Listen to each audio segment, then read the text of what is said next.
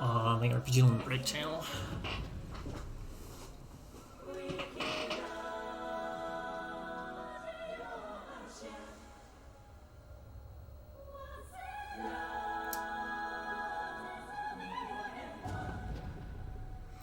Alright, here we are, starting off the Gust Marathon, also known as like the Atelier Marathon, with a non-Atelier game, but it's fine.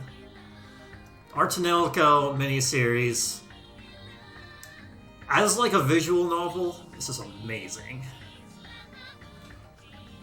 In fact, the series is very much based off of, like, song. And you can hear, this is just amazing. And right now, what they're singing is actually in Hymnos, which was a constructed language made specifically for this series. And this is just beautiful.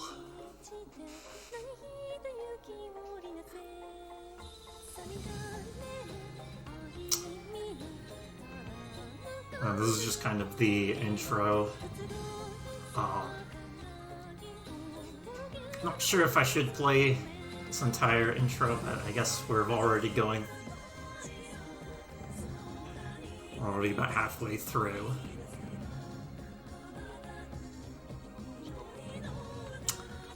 This game is for the PS2.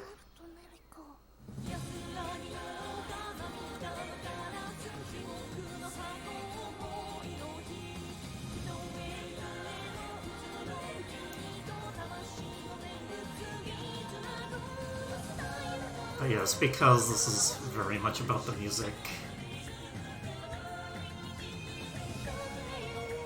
I'll just let this play through.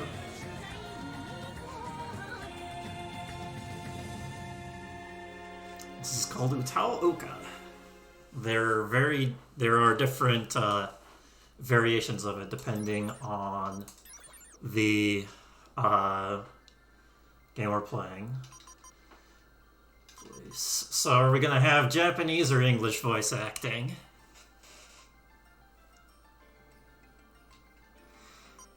Personally, I kind of prefer Japanese because it's closer to the original language, but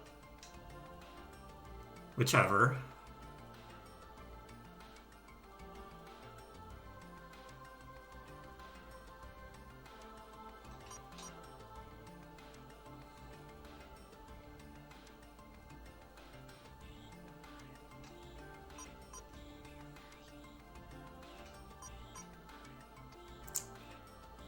JP, alright.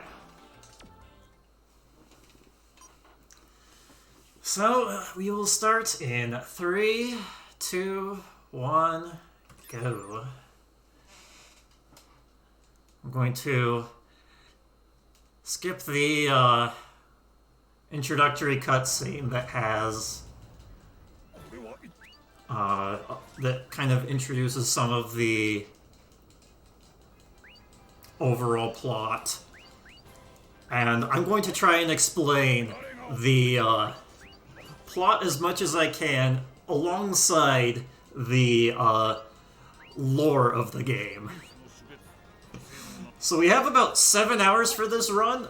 I could probably fit the entire speed tech of this game in about 30 minutes of explaining. The story and lore is going to be like the entire rest of these 6.5 hours. Because there is so much lore in the Our tonelico series. But yeah, with the introductory cutscene that we skipped, it kind of shows that these viruses are ravaging the area of Our tonelico.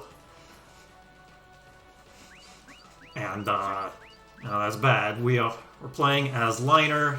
We have Shirelia, the Rivetil, joining up there on the right. Keep Shirelia's name in mind. When it comes to explaining the lore, we are going to talk about Shirelia quite a bit.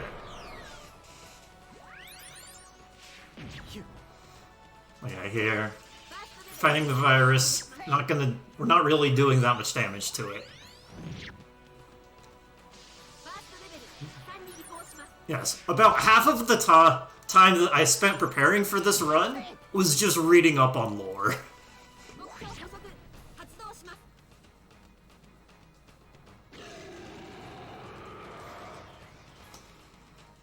Because honestly, this game is pretty easy to do, and the speed tech on top of that isn't really that complicated. So yeah, what we've tried to do was not very effective against the viruses.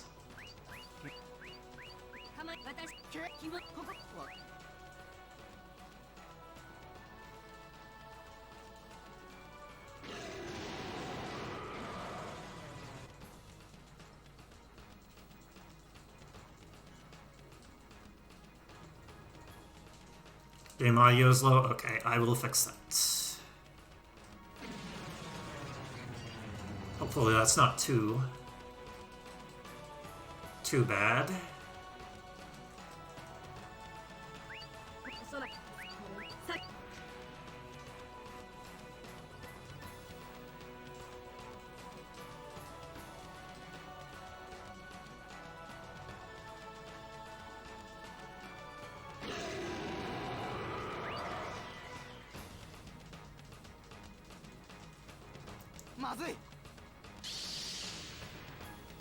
Alright, so our buddy Ayatane is holding off the viruses while we go back.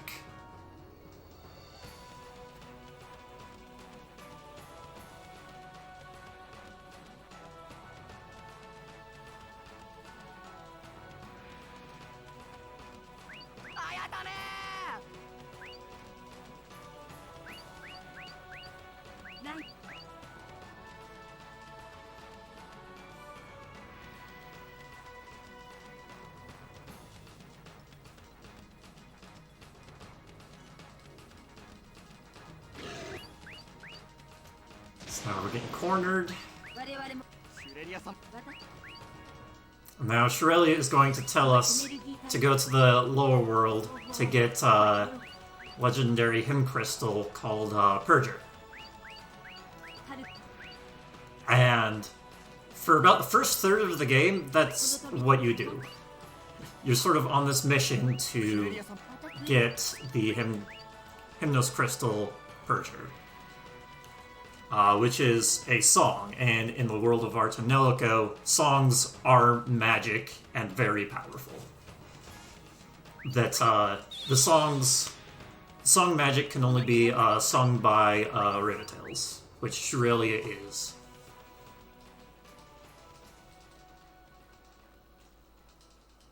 So we're going to take the airship to go to the lower world. Skip this cutscene. So during that cutscene, we get hit by a dragon, and crash. So now now that we're into the lower world, and some of these other people have noticed our crash site, and we don't know any of these people.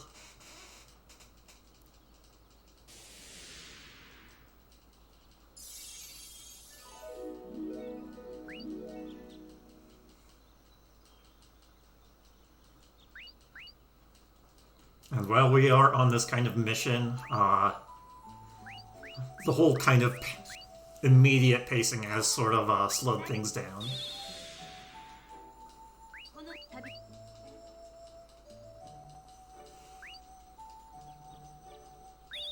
So here was the sort of image of the Purger that we got from Shirelia.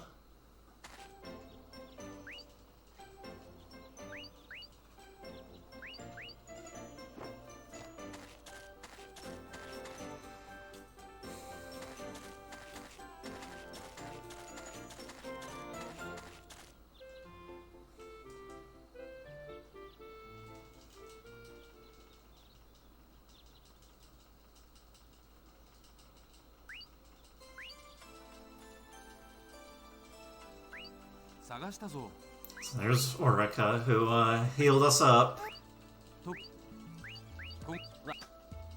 after we've crashed, and so first we have some of the people from the Church of Elemia investigating the crash, and then some of the people from the nearby village are going to try and take the parts of this airship and sell it.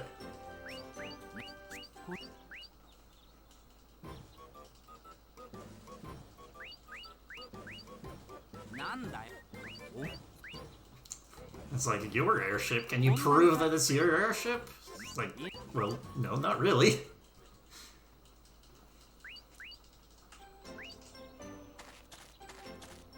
This run goes with Misha. To kind of describe the categories, there are 3 phases in the game. And during the second phase, you choose between 2 of the main heroines, Misha or Orica, the kind of route, and it's faster to go Misha.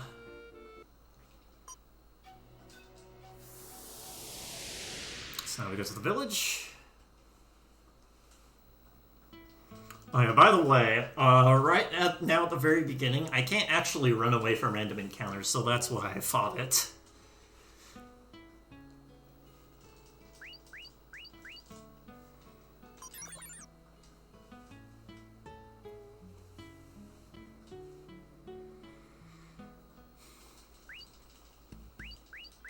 And then here we see someone that isn't, it's part of, Tenba that's abusing the Raventails, and as we're going to stop them, the people from the Church of Elemia stop them before we could.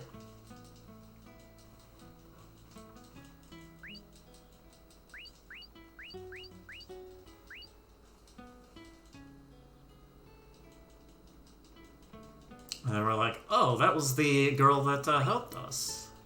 Gonna say hi to her. Like, thank you. Gave her back the her handkerchief, and they asked, "Oh, do you know this person?" And she says, "No."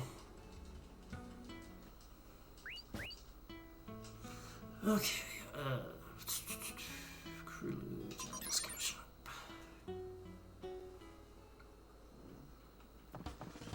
This one.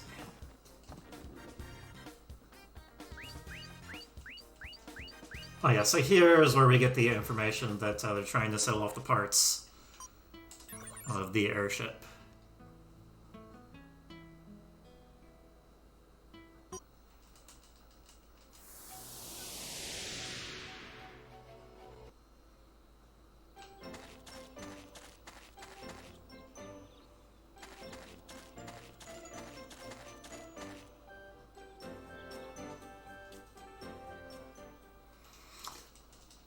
So, because I kind of are, well, I guess we're going to still explain this. They want to sell the parts of the airship to pay to the Tenba for protection against some of the wolves in the area. It's like, well, if you don't want us to sell parts of the airship, can you take the wolves out for us? And Liner's like, okay, I'm doing it.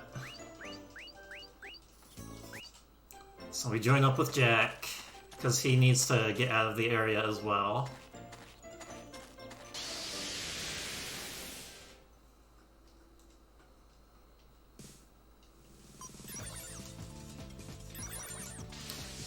And sort of as a setting for this game, we start in Platina, which is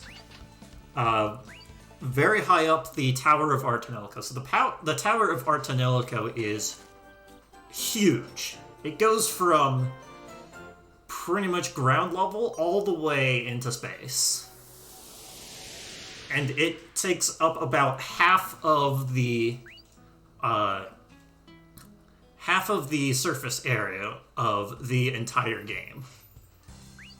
Of the entire, like, area.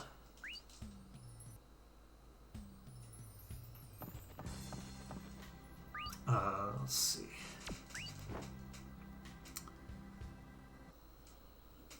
Quickly start a trigger, then we go to Cielo Forest.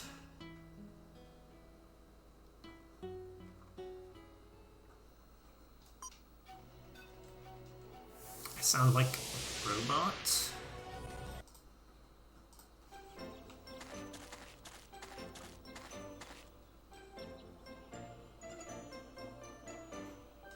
Yes, we are floating above the clouds. We are in sort of the Sky Islands. So here are the wolves.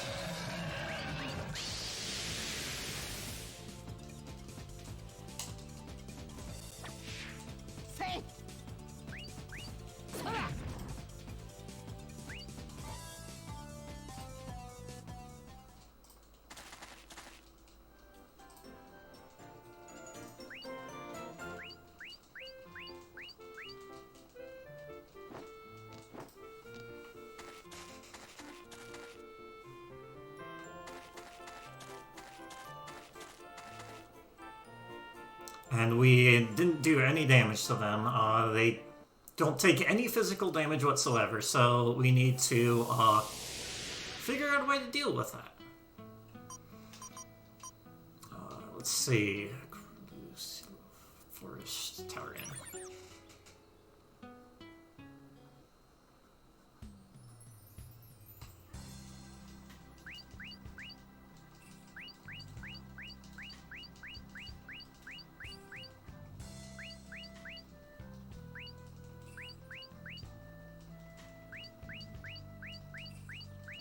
Yeah, the tonelico, which is the giant tower, is sort of the main hub for the Raventails to be able to use their song magic. And we're not getting quite to that portion yet. Not you. Is it? Oh yeah, it is you.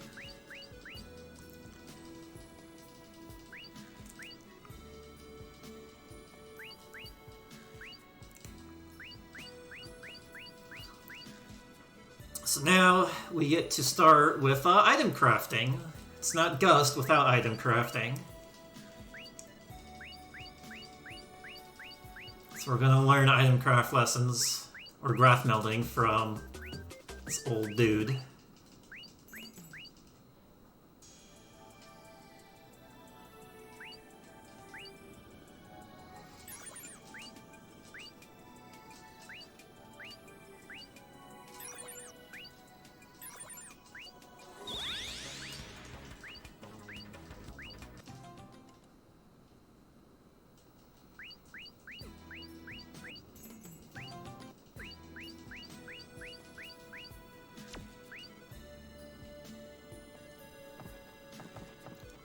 So after learning how to do item crafting, we're going to go to the inn and craft some missiles. So that we can actually do damage to the wolves, because missiles are fire elemental.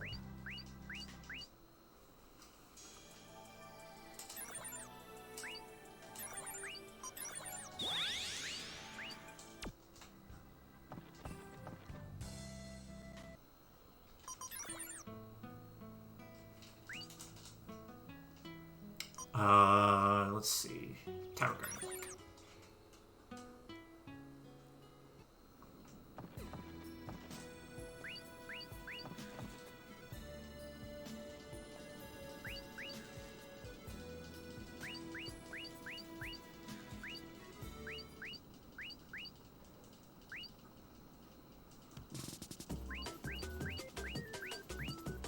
And then for completing the graph meld training, we get a handful of items to craft with, but we don't really need them all that much. The blue stones are fine.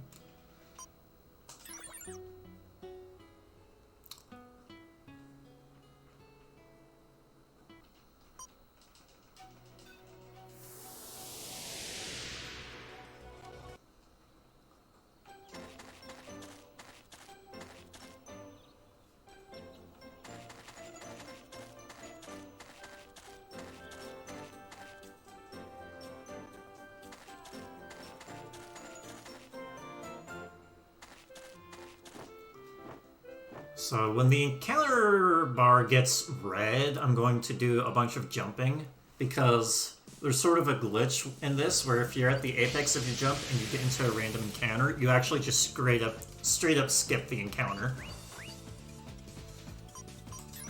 Okay, so...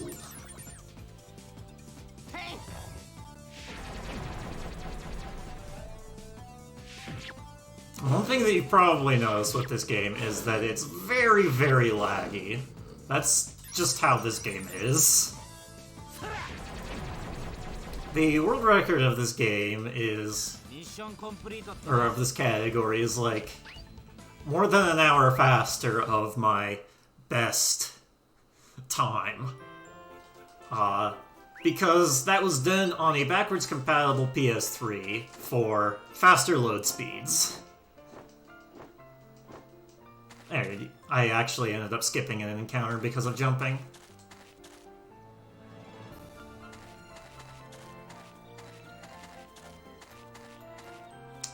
So now we're going to go back and report that we've taken care of the wolves.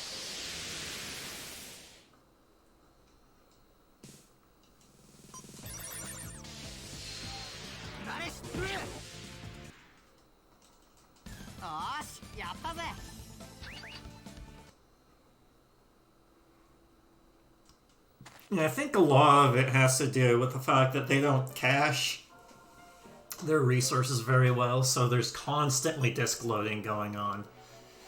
Let's see first.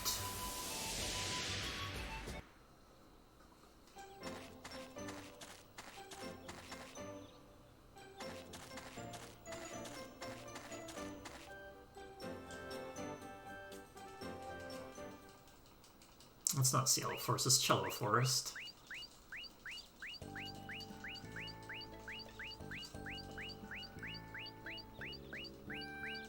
So he told them we'd take care of the wolves, and we're like, alright, we're not going to sell off the ship parts. And Liner asks where we can get some more information. They told us to go to a place called Airport City Nemo.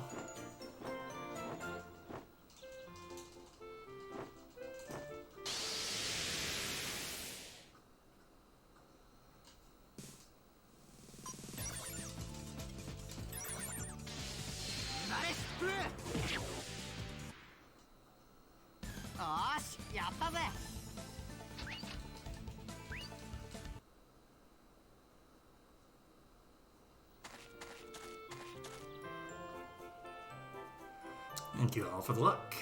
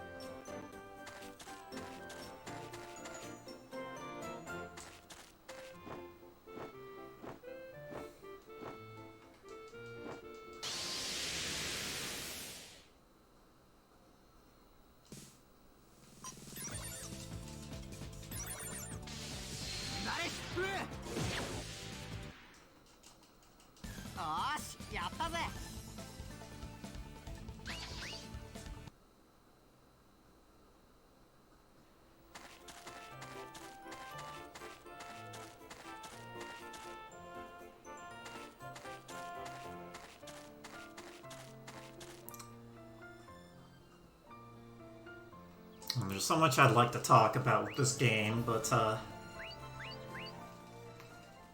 don't want to talk about specific things until we've seen the tower itself. where I can point out specific parts of the tower that has lore behind it.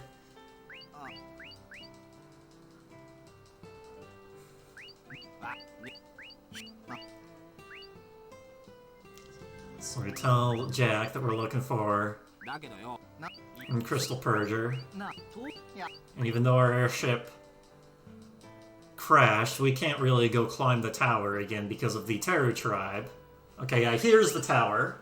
We saw a little bit of it.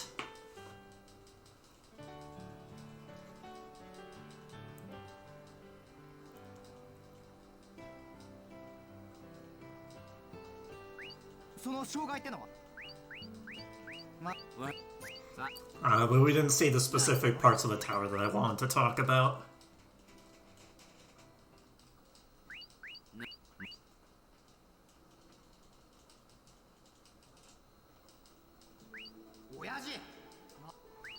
And here we see Laird, which is Liner's dad and the sort of leader of Platina, which is actually further up on the tower than we saw in that little section.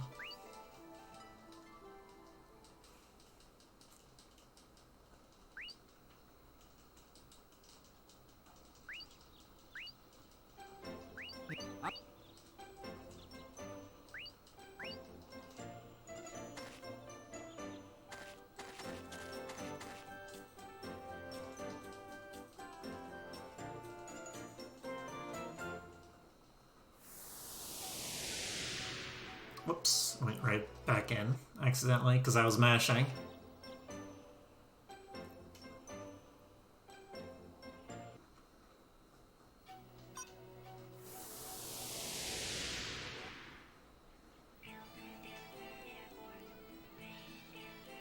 So here's the airport scene. Now we can finally see sort of the fact that we're on Sky Islands here. You can see the very bottom, there's this kind of cloud sea.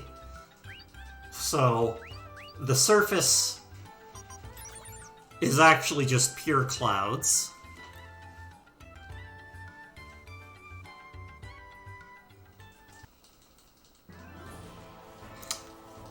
And now we're going to do an actual fight here with Raventail. Here's an ABR, or a Guardian of the Tower, and they're actually attacking people, which is not supposed to be what's happening. And then we meet up again with Orica. And Orica is Raventail that, she's considered really low class. So, you can see at the very bottom of the screen, there's the blue and purple bar. The purple bar is sort of the Raventail bar. And as you fight and do damage, it'll increase the harmonics, and then so kind of we see the mechanics of the Raventail where they charge up their song, which is in this case is just this sort of giant bomb. Our normal attacks aren't really doing that much damage, so going to guard the Raventail and wait until it's charged up enough to do a lethal blow.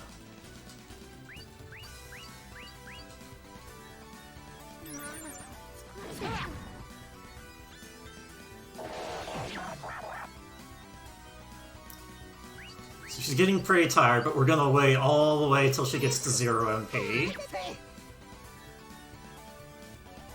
In which case it'll be automatically thrown. Just barely enough.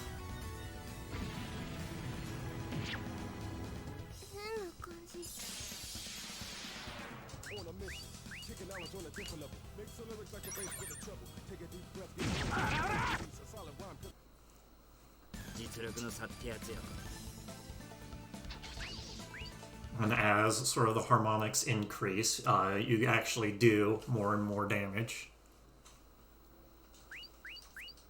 So that's like one of the first times that someone was actually able to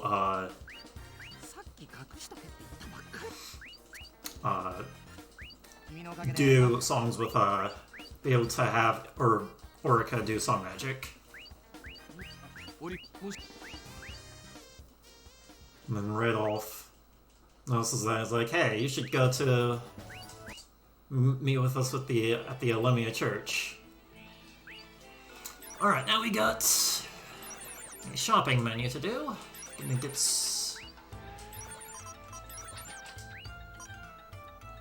some stuff here. Let's see, I need replica horn. 2 of these. These are the revive item. Need a dark solution. And I can buy one more.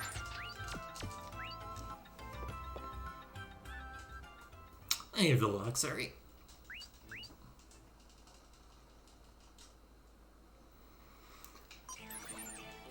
So we're gonna go to the Elemia church. Radolf wanted us to meet the bishop of the church, but he's not here.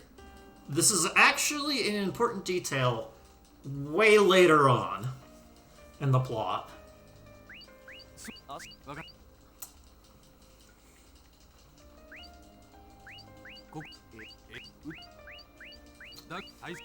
And then Radolf is explaining that they worship the trio of Elemia. I think I want to explain exactly what that is later.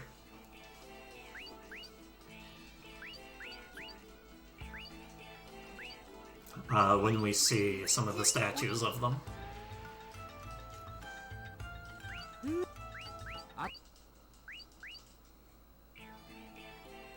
Okay. Church.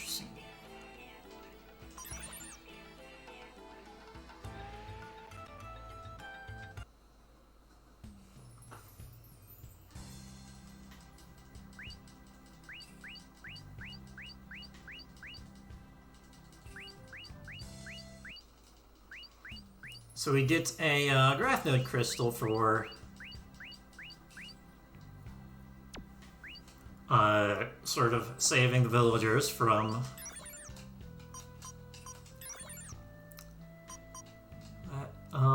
what? I'm just short of money. Okay. I'll sell one of these then to get 15 of these. And with graph node crystals, the purple ones in particular, you can actually enhance your equipment with it. Let's see. So I'm going to add these extra damage crystals to Liner's equipment.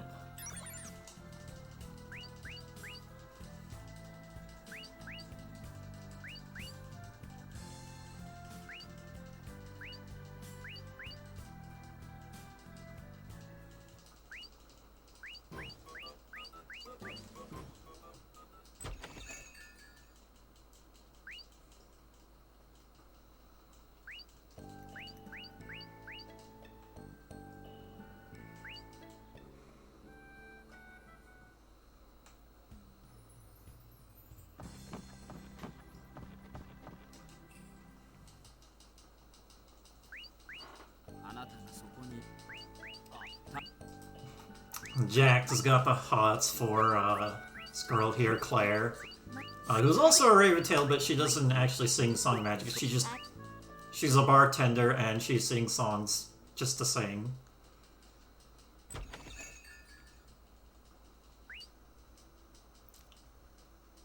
And this guy here, Bored, he's come specifically looking for us, which is kind of strange since we just barely got here and nobody should know us.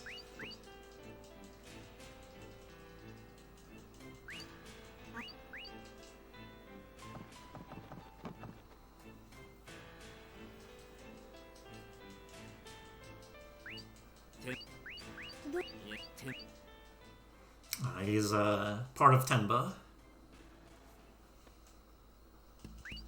And give you luck, Misty. Not.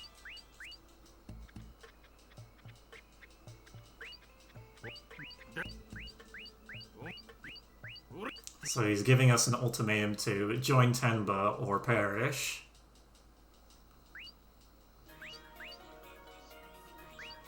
And because Liner saw them abusing Raventail, he's like, no way.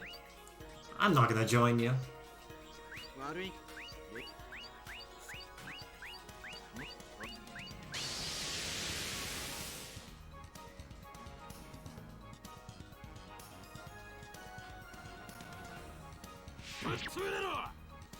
And so we perish.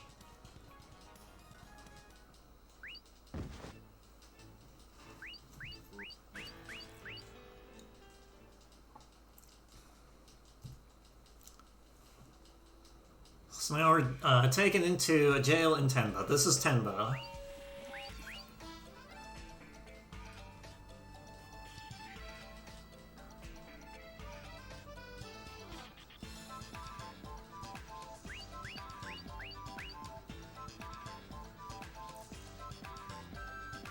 This is a jam.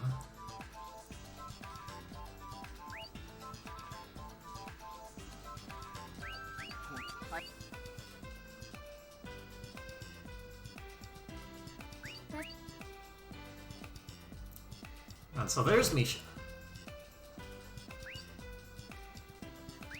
Some reason Misha is here. Liner should know who Misha is, but doesn't remember who she is.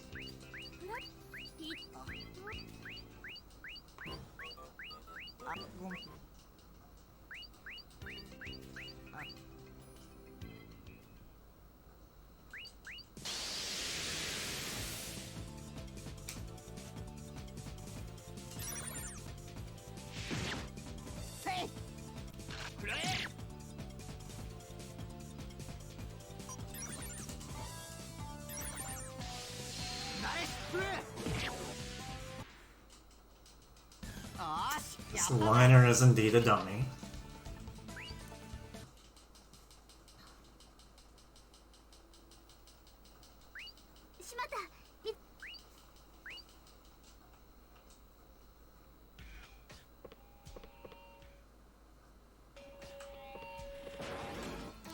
Here, that's not what I needed.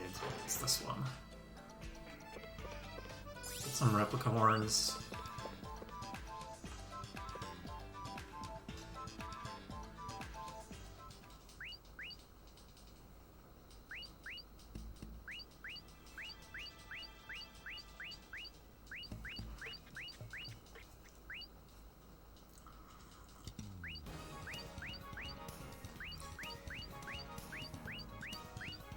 And then Liner overheard these guards sort of abusing the Raventails, talking about abusing the Raventails, and he couldn't stand for that, so he just jumped in and decided to beat them up.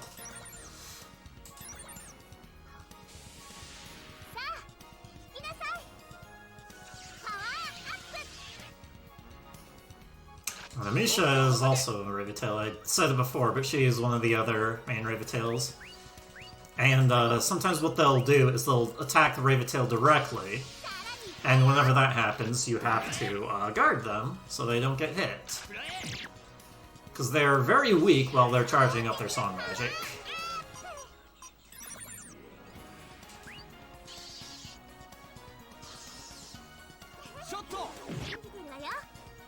And then whenever you guard, you can do this counterattack, which I would prefer not to do, but you're actually forced to do it.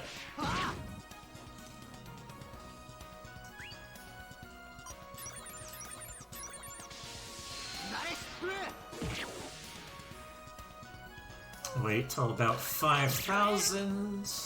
Right there. And that should one-shot the rest of them.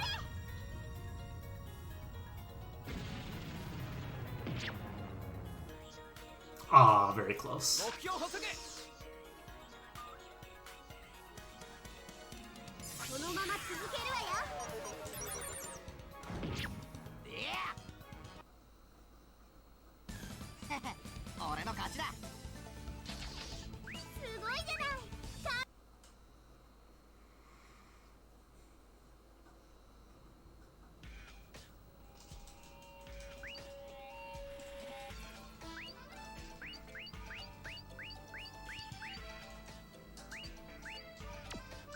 Alright, so here we're going to see some actual speed tech. I'm going to rub against the walls in a very specific way, and that actually makes me move faster.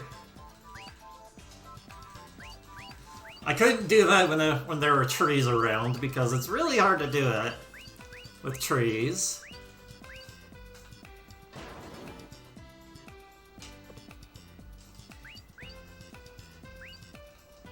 But yeah, there are a lot of indoor hall sections. So Misha tells us to pick up this Grafmel recipe called a, not Songstone, Tranquility, which is an item that we can make to recover the MP of Raventail so that they can charge their songs a little bit longer, which is great. And now that we have a Raventail with us, we can escape, because escape is actually a Raventail command. That's why we couldn't do it before.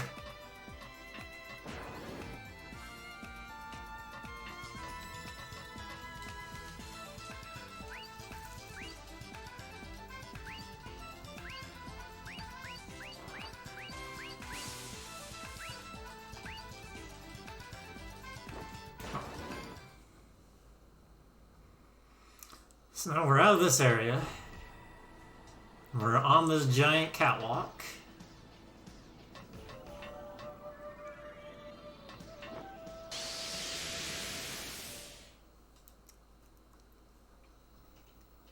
And it'll be soon revealed that the place that we're on is called Firefly Alley, which is actually completely a completely artificial flying island made out of like metal, and is just barely connected to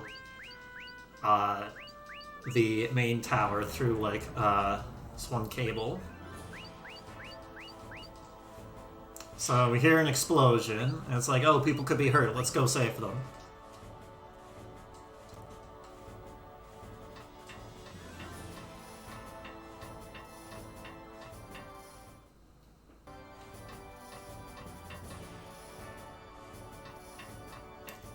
So that's just how Liner is.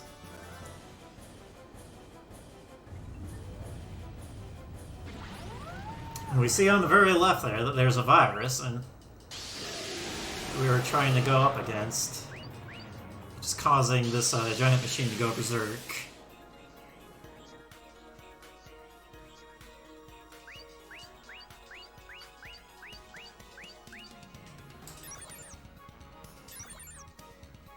And they're trying to take out the power generator of the island, which is no good.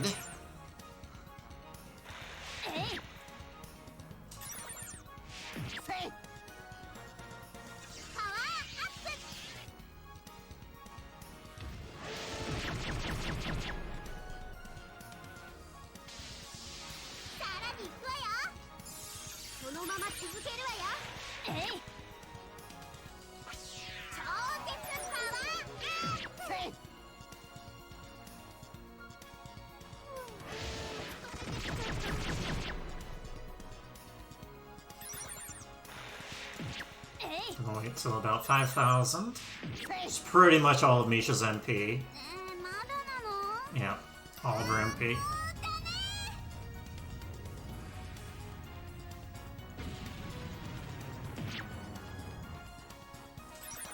She'll naturally recover MP when she's not singing. Yeah,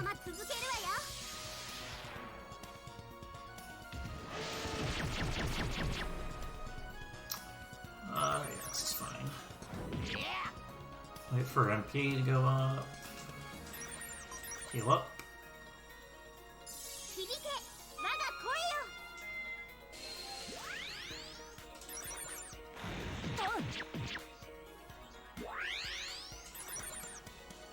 Sing a song, or sing a song to heal up, and then go back to damage.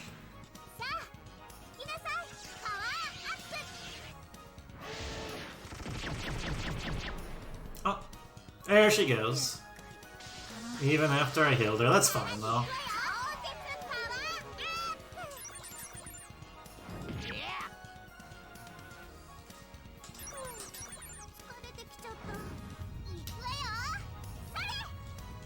Yeah, that girl there is Crochet. She's She's not the tankiest of characters.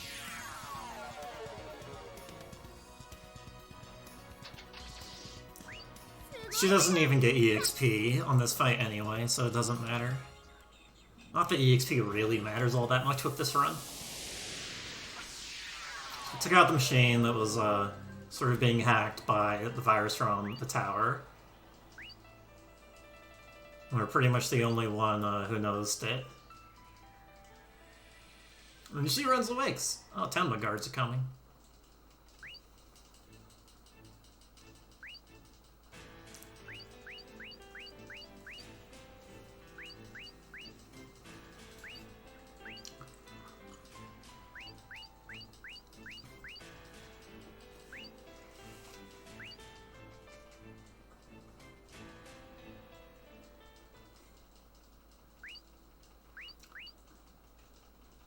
And we noticed that even though we escaped, they're not going after us. Seems odd.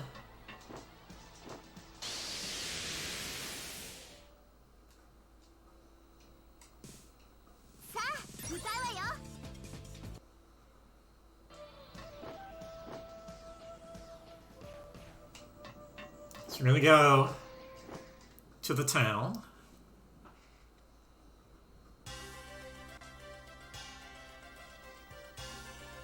Firefly Alley. Here we can see sort of artificial flying island.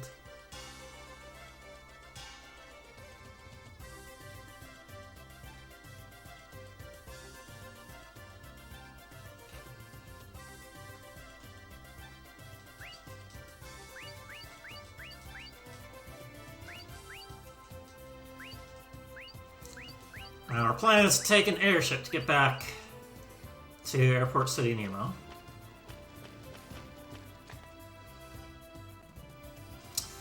Going to the port.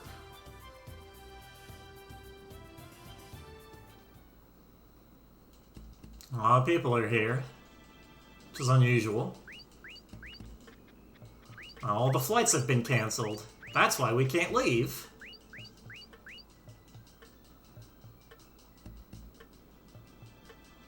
But Misha has an idea. That pipeline that goes directly to the tower, we can take that. Walk on the catwalk all the way.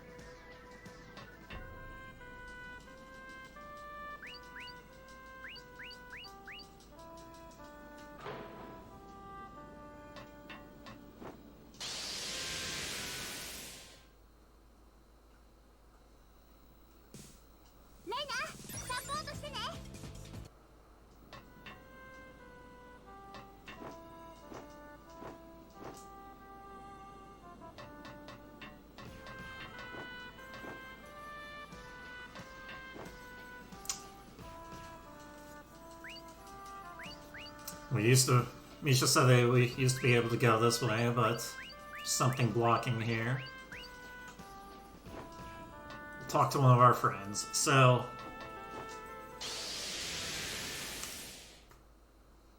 she's going, one of Misha's friends called, Spika, is going to tell us that, there is a wall that we can break, and to do that we need to have song magic. And in order to get that song magic that Misha doesn't have, we're going to have to dive into her. So Raventails are actually artificial beings that can use the song magic. And that is why people can dive into them. And there's this sort of whole mechanical machine involved. A lot of the machinery involved with that.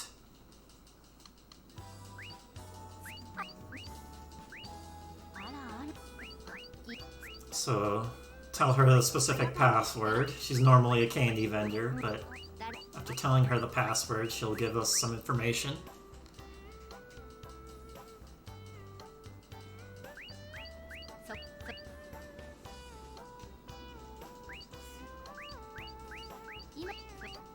And there are actually multiple different types of Ravitails.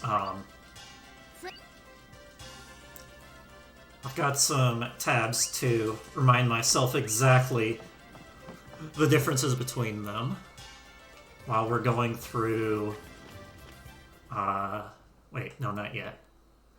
Doing things in the wrong order.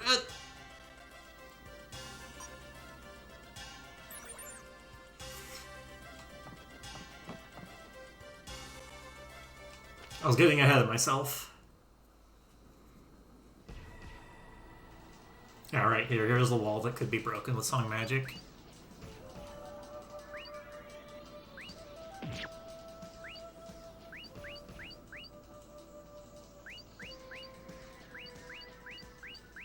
Yeah, 3 types. Can't remember them off the top of my head.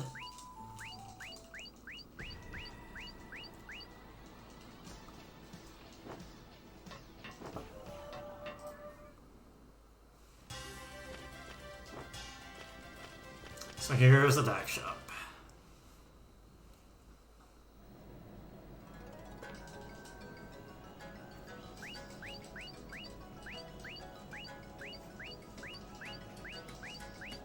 So we're going to go into essentially Misha's consciousness into her Cosmosphere.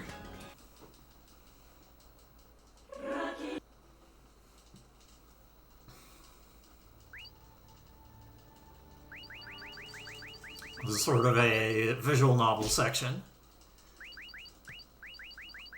But as you do fights with Ravitails, you get DP, or dive points. And this sort of deals with sort of the internal struggles that the Ravitails have when going through the Cosmospheres. When it comes to, at least with Misha, we're not going to go very far in. But, this is how they get newer magic, is going through the Cosmosphere. So we got the green magic that we needed to get through the wall, and we're going to do one more thing to get blue magic, which is kind of like support magic, which is a buff. For the time it takes, it's worth it. I believe Misha is... I know she's a pureblood, but I forget if that's... 3rd or 2nd gen Ravitail. But yeah, that's the entirety of Misha's Cosmosphere that we're going to be doing in the run.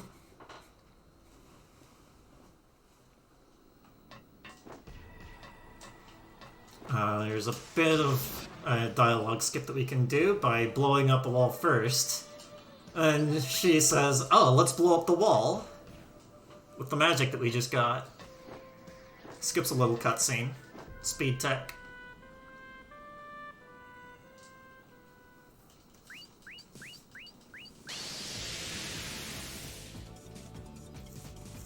And Misha's beta. Pureblood beta, okay.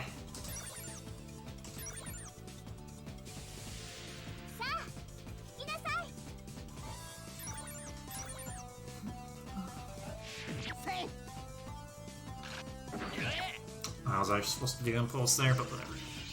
But yeah, the fact that she's a pureblood beta is relevant in the story.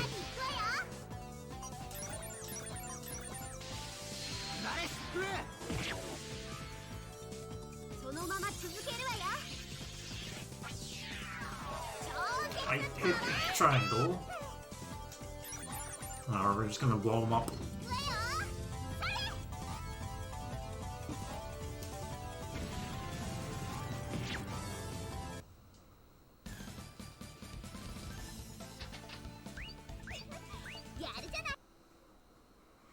Yeah, so Shirelia from the earliest part of the game is one of the 3 Origin Ravatails. I believe she's the very first one as well.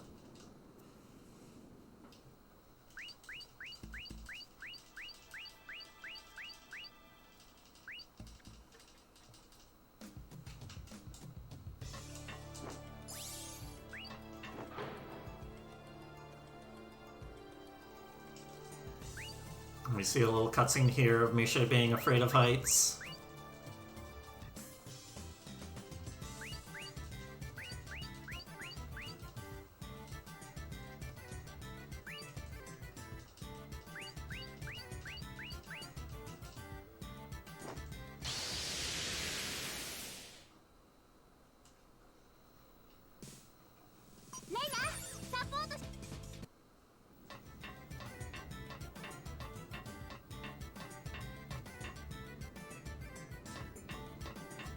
How old is Shirelia in the game? She appears pretty young, but she's in the hundreds of years old. I don't know the actual name, or age on the off the top of my head.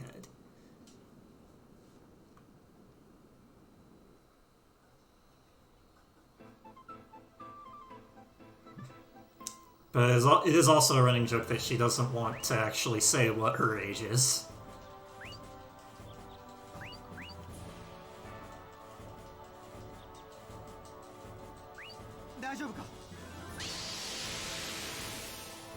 So Crochet is having trouble with this enemy.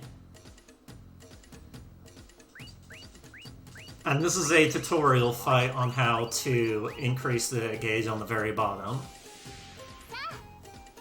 And we're forced to do this in a way, this fight in a specific way that is actually not very quick.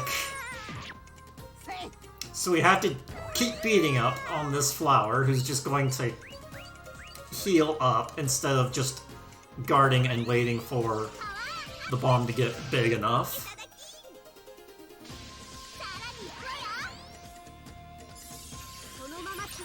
So if I try to bring out the bomb right now, the game wouldn't let me because this is a tutorial. But yeah, you need to do damage in order for the purple bar to actually be increasing enough.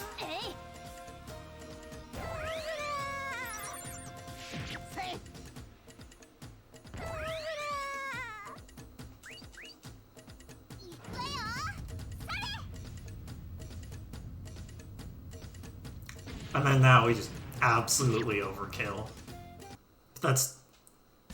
There's no other way to do that fight. It's a tutorial fight.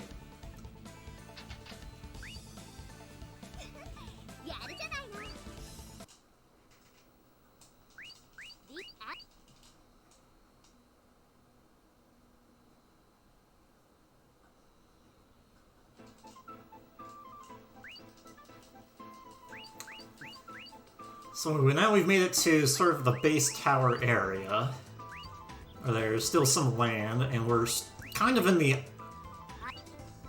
We're still on the outside of the tower.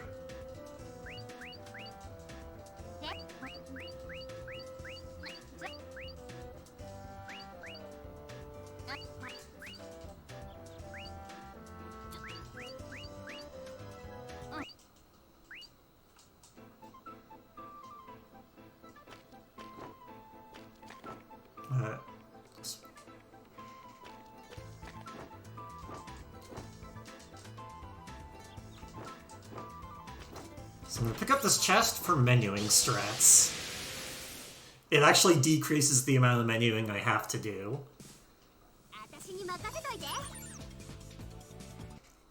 By picking it up. There's no other reason for me to pick it up.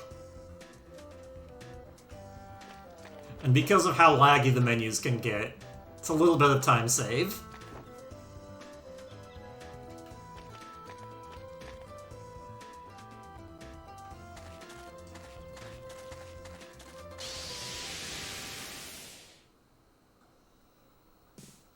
Alright, we want to take one of these encounters, so... we need 2 Neoguts, and to get the Neoguts drop, we need to get our up to a specific rank 2, which is sort of the demonic burst going up an entire level. And we're going to level 2. Because we need item drops for game progression later on. There is no other reason to do this fight.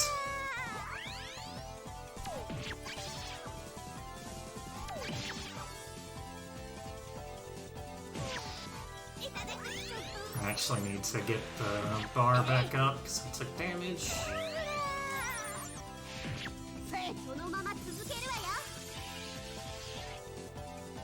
And that should do it.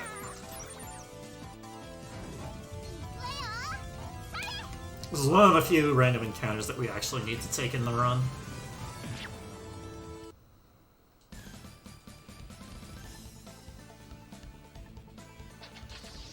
Just to make sure I got new guts, 2 new guts. Okay, we're good.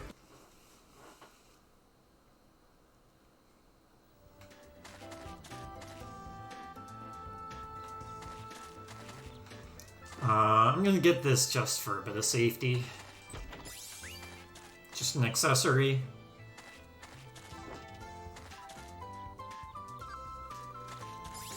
I did not actually want to pick up that topic, but it doesn't matter.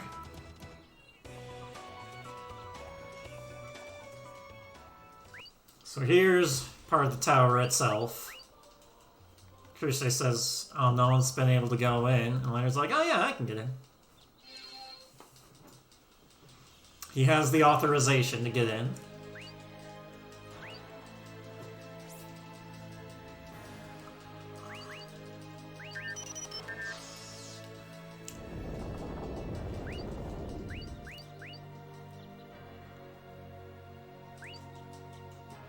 Being an apostle of Elemia, being from the city of Platina.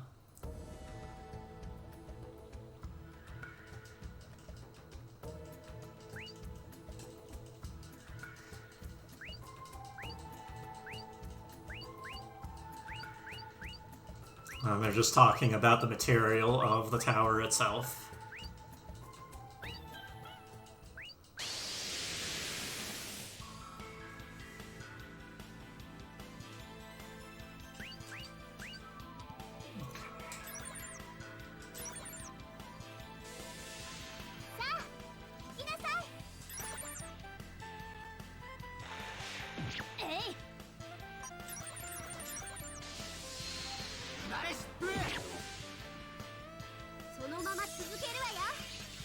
Attack on him and impulse on each should do enough.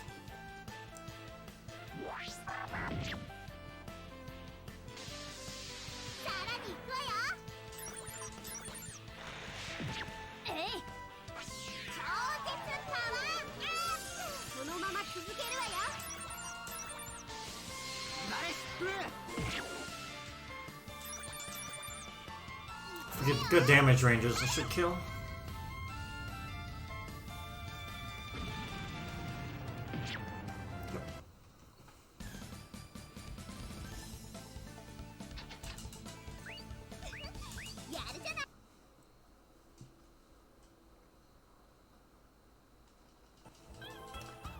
The game itself is super laggy.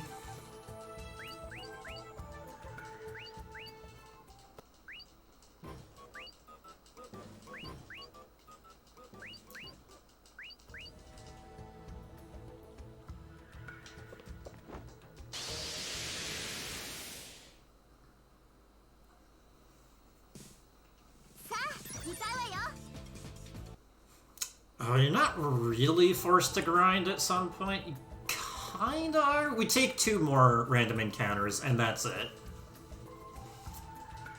Just to get dive points with Orica.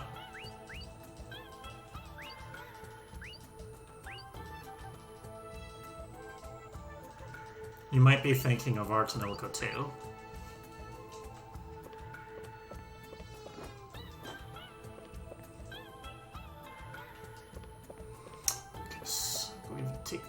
first rate.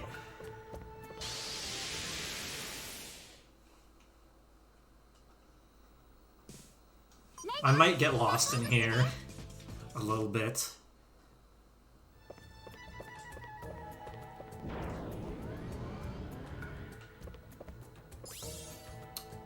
Yep, I did. So it's not the first right.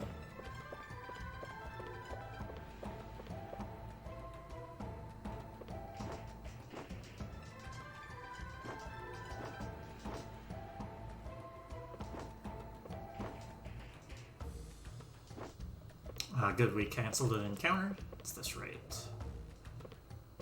Not that one.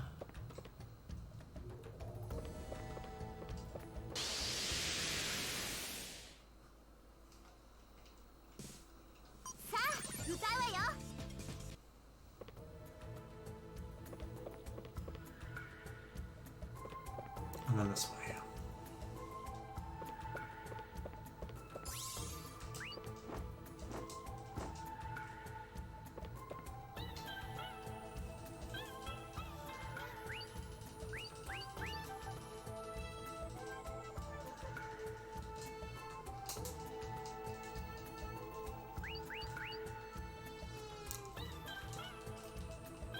So here's where they first mentioned the blast line, which is sort of the line just above Platina, where airships can't actually get past.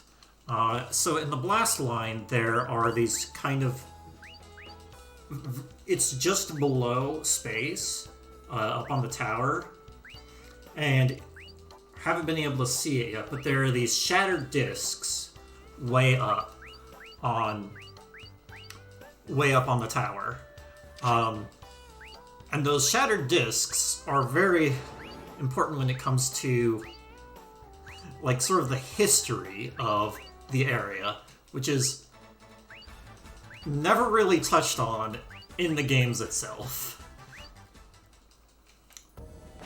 So the history of the lore in this game, there are 3 separate eras. The tonelico was constructed during the first era, and in that first era, there... towards the end of the first era, there was a war that happened, and one of the Teru tribes actually caused essentially a nuclear meltdown type of situation on the tower itself, which caused the discs to shatter, and the remnants of the discs ended up being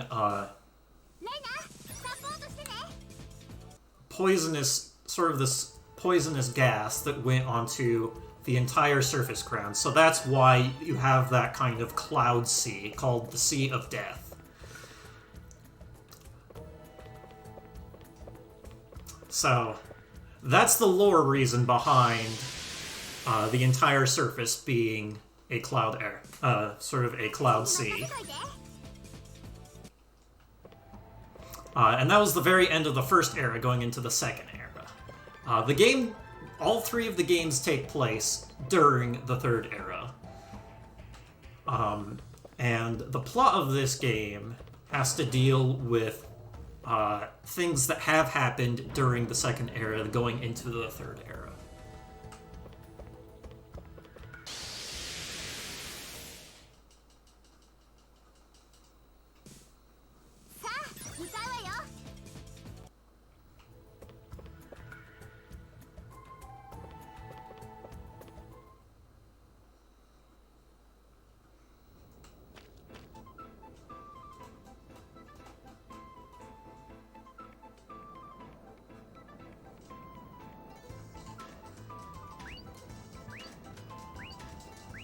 So that's just a little bit of the lore. Just a little taste of the extra lore that exists within the tonelico universe.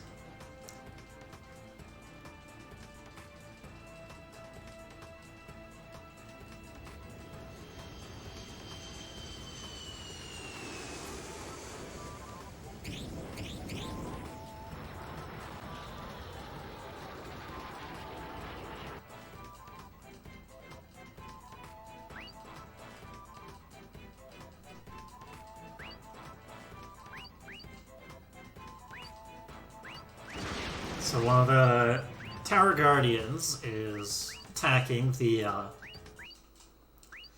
some of the Tower Guardians are actually attacking the airships. Immediately, we are going to do some item crafting. Tranquility. I want to make 4. Well, 6 of them, essentially. And then 2 of these.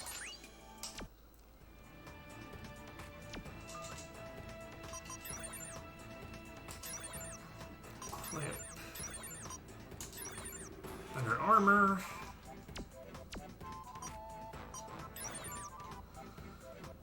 Okay. Enhance to my damage plus.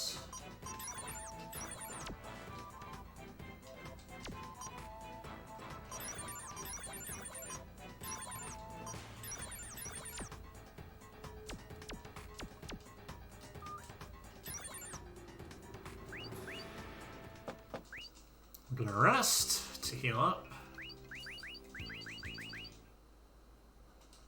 Oh, I actually wasn't supposed to rest. I was supposed to use items to heal, so we wouldn't get this tutorial. Oh well.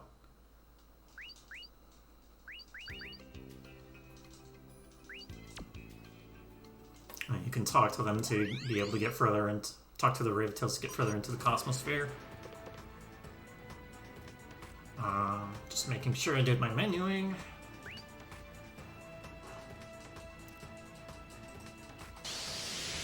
For the boss.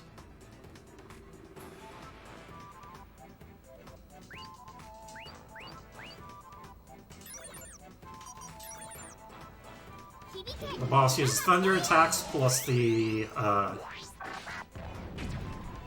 it'll do quite a bit of damage, so having the support magic going on the entire time is actually really nice.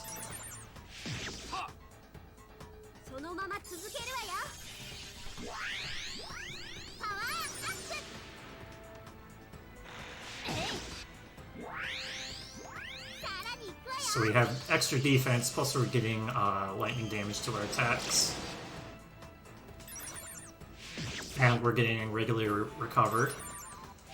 But we don't have this sort of giant bomb. But we did make those tranquilities so that we can keep song magic going on for longer.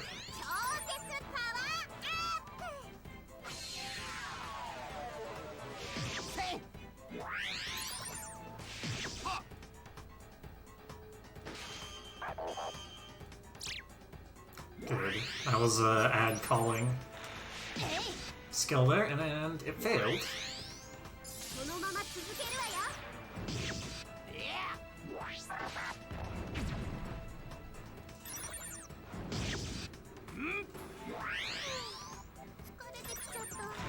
Attack. And we want to use the tranquilities with Crochet because her damage isn't that great.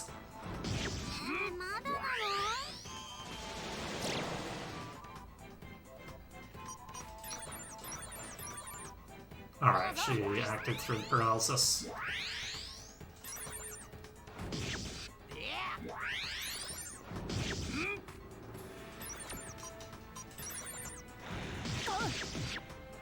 There we go.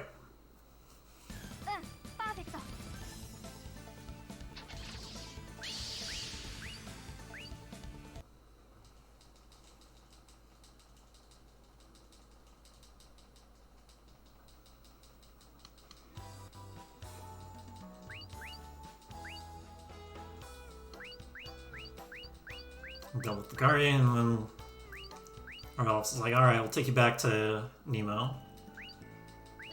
And Crochet's gonna part with us. She has her own airship.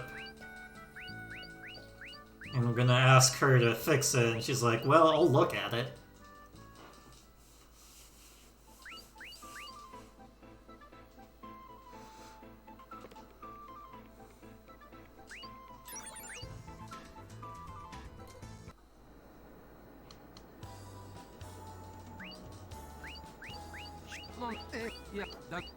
Here we actually tell Radolf that we're looking for him, Crystal. Purger.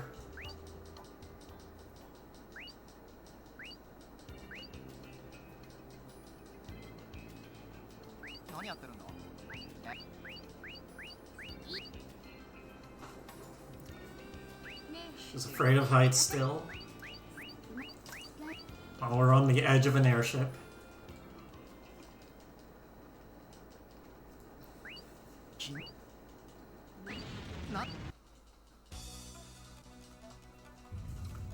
And then after one threat, there's another. So this is one of Tenba's airship that Board is on. So now he's going to... Board is going to board our airship and attack us.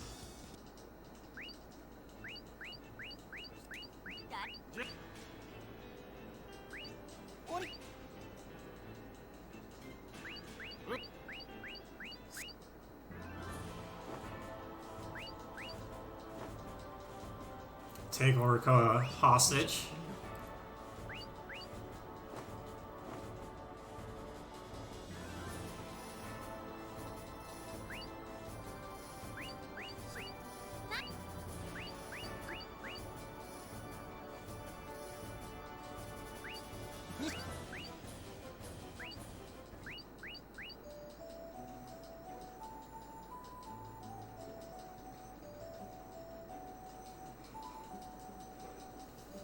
So Misha is willing to go back in order to do sort of a hostage switch.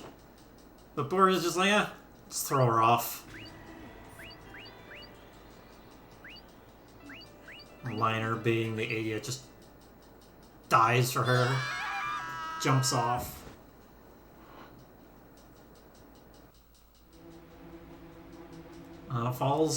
Luckily falls onto Crucier's airship.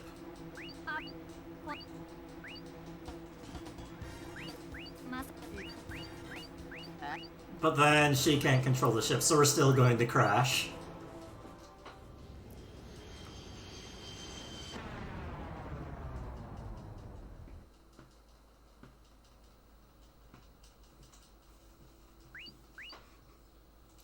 So,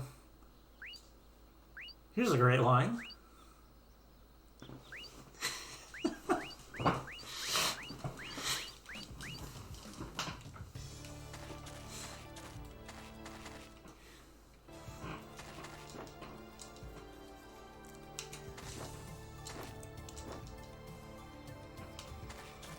Let's see if I can remember way through it.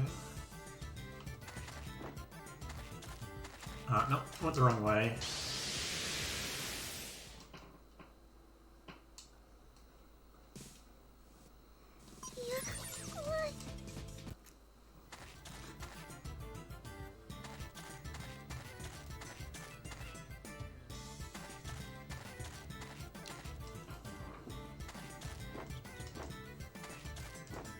So we need to get 2 random encounters in here.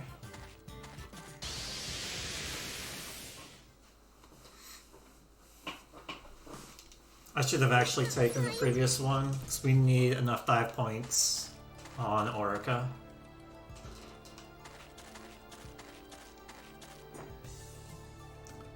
Though we would prefer to take at least one encounter while we're in here.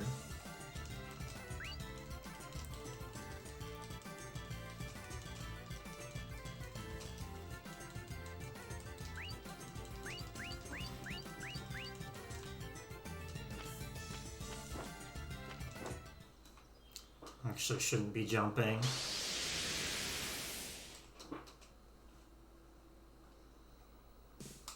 I guess we'll take this.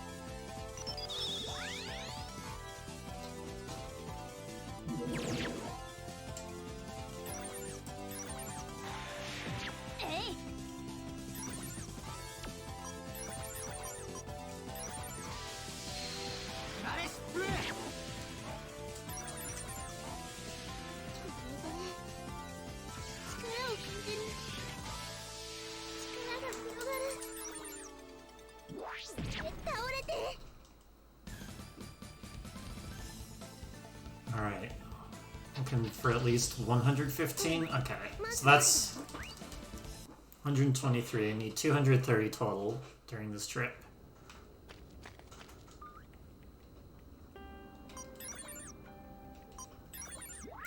Heal Crochet up.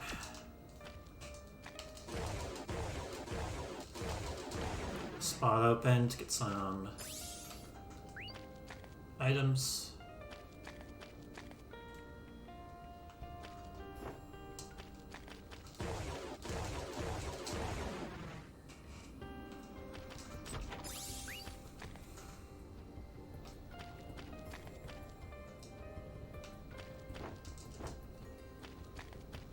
Let's see. Yeah, 2 of the spots. But not the third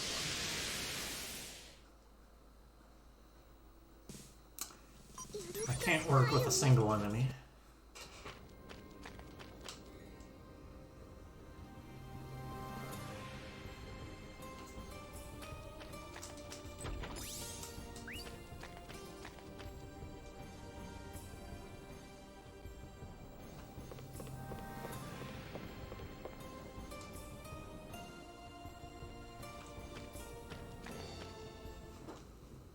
Alright, here is where we see a statue of the trio of Elemia. Or I guess Elemia herself.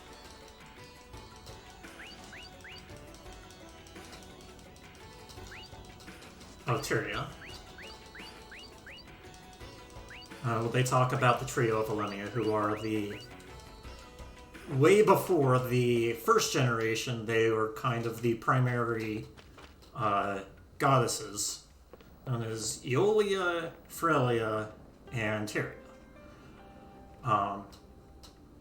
Frelia and Teru are first generation Ravatails. Two of the... technically all three of them are the first generation Ravatails. They're named after the trio of Elemia. This is the encounter I want, by the way. I want these guys because their drop is an accessory. And they don't actually do much damage. But if you notice, the other first generation Ravatail is called Shirelia. And there's a lore reason why she's not called Eolia instead of why she's called Shirelia instead of Eolia. And it has to do with sort of the initial construction with the Tower of Artenelka.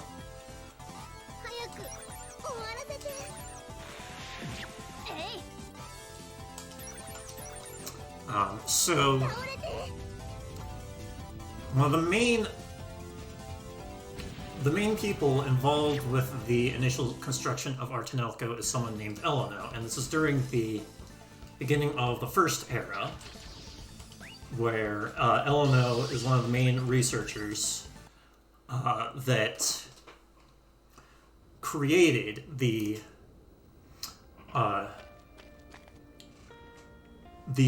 tower to be able to amplify song magic.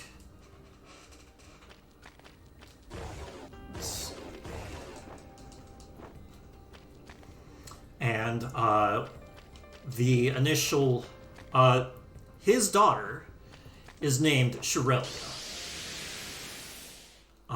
And the original Ravatail, the very first Ravatail, was named Eolia, but eventually there was an incident that happened that where the original Shirelia, Eleno's daughter, got caught up in and died, and then the original Ravatail, Eolia, got called Shirelia after Eleno's daughter.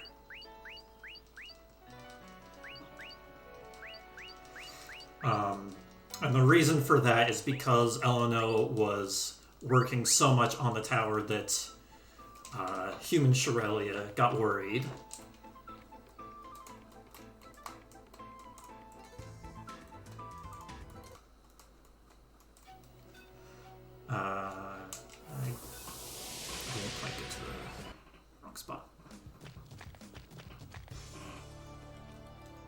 Yeah, the ending that we're doing is essentially the true ending.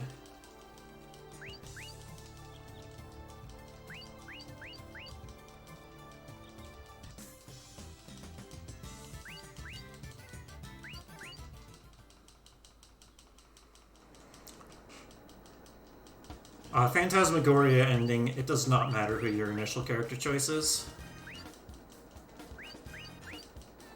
But yeah, Phase 2, there is a sort of split in the story, depending on which Revitell you choose mainly. Alright, so we were rescued by people of Elemia Church.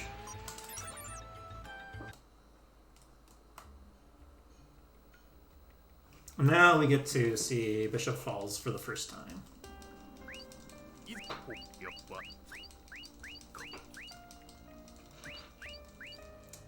We talked to him about the Hymn Crystal, Purger, asking for some advice to where it is.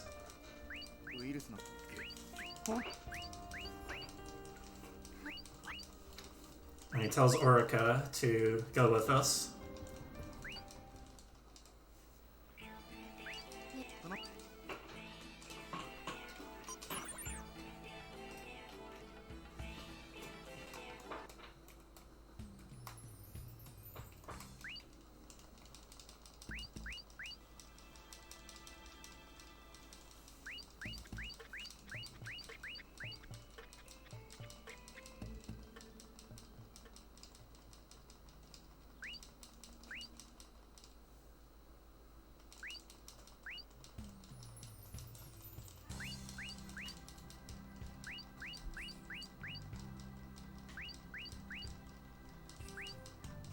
Orica and Claire grew up in the same village.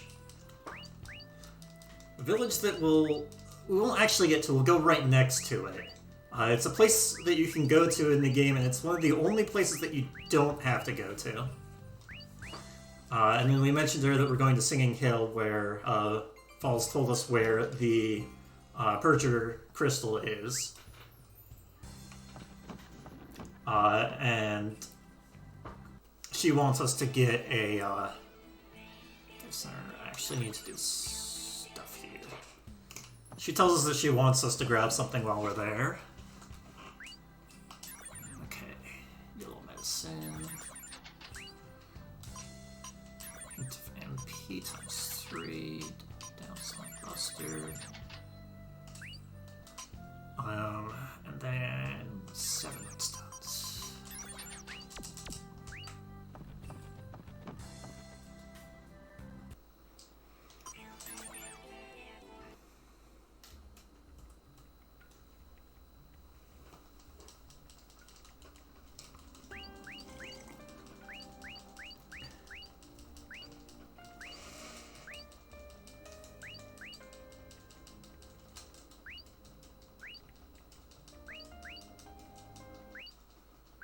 And then Red Elf is also going to join us.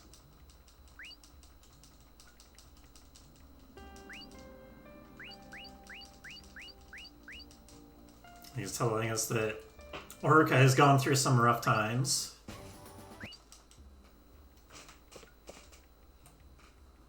Misha route is faster.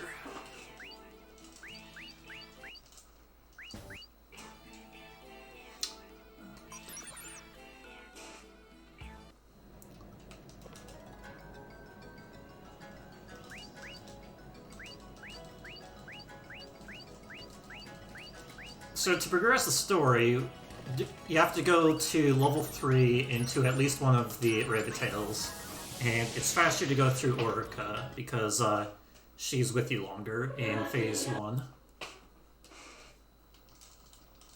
So we're going to go through the first level in the Cosmosphere of Orica right now. We also really want to get her support magic.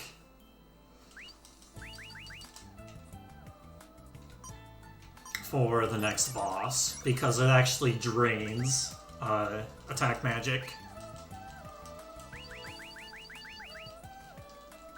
And is a relatively difficult boss.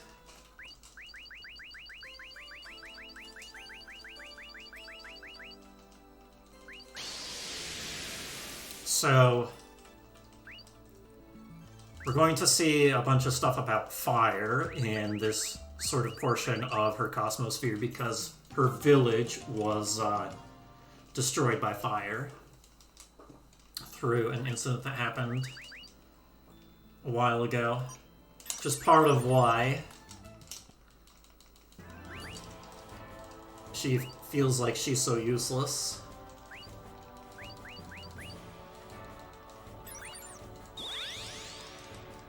And with the power of the 5 points that we've collected, we convince her that she's not useless and she can do it.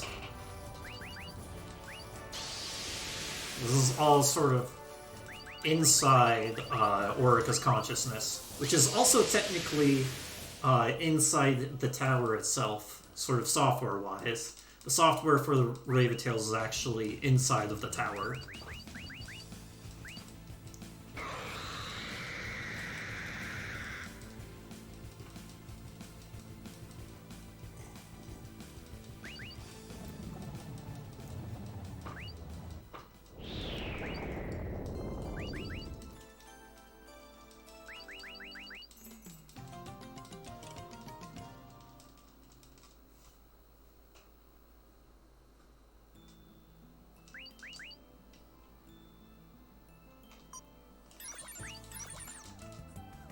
So the characters that we see inside the Cosmosphere are not the actual characters.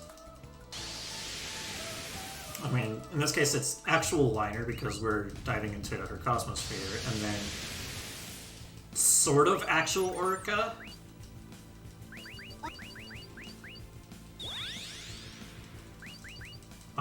They don't actually remember the events that happened in their Cosmosphere. But they do have internal changes the further that you go in.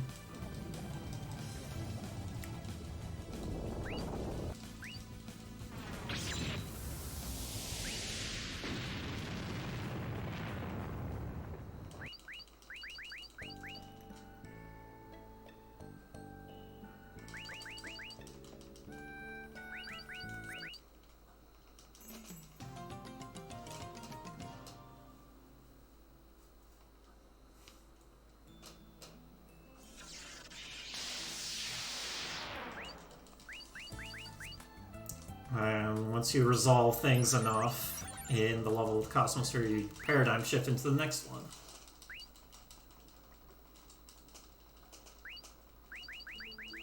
We see a different personality of Orica telling us that she wants you to go deep to solve other internal issues that she struggles with, and we'll never see that version of Orica again.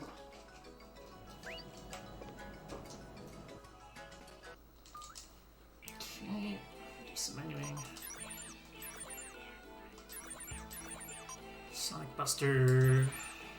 Enhance, put another major damage on it.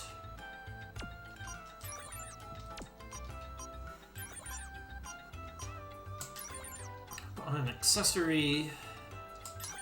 And major damage.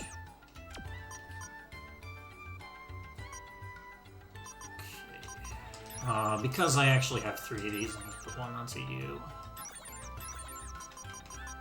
For defense. Orica, I need to put some MP onto you.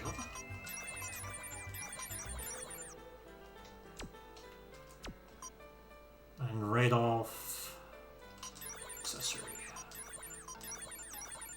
Increase damage.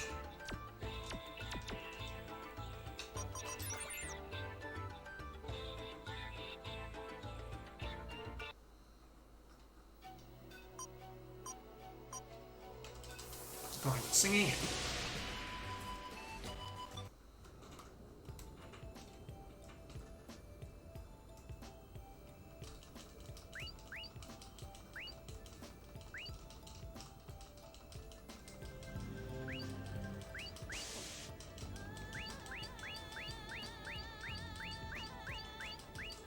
So now we can finally get on with our mission to get the Purger Hypnos Crystal.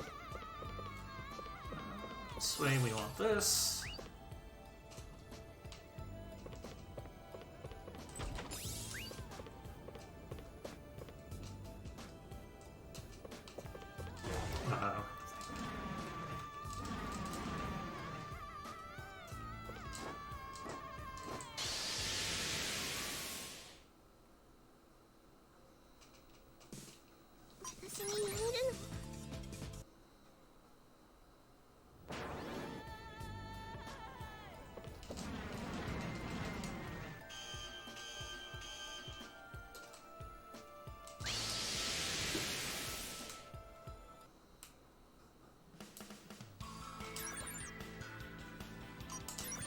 I'm going to use Flamia to make things go a little faster.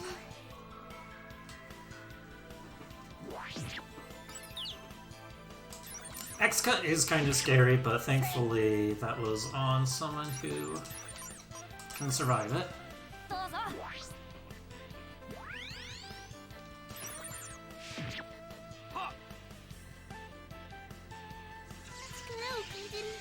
Flamia uses up quite a bit of MP to charge up enough to get a lethal attack, which is why we equipped those extra MP things. And she died.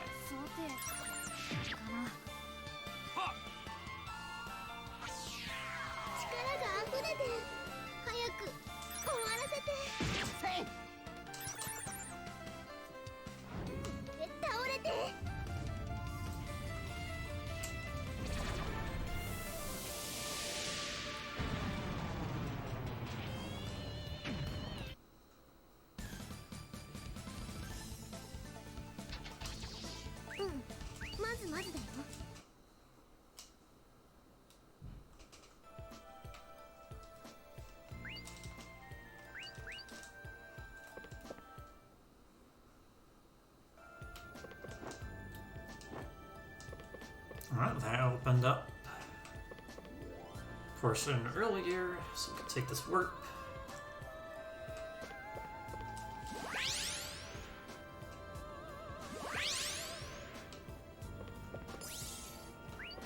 I didn't actually need that.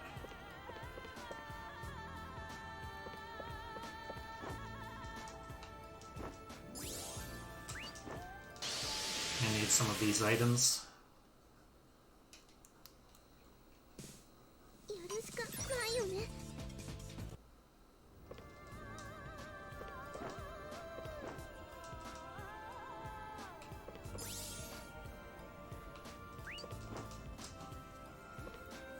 Oh yeah, so if it looks laggy, that's because the game itself is really laggy.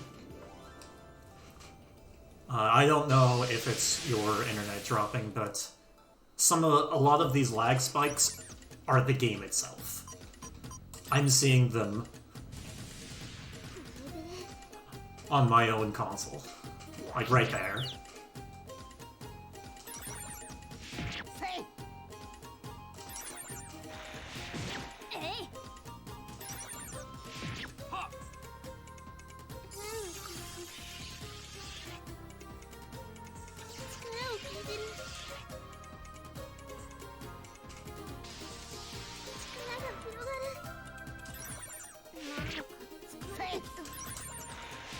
Someone's probably gonna die, but that's fine. I just need to last long enough for this to charge up.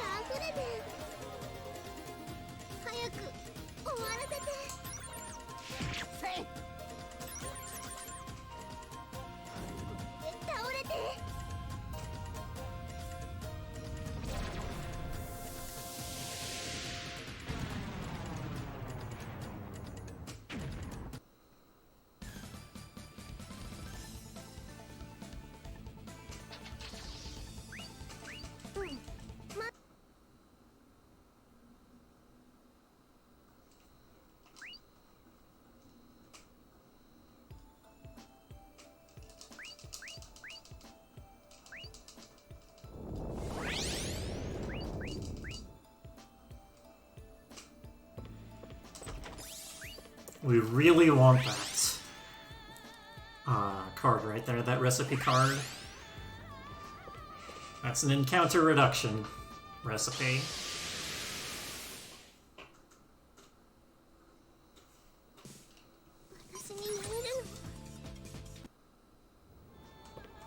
But we can't actually make it quite yet.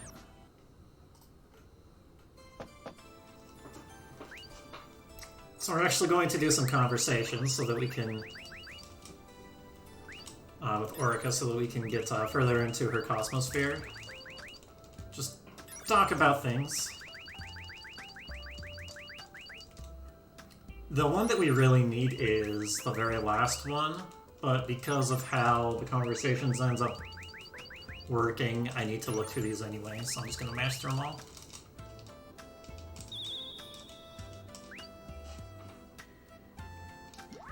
And I also need to heal, so it's just perfect.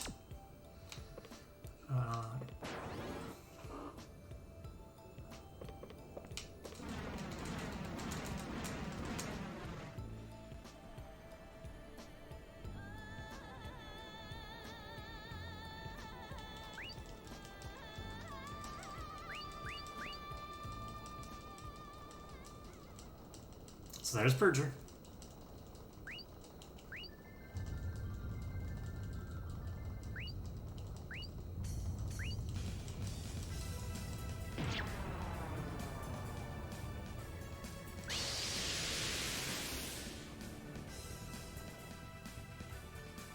Alright, so this is... If we try to use red magic here, the boss will just absorb the attack. So, going through Orica's Cosmosphere for Fire Guard makes a huge difference on this fight.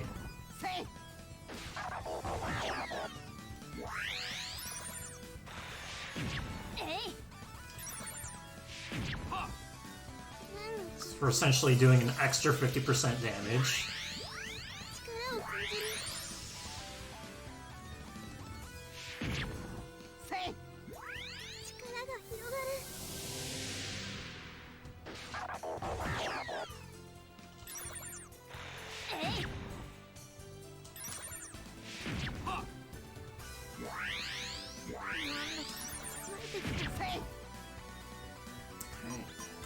He's getting a bit low.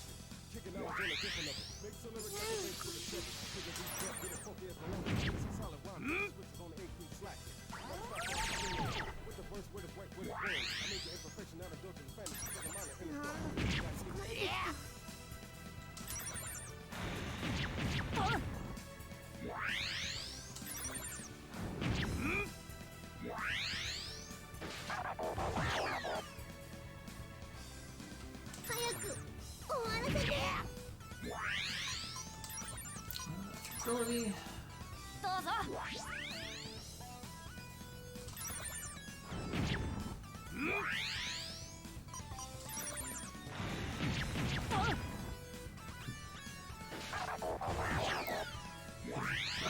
The rap music on some of these tracks feel kind of out of place, but it's still great.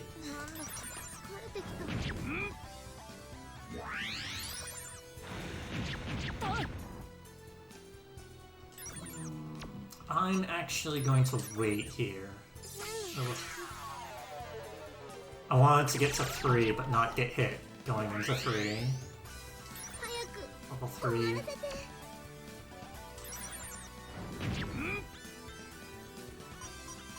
Yes.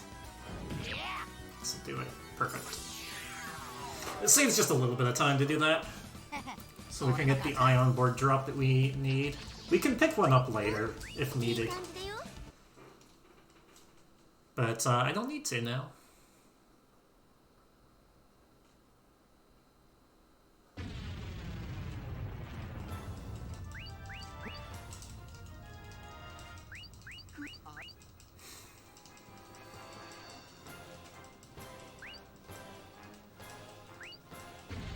Purger's falling.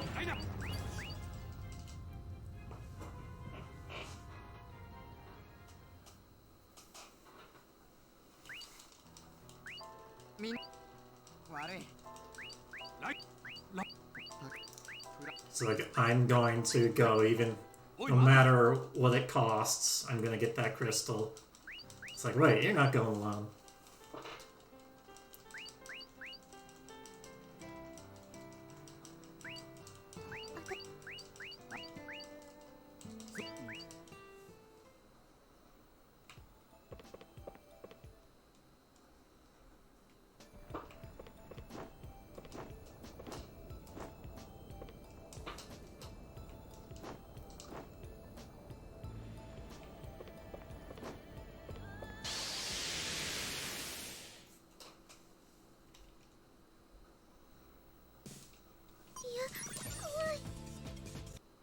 Oh yeah, by the way, the escape rate in this game is just straight up 100%. I don't think it's possible to fail an escape. I grab these things because usually my helps a little bit with the money situation, and the encounters are usually going to run out at this point.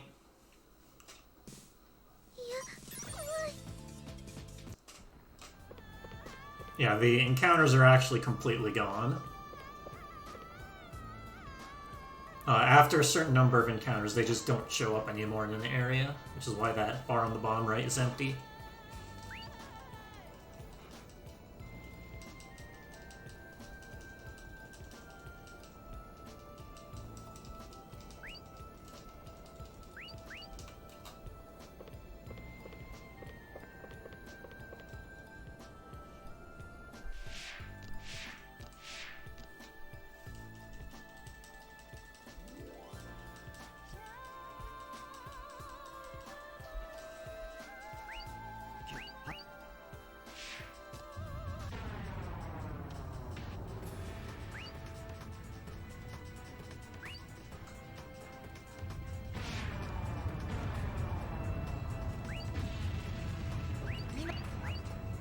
Well, he's in a rough situation.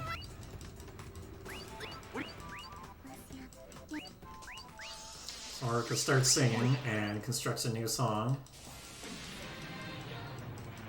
which is very rare for a Rivetail to construct a song on their own.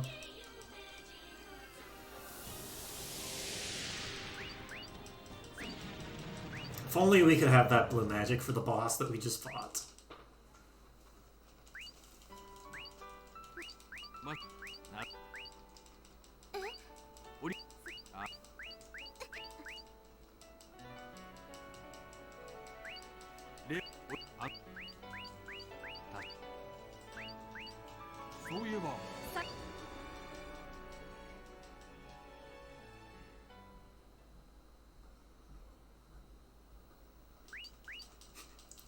Jack happened to be here and brought us to safety.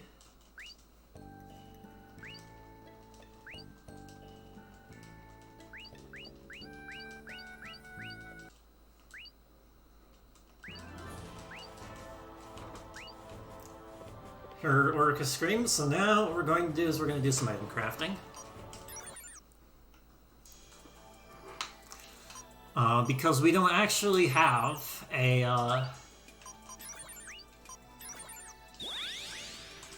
Rivetail with us, so they're not going to talk to us. Let's see, battery.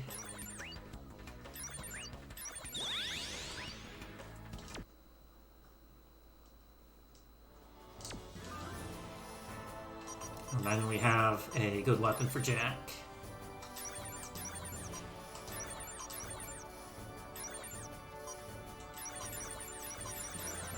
Let's see,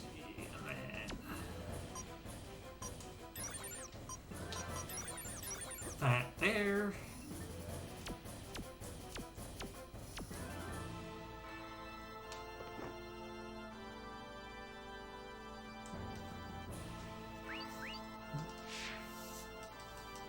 And just immediately jumps.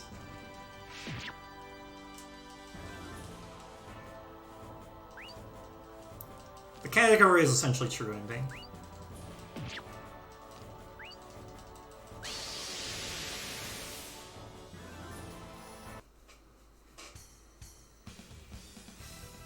Okay, let's see. Fire Guard.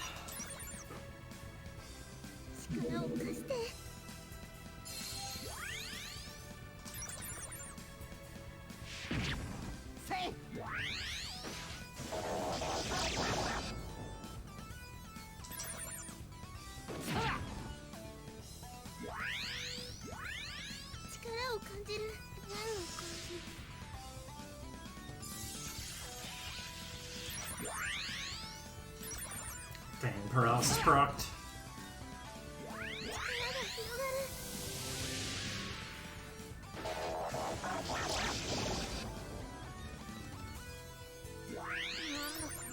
They procced again?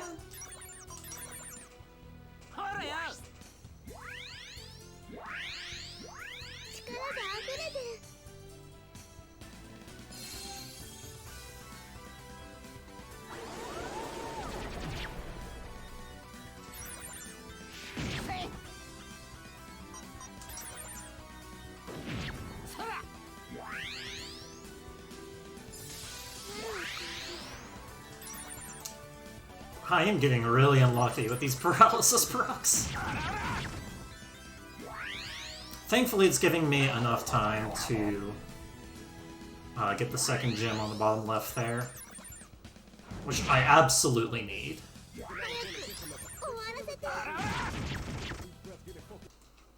For an item drop. For the Paradox Eye. For item crafting.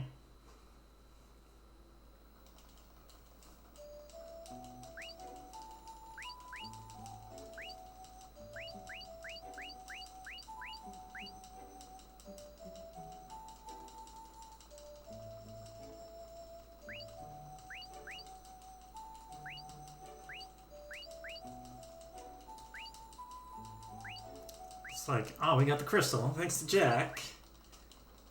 And Crochet and Jack know each other. So Jack's arm is artificial arm that was constructed by Crochet, and he's got debt to Crochet that hasn't been paid yet. That's what that was.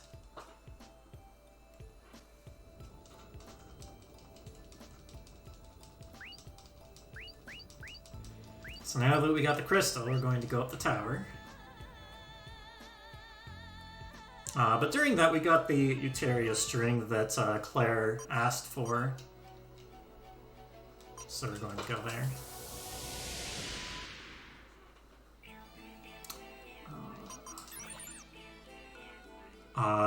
This is the wrong order.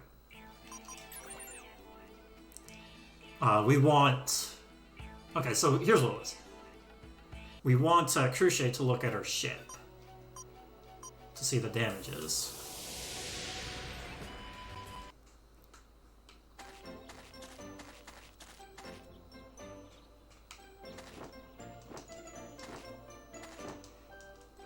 I'm getting the order of these cutscenes mixed up.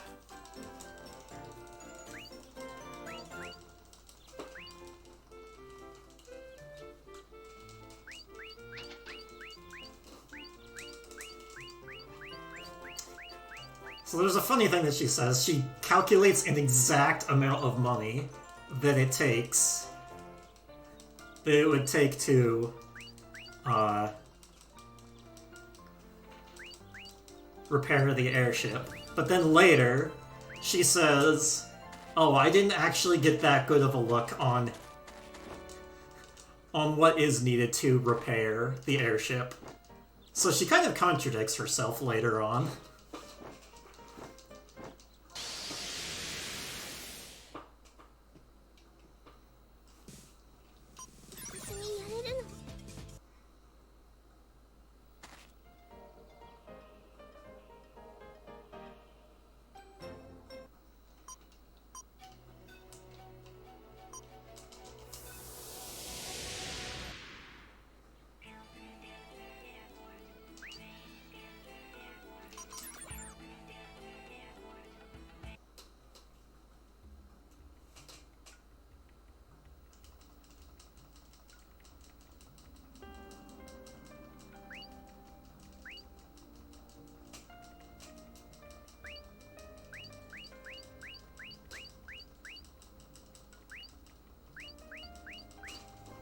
We're telling him that we need to go up the tower.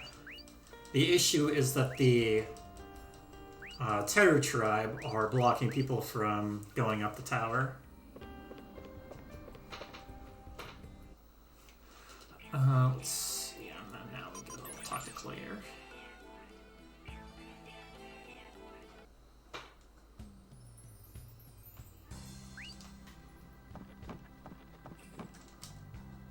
Give her the string that she asked for. It's like, we actually had to fight something for it. It's like, oh, I'm sorry. It's like, oh, whatever. I need this to repair my loot. And then we're just going to make the loot ourselves. We already made some of the components for it.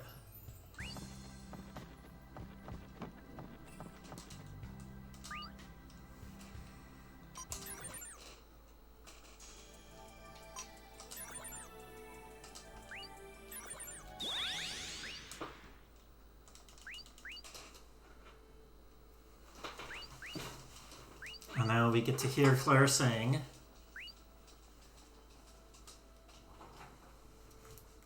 And I will take a bathroom break.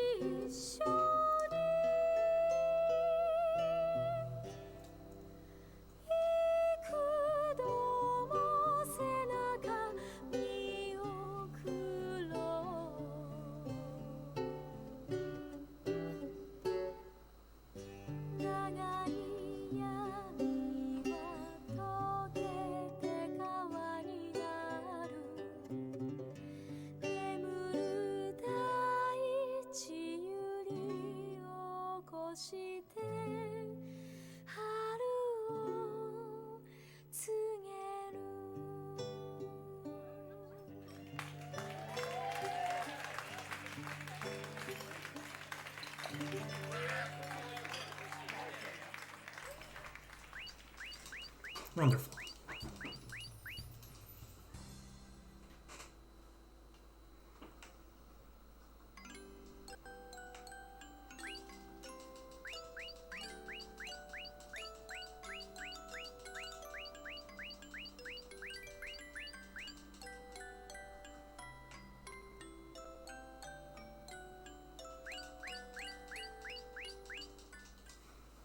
Liner is going to go to sleep, thinking about a bunch of the events that happened. Well, close. Soon.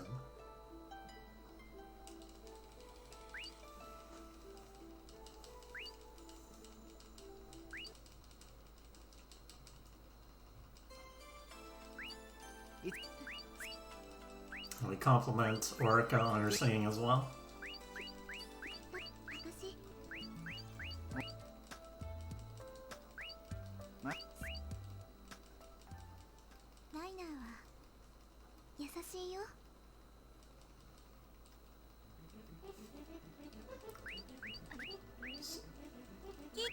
So now we're going back up to Platina, where, you know, back at the very beginning of the game, where the viruses are still attacking. And they're getting pushed back. They're doing their best to keep things stable. So there's Shirelia right there.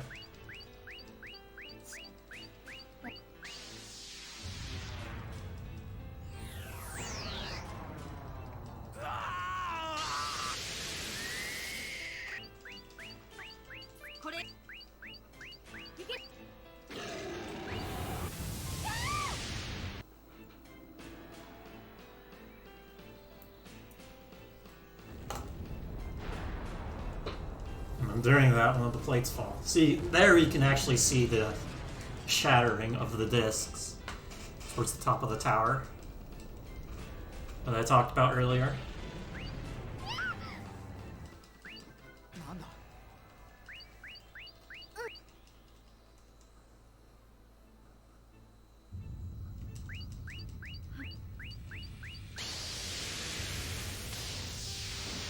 actually hear something from the virus saying that they want to create a Revatail utopia. Foreshadowing.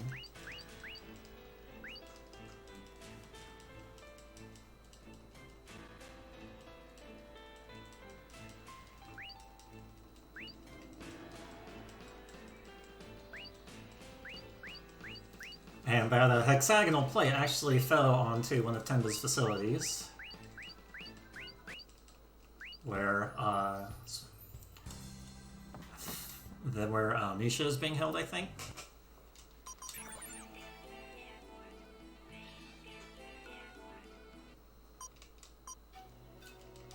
And now this place is actually called Hexagonal Plate, despite the fact that that it just barely fell.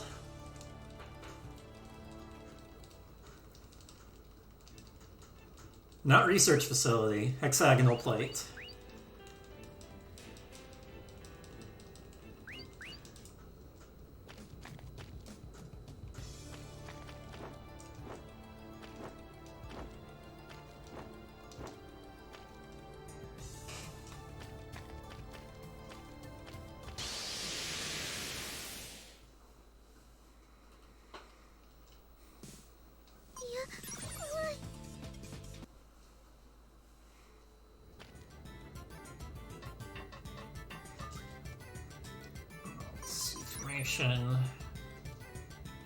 Time to get Crochet out of our party.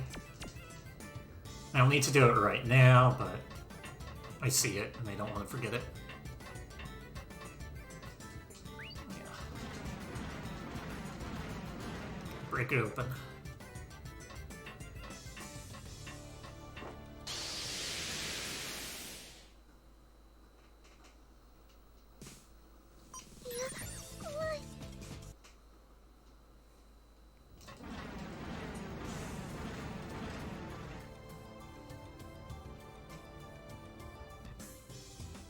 There's one of the research facilities.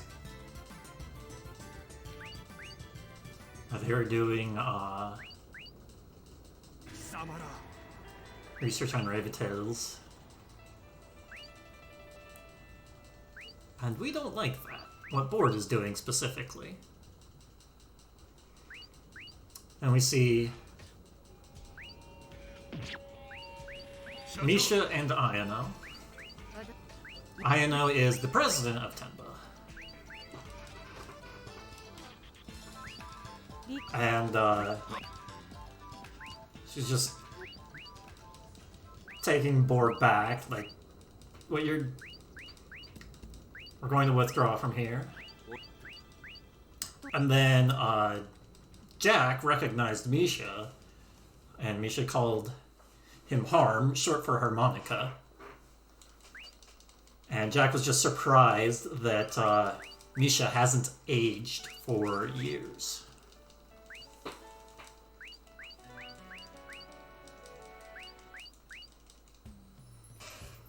Okay.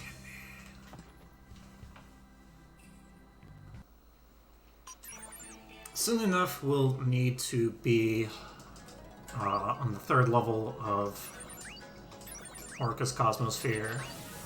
So we're going to just go ahead and do the 2nd level right now.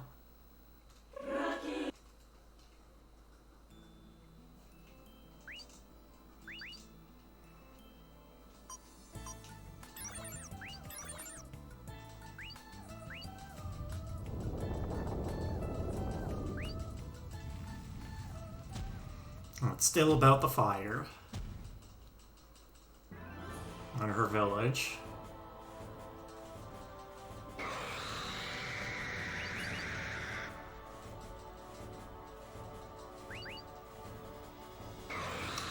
We get to see Orica in her village clothes as well, her traditional clothes.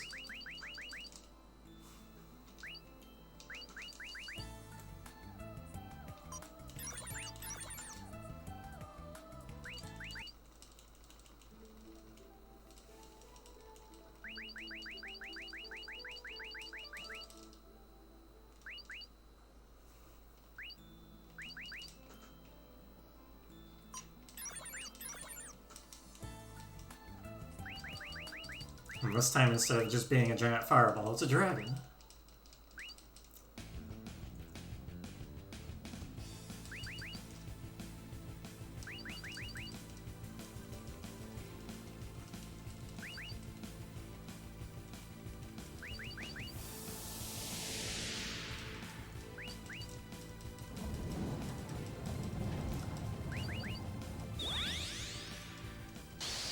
And Board is, I think, the dragon in this, like, little mental imagery. Board was actually involved with burning Orica's village. I think it's Kuwat village? Something like that. But that incident, Board was actually involved in, which makes sense that a Board is showing up in her Cosmosphere. In that regard.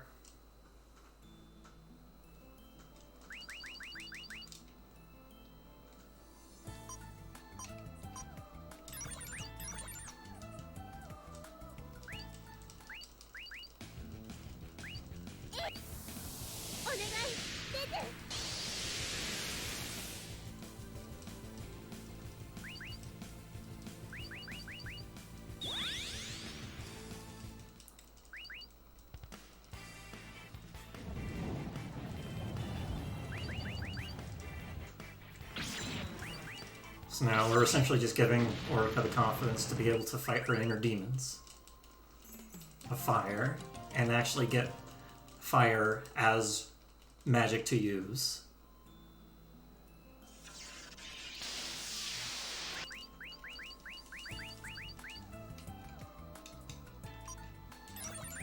Which we don't actually need. We're just required to get to level 3 on someone.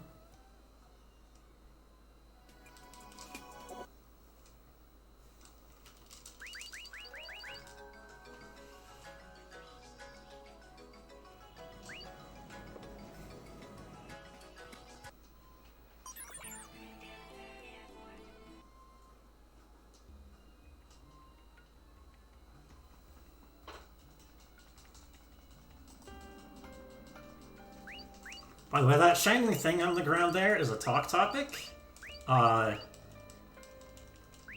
And we don't actually need any of them for the speedrun, but it's just little extra talk things you can talk about with Ravetales. And if False actually says something foreshadowing, like finally the time has come.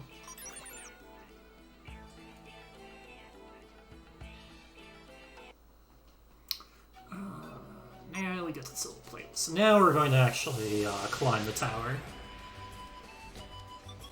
We couldn't repair our airship.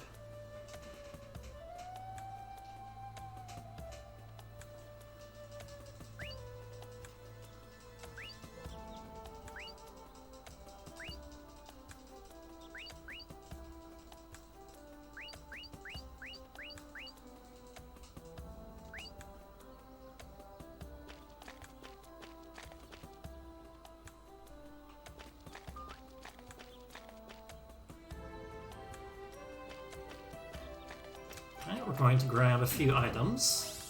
Let's charboiled barbecue. Scale shot, there we go. We actually need to use those items in order to, like, cook the food and dry the fish.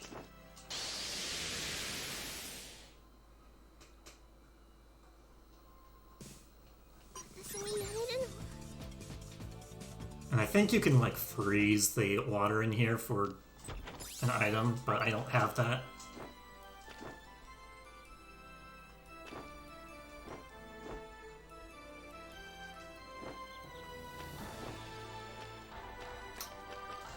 I'm just gonna get even more of these for safety. They're really good healing items. The fish is even better than Tranquility for recovering MP, and Charboiled BBQ is just a full party heal.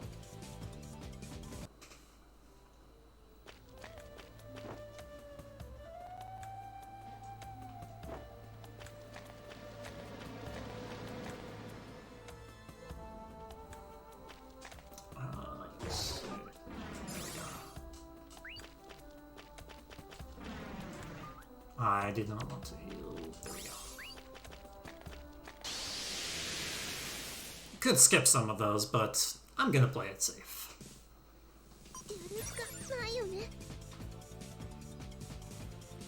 I'm gonna play it as safe as possible.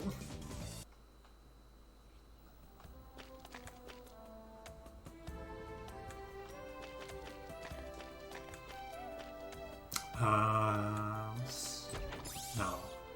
It's inside that I need to get back.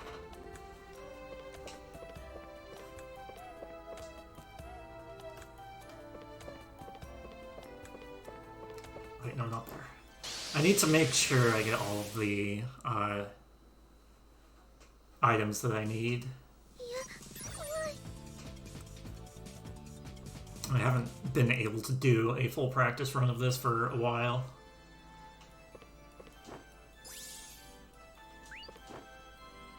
Since I've been busy lately.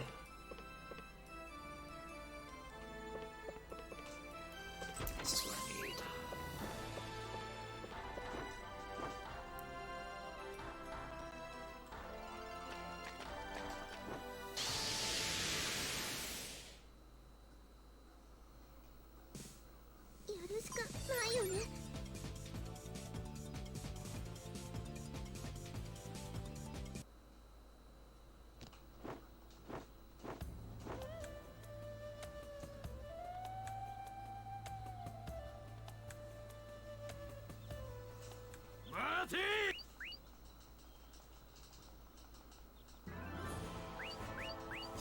We're actually going to fight Board, but this time we have a full party with us. Board's gonna be like, haha, I've Misha going to fight you. How evil is that? I'm very evil.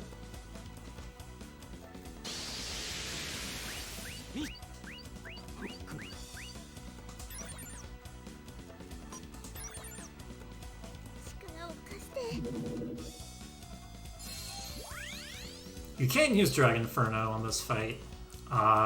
It's a bit risky though.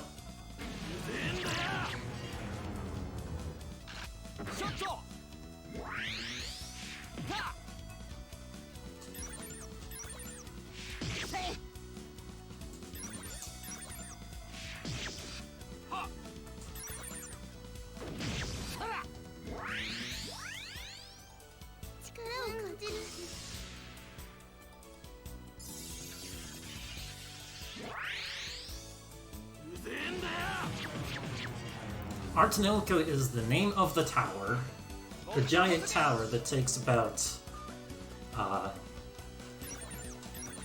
half of the entire space of the game, of the setting of the game.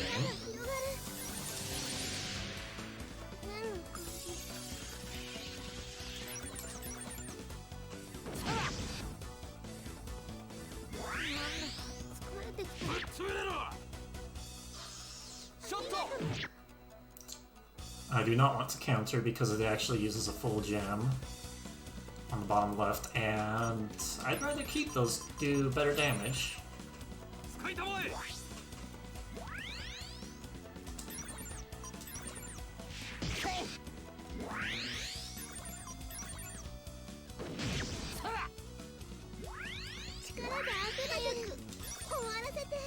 Same down much quality.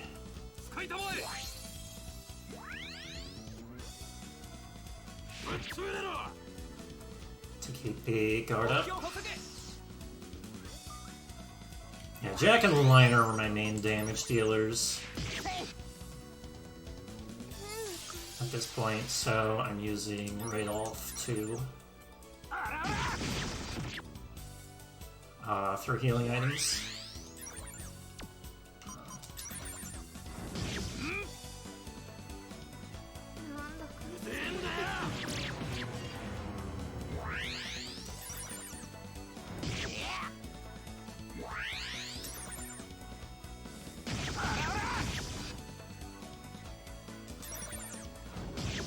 Probably should have used an item there. I think we'll be fine. I'm not sure if we'll get there in time. Give her some fish. recover MP.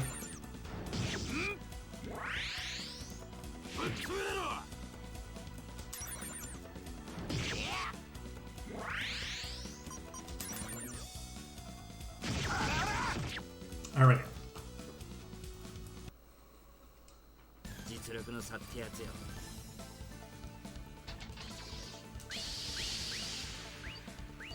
We actually need 2 gems there for the drops.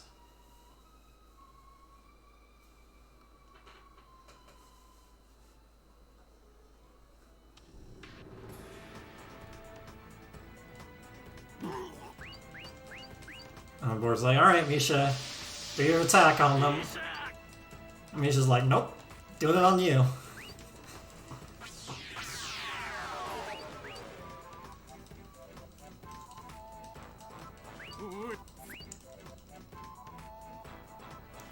And he explodes.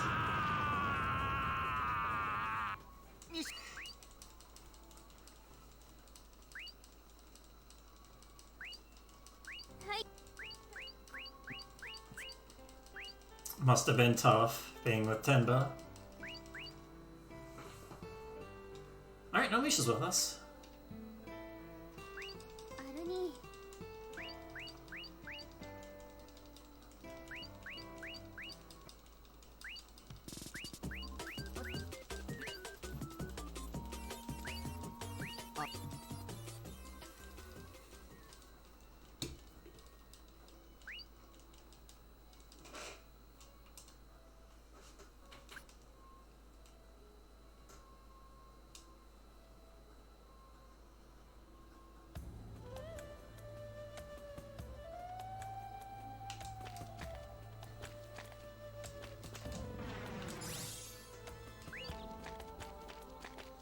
Freeze dry. Let's see what Phoebe is. I remember this just being directly on the way.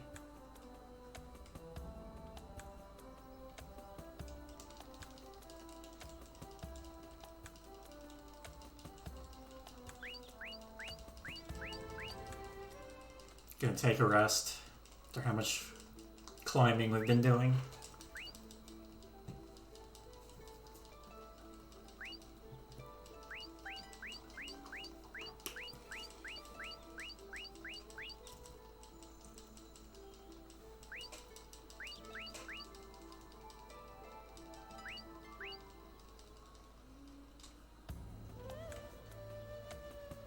Grab yet another freeze dry. Or dry fish, whatever.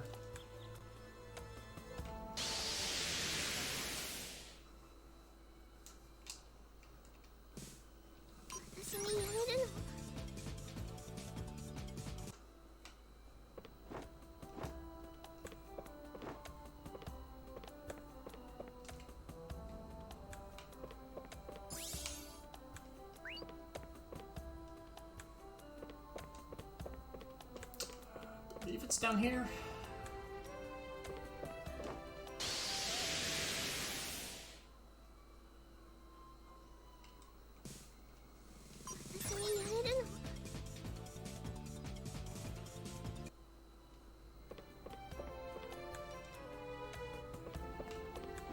This looks correct.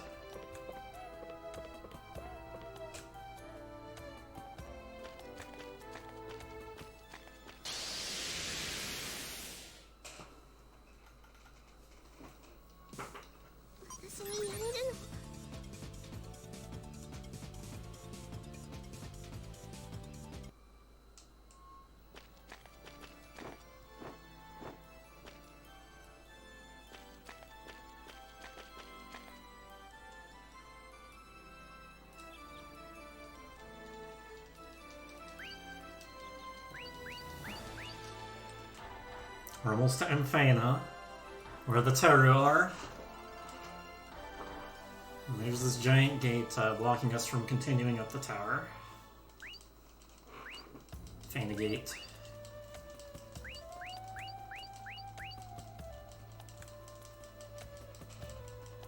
And there's the Teru. And they're blocking us, but we say we're from Platina. It's like, okay. Guess we'll talk to our chief about that.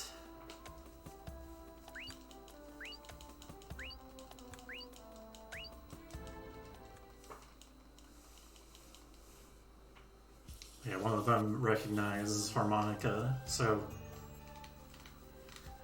Jack has a bit of history in here. I'm not going to talk about it too much since their entire cutscene's devoted to it, but that's what was going on there.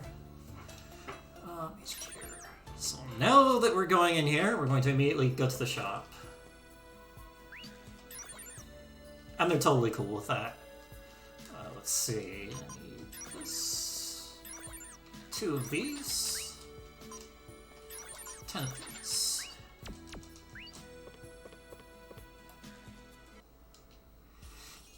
Let's...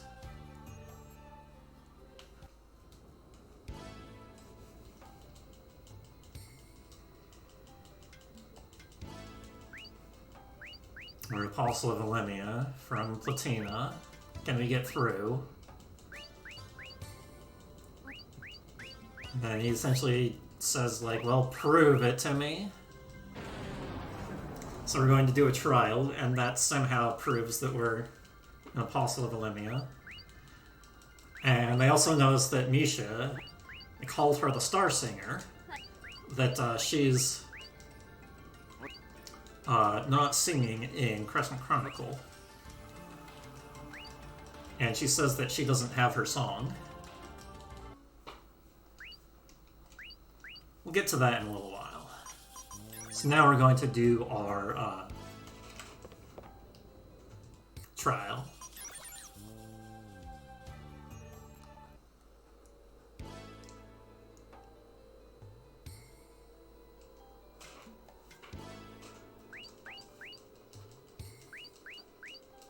So it's just Liner and Orica.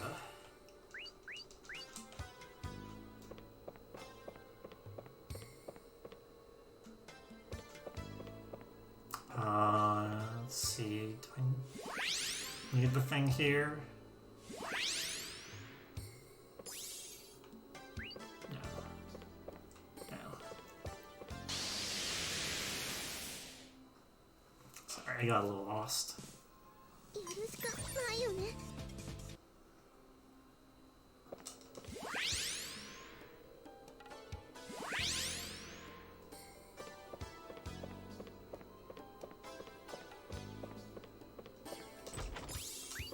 We need that.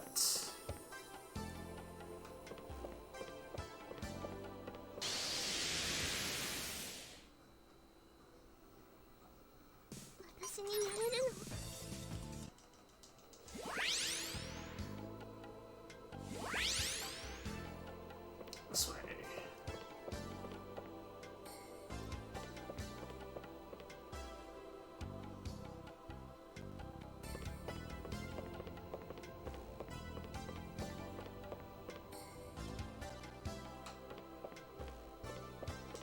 Need this.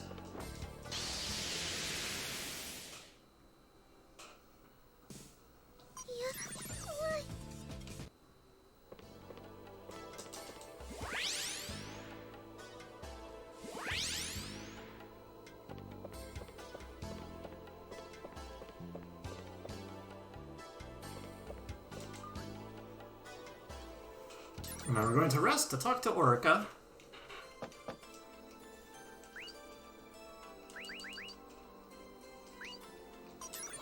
We need this one so that we can get to the 3rd level of her Cosmosphere. Shows up on the very bottom of the list there. And we're going to make a thing. Suspicious liquid. Yes. Just using your spirits. So we get an A rank of this item.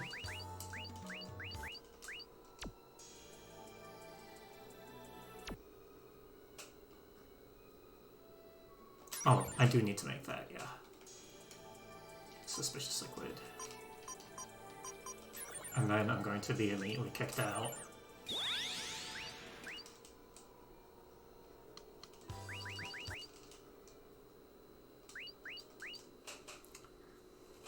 Because then he says, like, oh, this thing is important for the dive shop. We somehow know that. Let's see. It's GDH. Minor damage. Plus attack.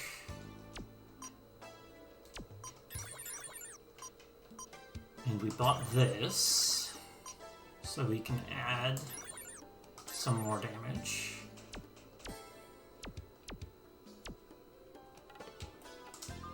I'm actually going to save.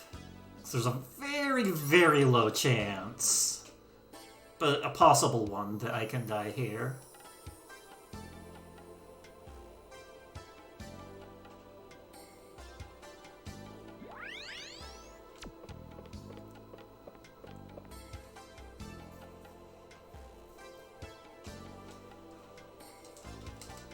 Because I can just get fallen asleep and then never wake up.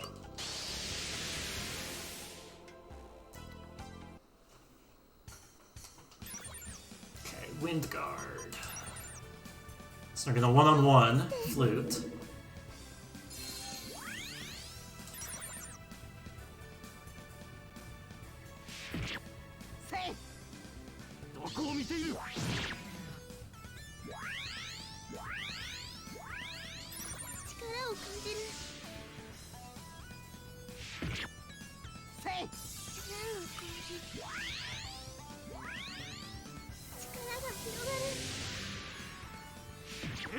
This takes a little while, but we kind of need it to take a little while because we need the all of the item drops from this boss. So that small red bar in the middle, I need that to get to 3 gems once I finish the boss. Okay.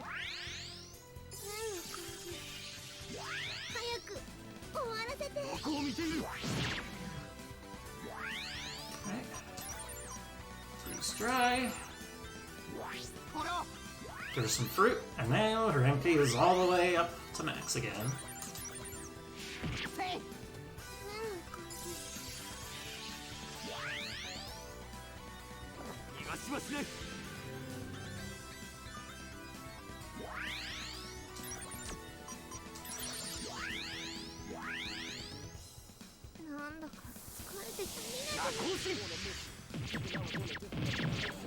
We don't want to counter because that's going to use up an entire red bar.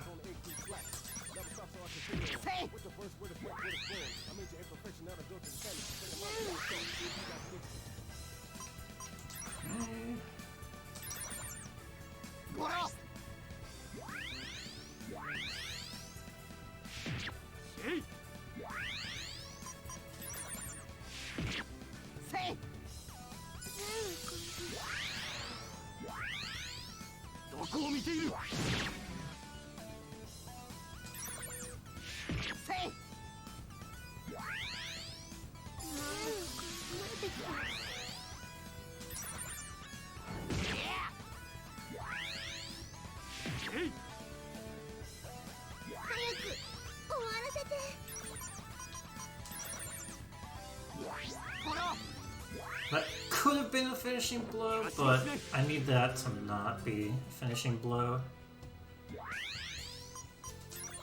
Attack. Nope.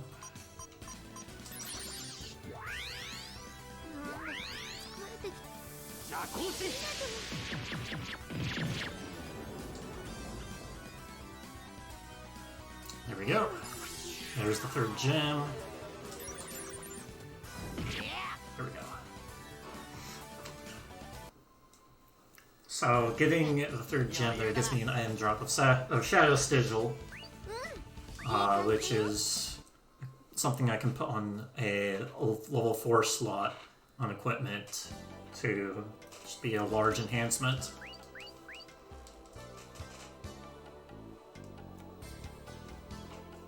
Now he believes that,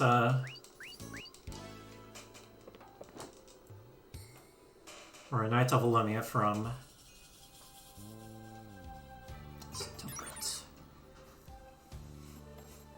from Platina.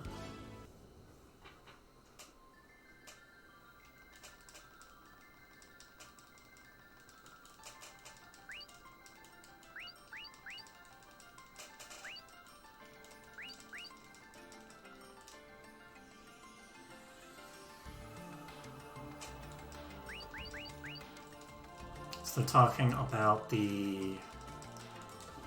What's it called? Resonance Eye? Frozen Eye. That you actually need to teleport to get past. But it's only a one-way thing, and we need a item to get through it.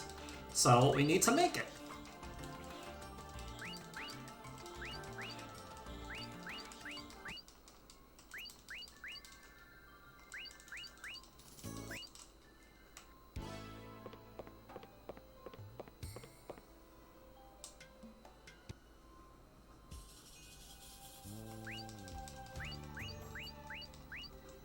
When Jack comes in, it's like, oh yeah, I know what one of the items is. The Elastrino, and then the other item that we need, Crochet has... I know, the Elastrino is what we make. Right? Well, one of the two items is in here, and then the other item we need to make.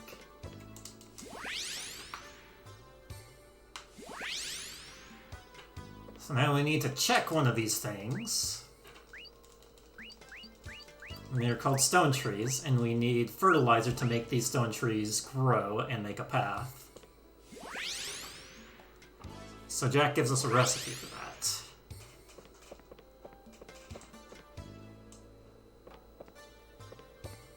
I think I need this. I don't remember.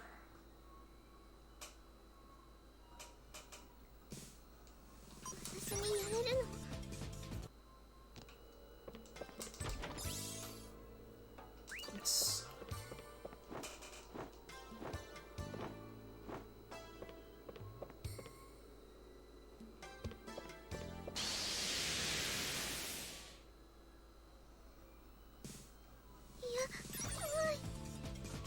So we need to make at least one fertilizer to progress through the game.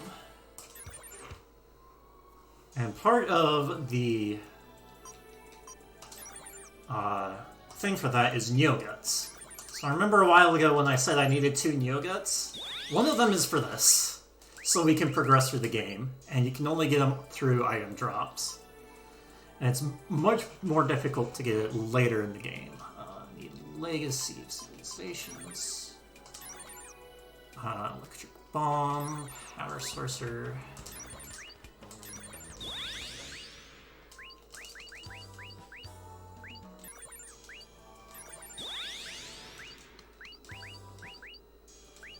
This.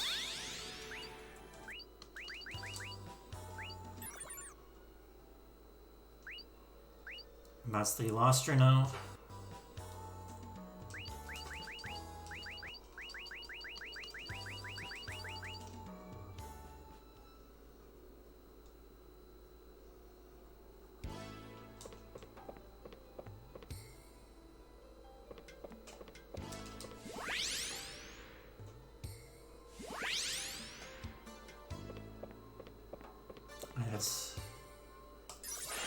Pretty sure it's the specific one that I need to use the fertilizer on.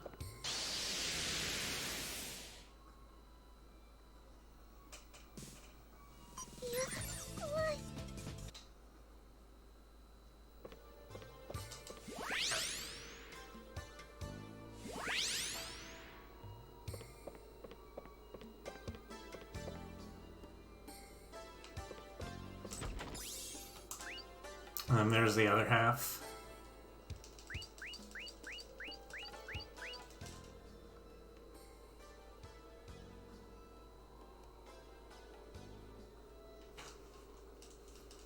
This is where we see Jack earlier talking to Flute, showing that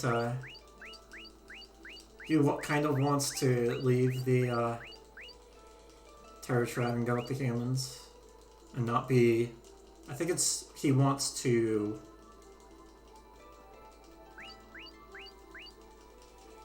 Yeah, he wants to... he's attracted to humans' technology is what it was. Instead of the more conservative Teru. So that's why he left.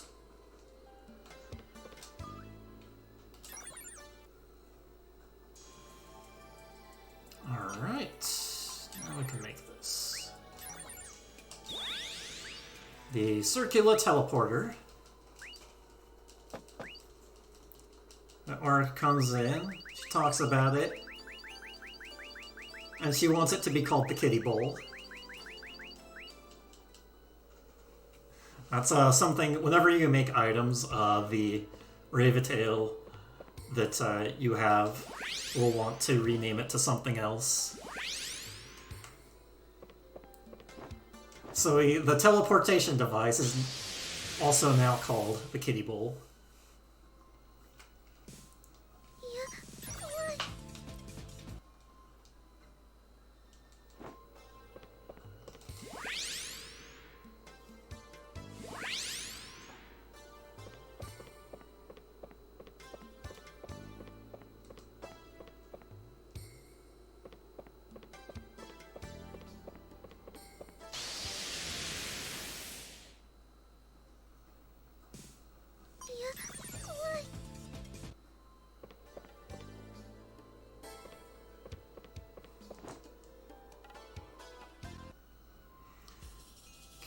Temple grounds.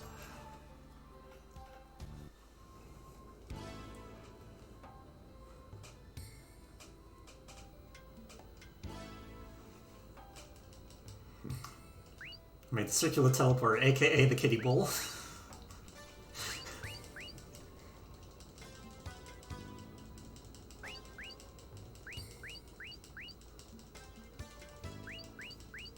So in the speed run, we need to get one of the Ravitails to the 3rd level. And we do that with Orica, but when it comes to the route split, we are going with Misha.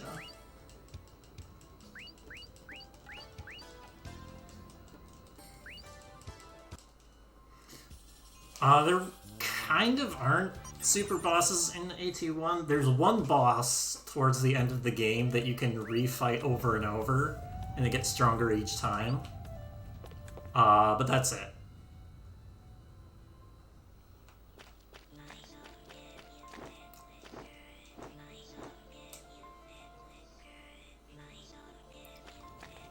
Now we're going to climb up the tower even more.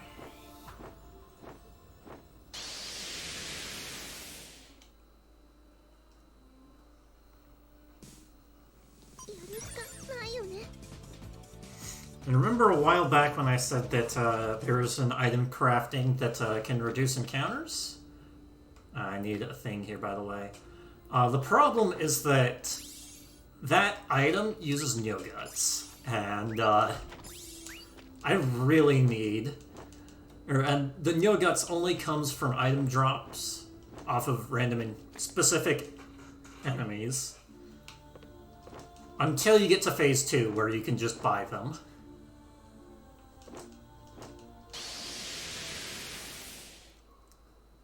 The reason why I'm jumping is that if you get a random encounter on the apex of your jump, you actually cancel the random encounter. So I'm just hoping that happens.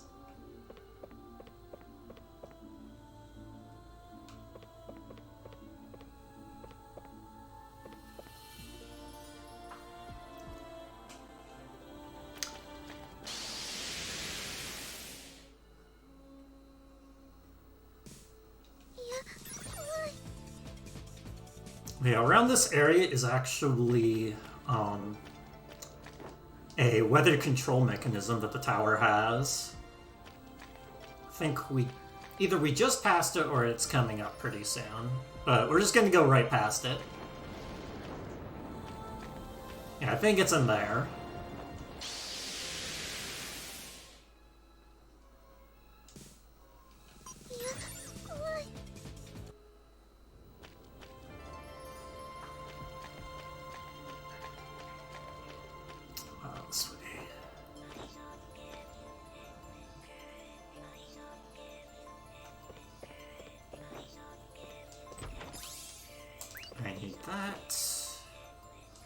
I know the last thing's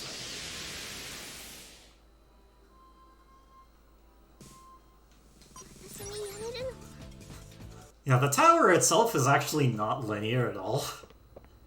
There are many different ways that you can go through the tower, but like they're not all open at once. So sometimes you need to go through different ways up and down the tower.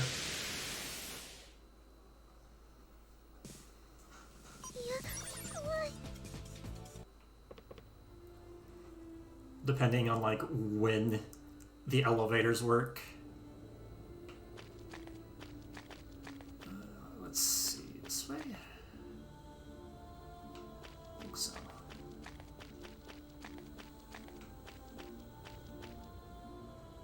Phantasmagoria ending is true ending.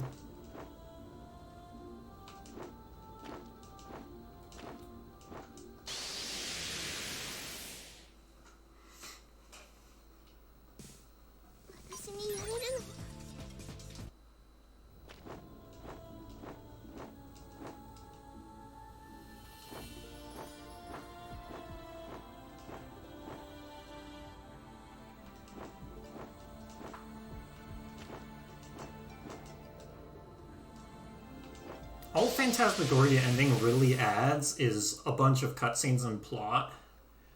In terms of like speed stress, there isn't a whole lot, but there is. But I still think it's worth it because that's kind of what I feel like this run is just a giant plot explanation. That's kind of the best part of it.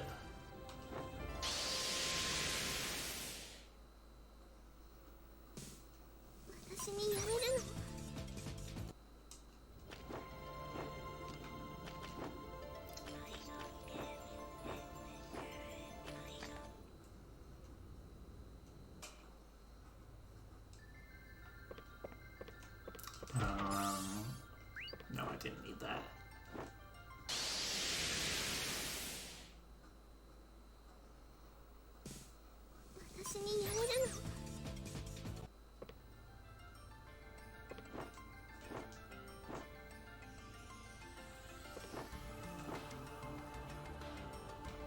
Okay, I need these two things.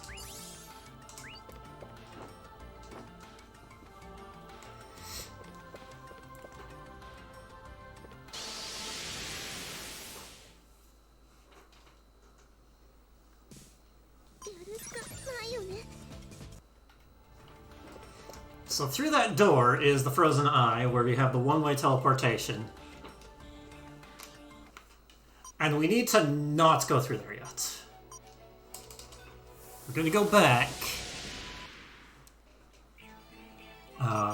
And do some item crafting. Quite a bit of item crafting. Thank you for the luck pick. Okay, so 7 of these Dream Chaser waters. There's rank A that we made earlier.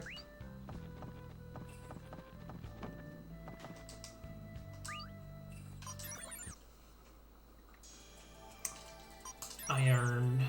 Yes. We need to make 7 of these. And then 3 of these.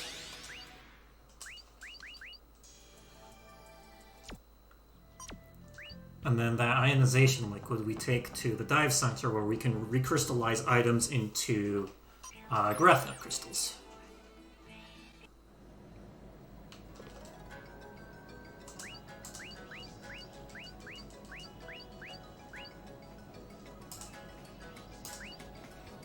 Crystallize a cordonite into very high quality crystals that do nothing except be high quality.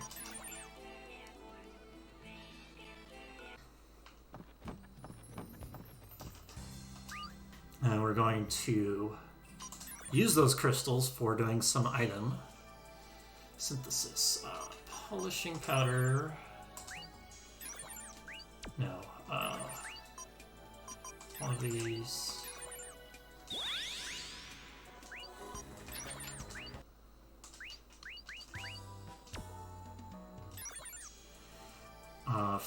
Fertilizer.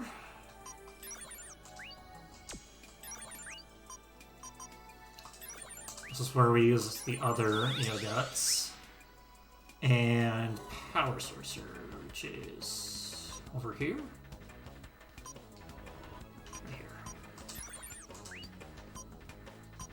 Using the third genuine 100.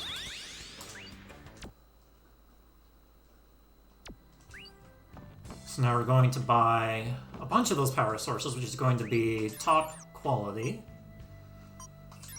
10 of them. Oh, I also need to buy some stones.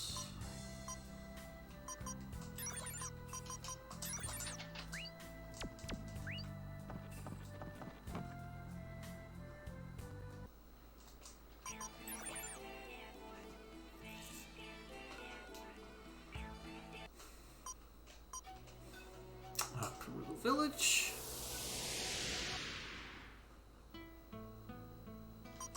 Discount shop.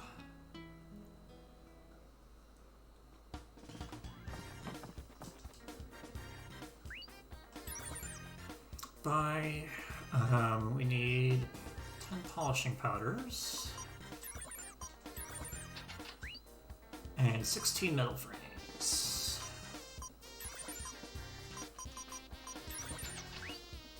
And we need some black stones, 5. I have no idea how to get black stones. Sometimes you get them, sometimes you don't. I have no idea where I even got them in the run. Okay, Emphana. Up here.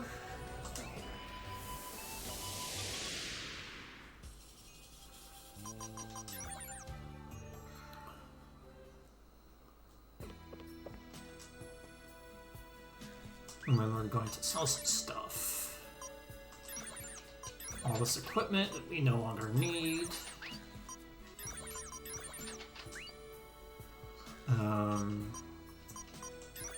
All of these, white armor, night suit, 3 blue stones.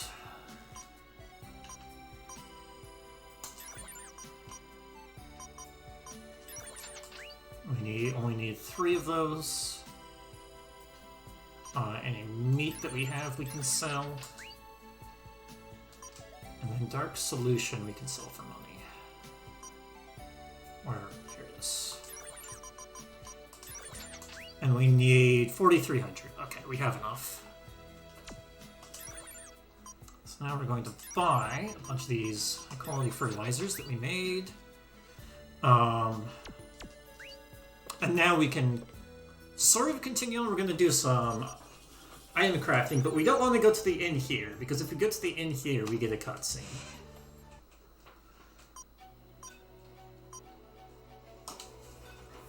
So we'll go here, but thankfully we can just item craft right here.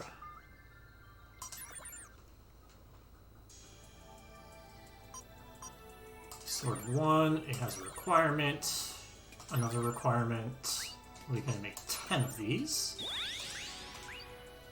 S quality, we're going to make 6 of these. S quality. We're going to make 6 of these swords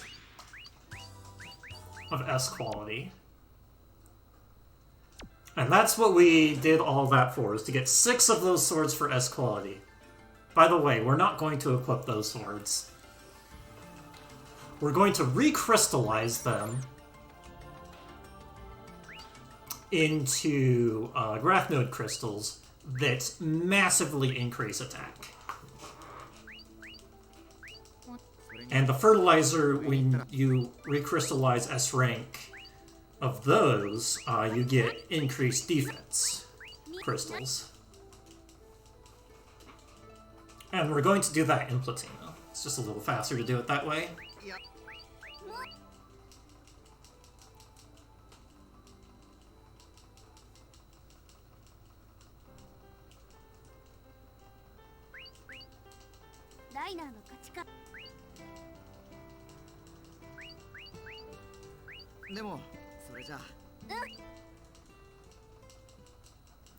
He's asking everyone again, are you sure you want to come with me? This is a one-way trip.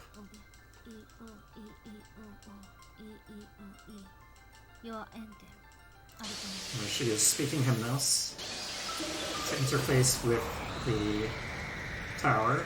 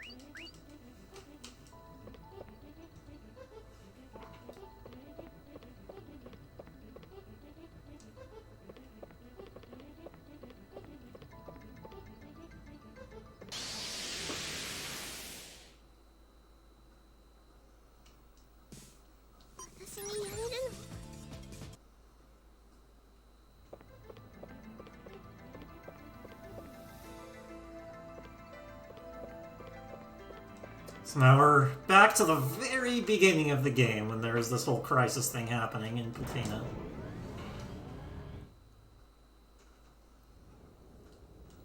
Finally make it back.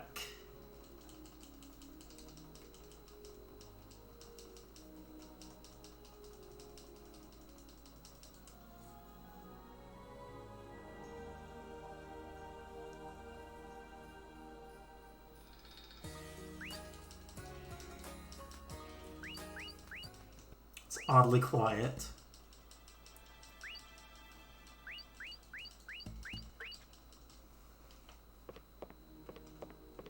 Oh yeah, I need to exit this way.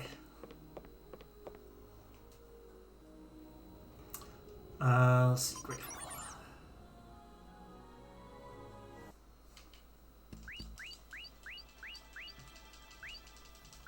Talk to government official who's also our dad. Say we're back.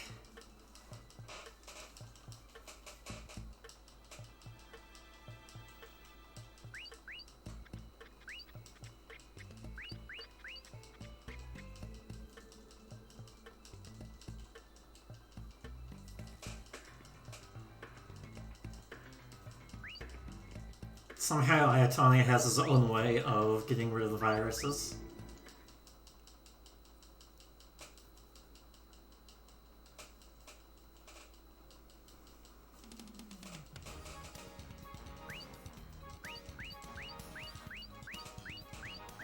We're back with Purger. We can't install it onto Shorelia.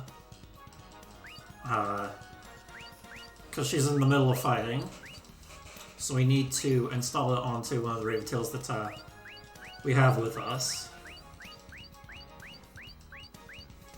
And to do that, we need one of their access codes. And to be able to get one of their access codes, you need to be at level 3 in the Cosmosphere.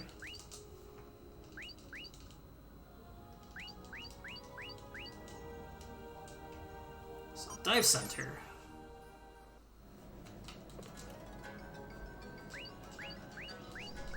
Since we're in the Dive Center, to do that, we're going to first recrystallize those swords and fertilizers that we have. All 6 of these. And now we'll dive into Orica to get her password.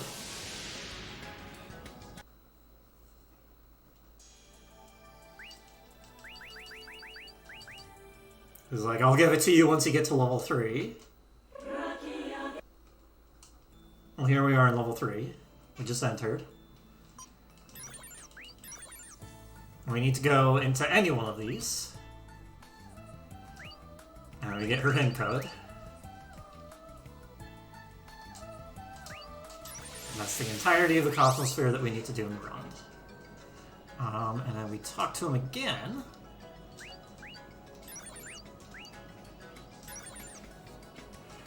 To install Purger into Orica.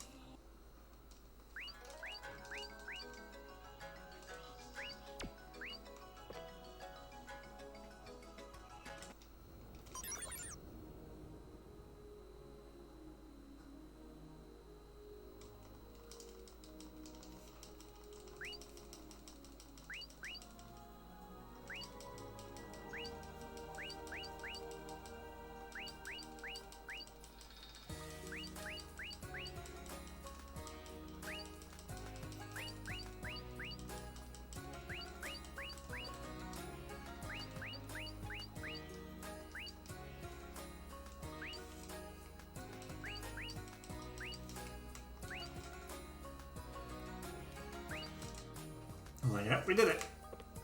So now we're going to go down to the altar where we first saw the viruses.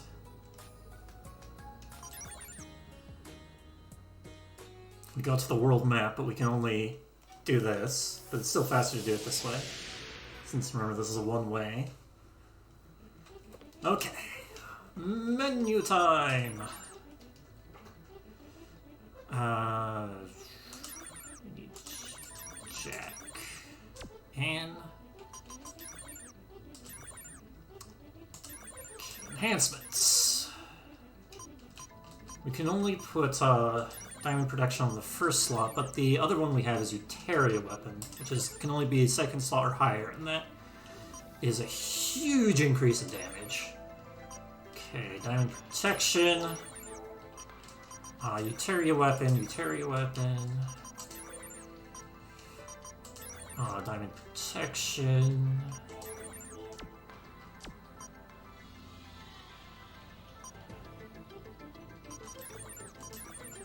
Enhancements, extra defense onto you. We're not really going to use you for damage. We are going to use you for damage. Okay, Jack, protection, Uteria. Actually, one of these needs to be rather fast.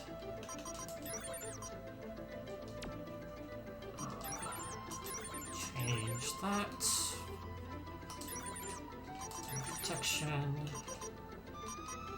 Uteria, Corporate Resonance Shield Box, protection, and then something that works, increasing criticals.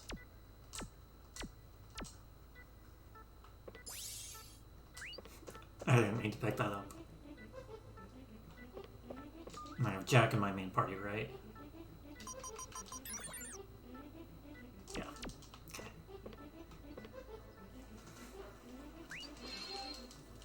So now all of our equipment is enhanced a lot.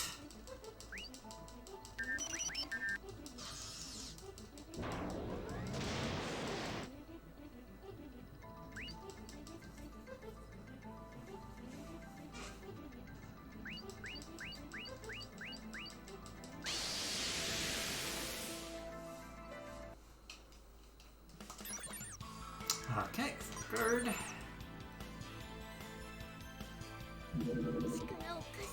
And at this point, it's not even worth the animation time of attacking with Crochet.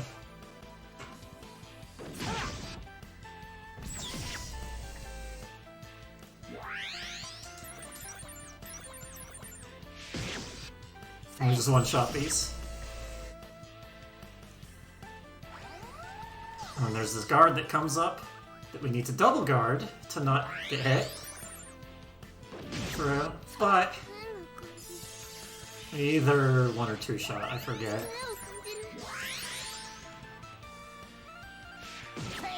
Two shot. That's what all that item crafting was for.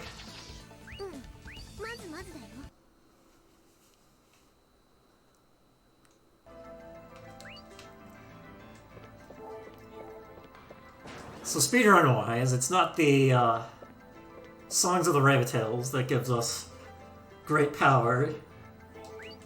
It's making really good items and turning them into crystals to make our equipment really strong.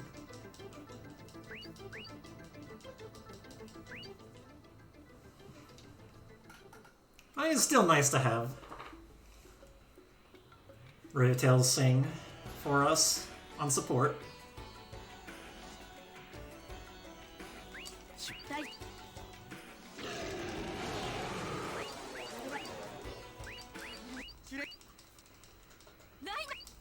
Now we've made it back.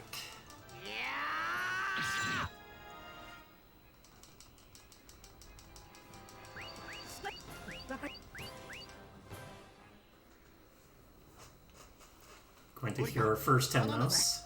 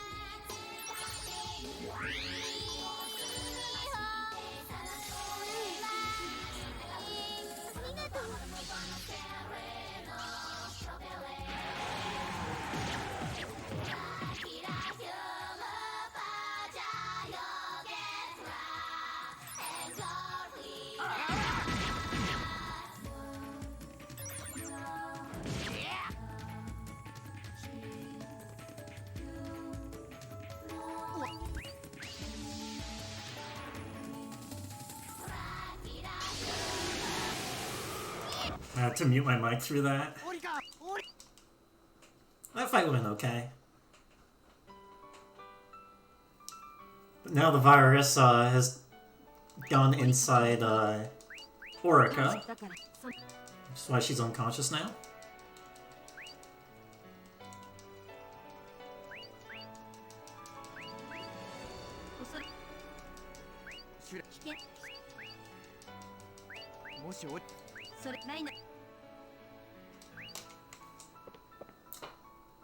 So we need to fix her up.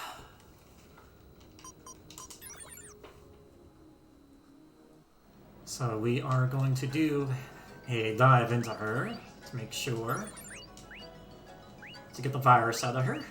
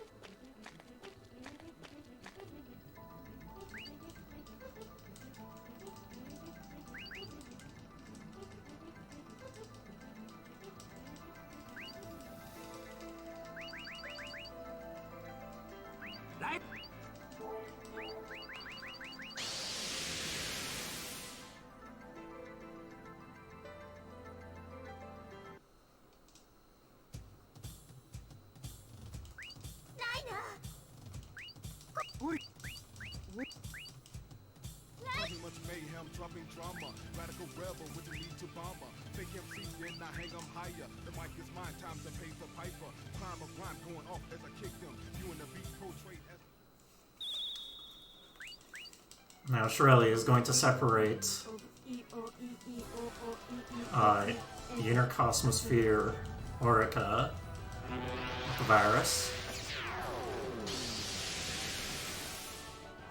Now we're going to take out the virus while we're inside her Cosmosphere.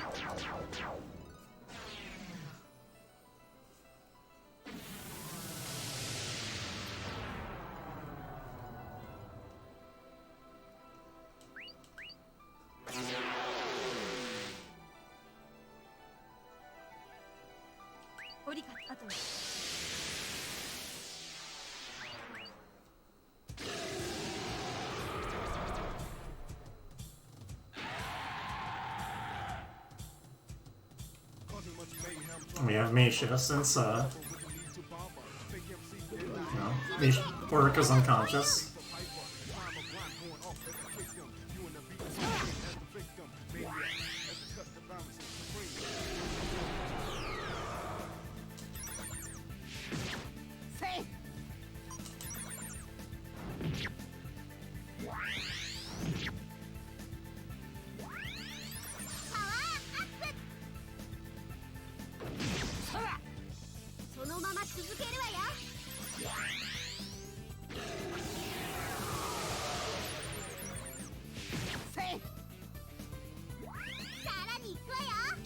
This is just basically the same boss fight. Guard.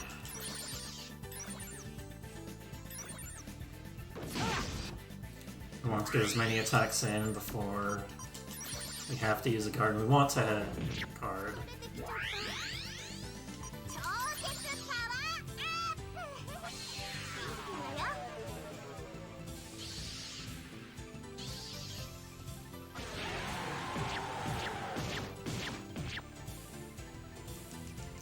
To counter.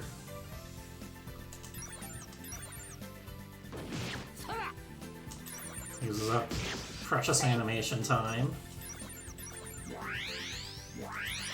And also kind of debuffs our attacks in a way.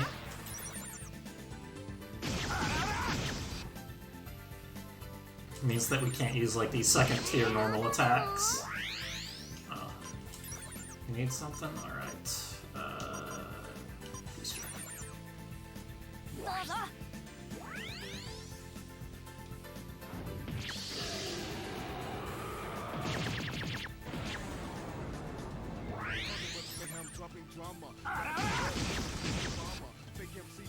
Once you get to second level harmonics, you get a better attack. And it gets even better on third level. Which we've seen a couple of times. There are skill attacks, but they're usually just not worth doing. Faster animation of normal attacks is just better.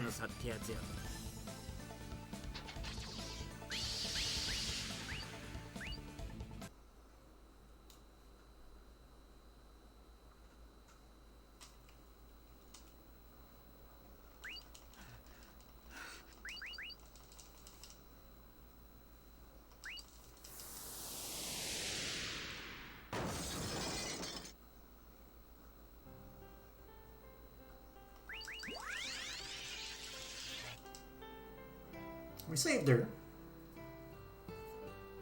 It's back to normal. All beautiful. The inner world is back to green trees. Let's ignore all of the thorny areas that were in there.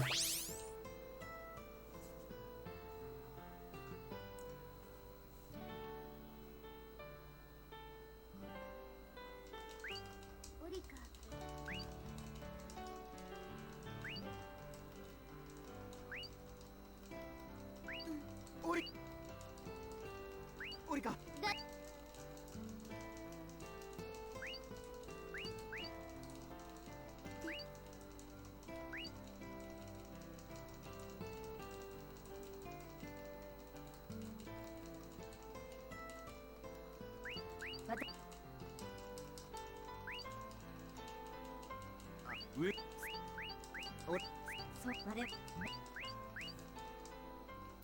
So now we're trying to usher in a newer age of peace. Phase 1. That was the first third of the story. The longest section for the speedrun. Now we're going into Phase 2.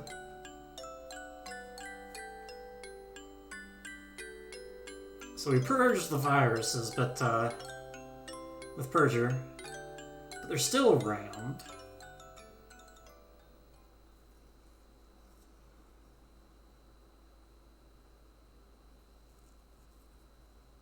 It's kind of what Phase 2 is, just dealing with that.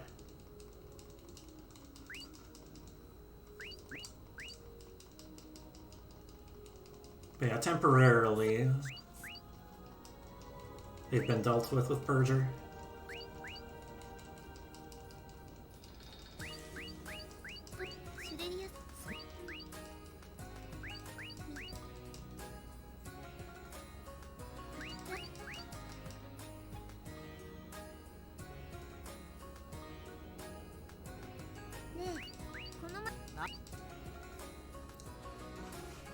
We're gonna show Orica around the city.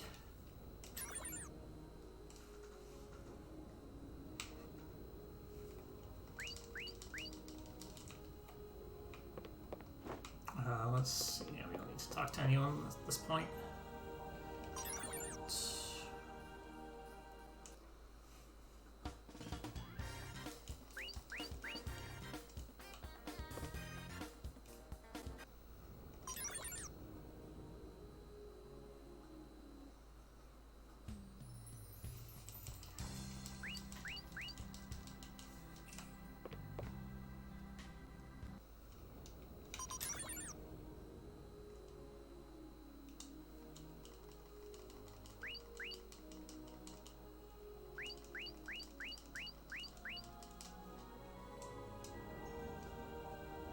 We don't actually need to take her to the dive shop.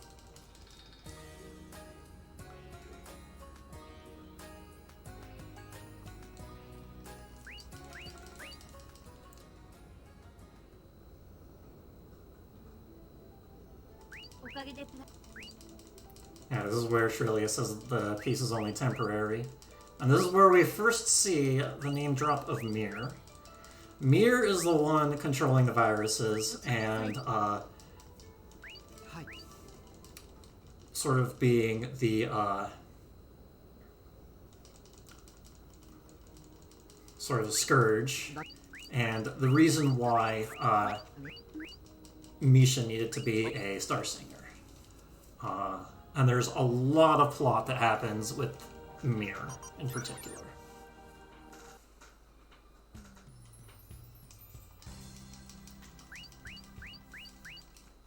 So now there's going to be a route split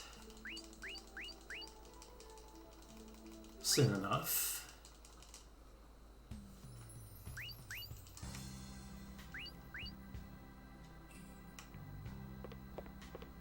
We need to talk to our party members, these various areas.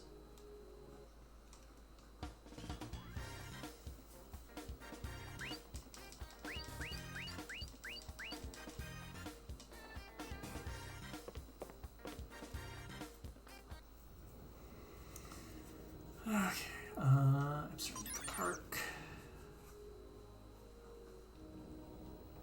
Talk to Jack.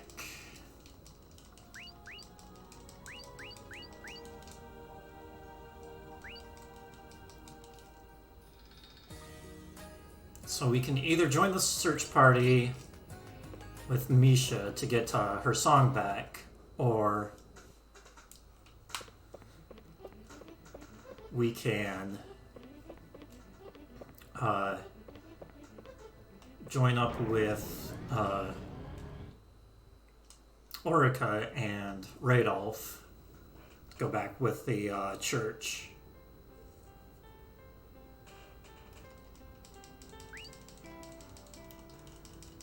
And the party is basically going to be split in two.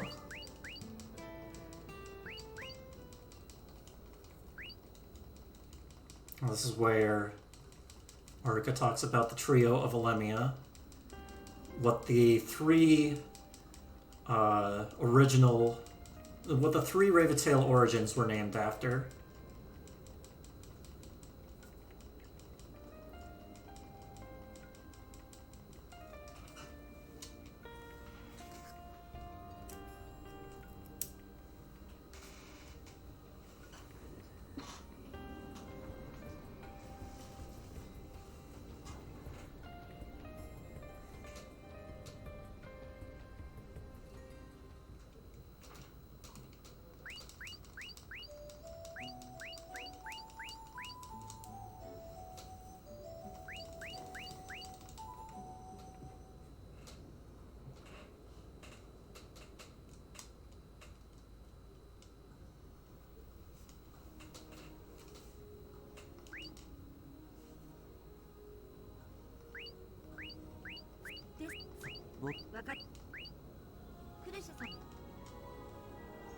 So here's where we're getting all this party splitting.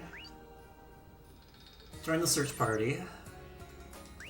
This is Misha's route. Yes, people are saying Mule in chat. That's the original romanization of Mir. In Japanese, it's Miru, which is the closest that they can say Mir.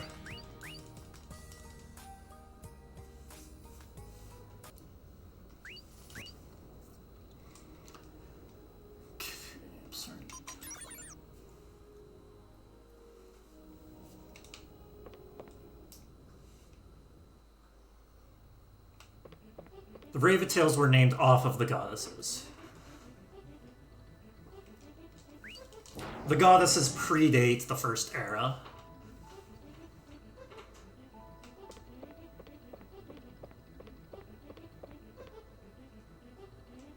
Although Aeolia got her name changed to Shorelia.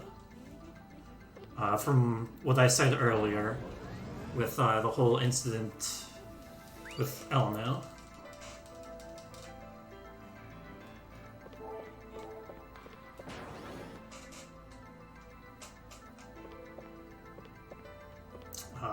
This way?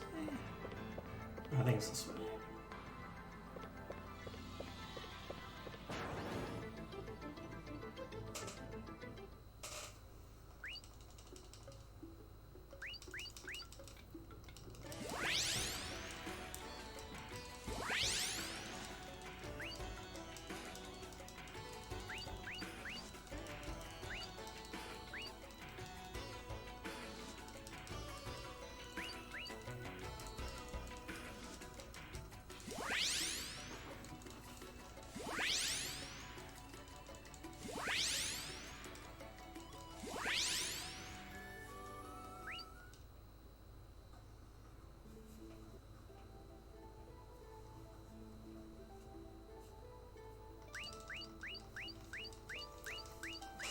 Here we get a flashback with Misha. Back when young Liner was young. You see that Misha hasn't aged at all.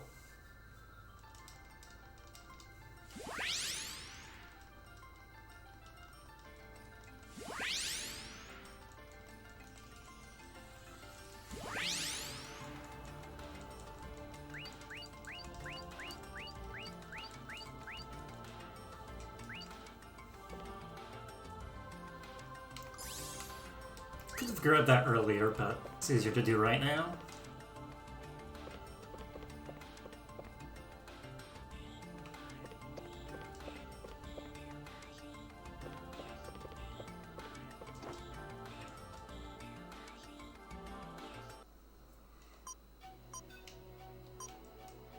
So we're joining the search party with Misha to try and get her song back.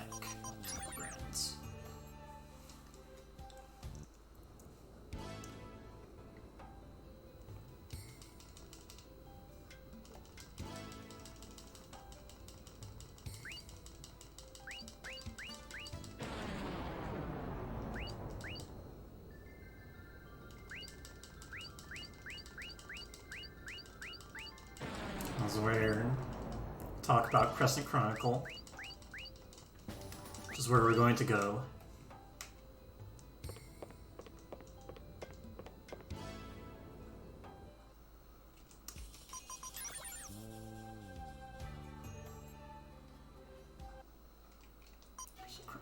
And here's where we learn about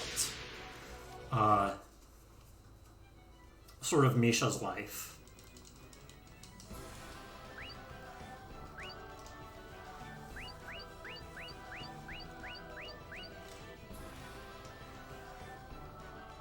Like what her role is. And what Testalia is doing, and why she doesn't ever walk and she just teleports.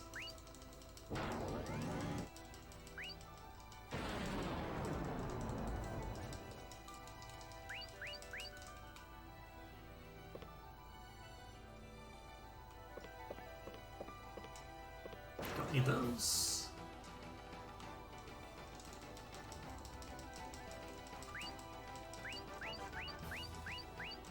Technically she can walk, but she just phases right through. She's actually just an image.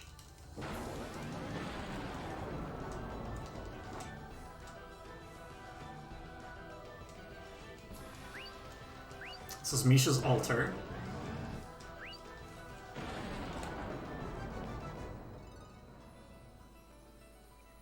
So here is where Mir actually is at, in the Crescent Chronicle. For a while, Misha was singing... I forget what the exact name of the song was, but here is where we get big plot dump. Where Misha is the star singer, and she's supposed to be singing her song. Chronicle Key, to keep Mir sealed. And she kind of doesn't want to do that because that means that she's basically in stasis. But it's very important for Mir to, you know, not cause havoc. And, we get to see a bit of the reason why Mir has been causing havoc.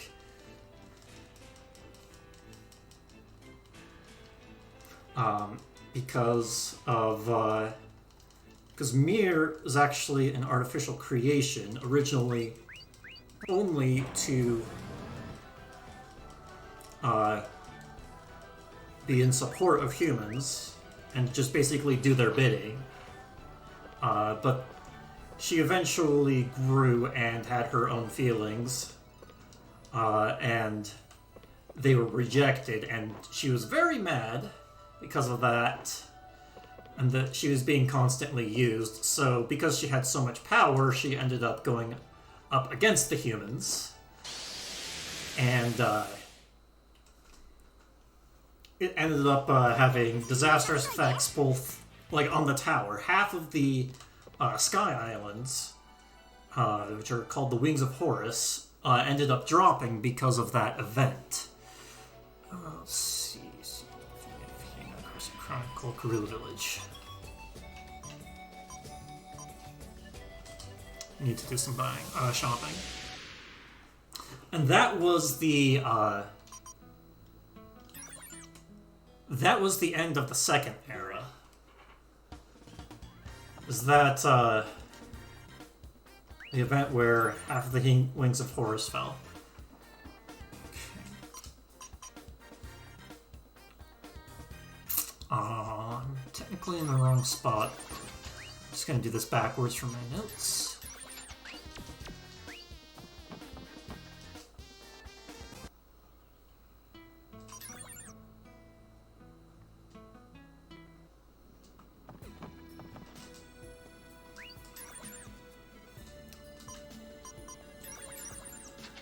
So remember how I said that Neo Guts, in Phase 1, you could only get them off of enemy drops? This is how many we want. 24. Now that we can buy them, we're going to buy 24 of them.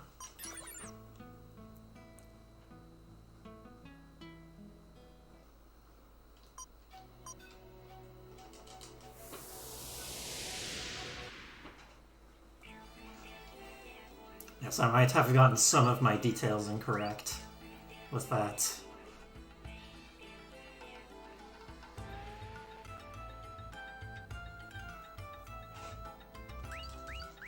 Well, she was forced to be a bioweapon, and then she got feelings. That's how that works.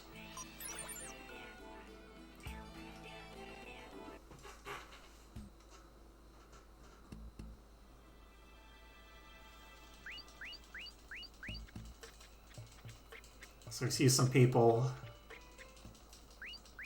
harassing Claire. What does the Liner do? Beats them up.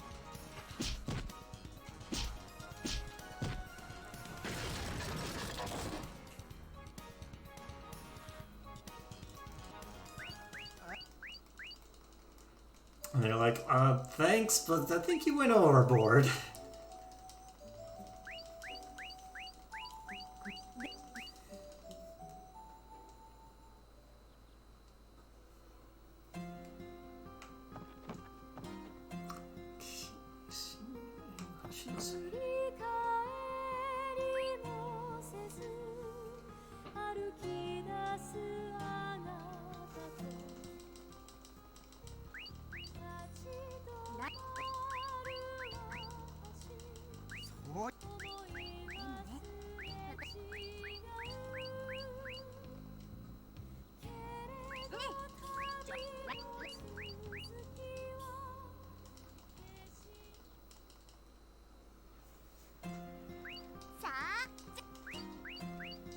She wants to shop.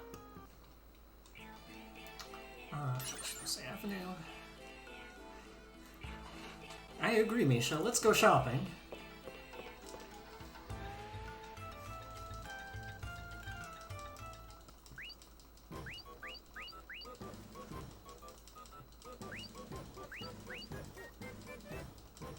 Shrelia is obvious. She is the very first Rabbitail. The origin Rabbitail. And is the administrator of the first tower, the main tower.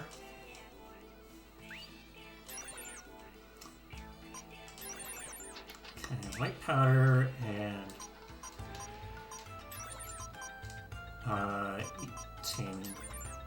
18.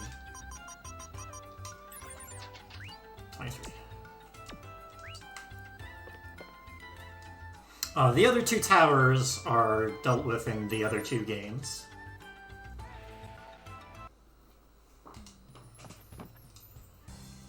They're kind of where the other two games take place. Is the second Tonelico 2 takes place in the second tower. Tonelico 3, aka Tonelico Koga, takes place in the third tower.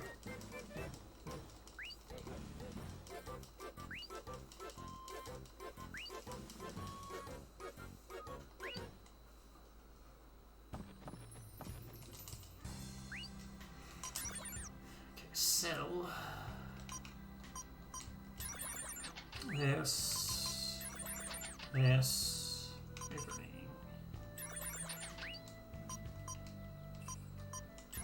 To these... This.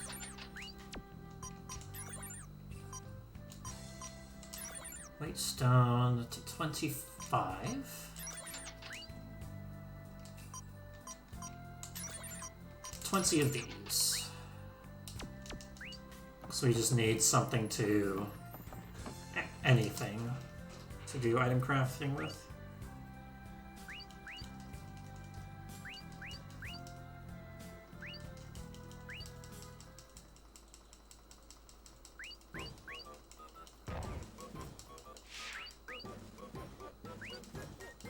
He's eating some really spicy food.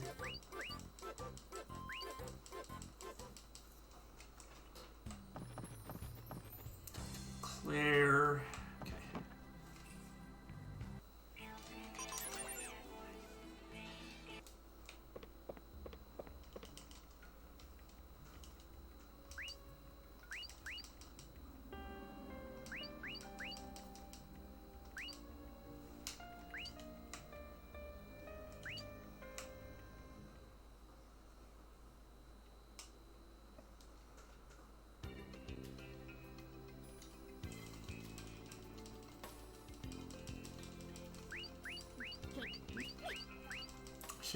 Misha got to have some fun.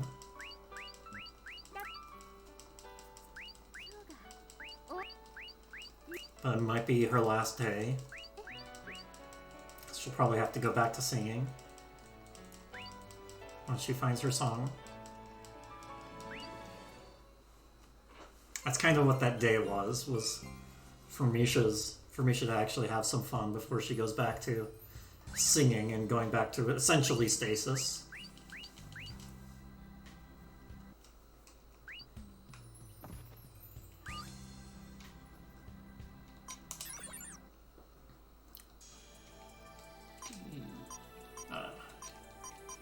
Pink. Damage. 14 of these.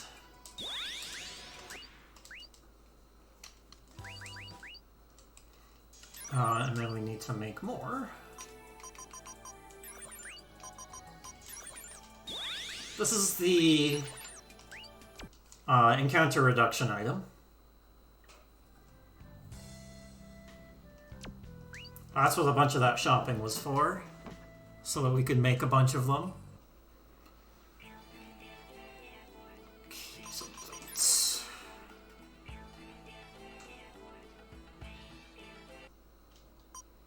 And we can't use the airships because there's a storm going on right now, so we have to walk down to Firefly Alley, where we think her song is.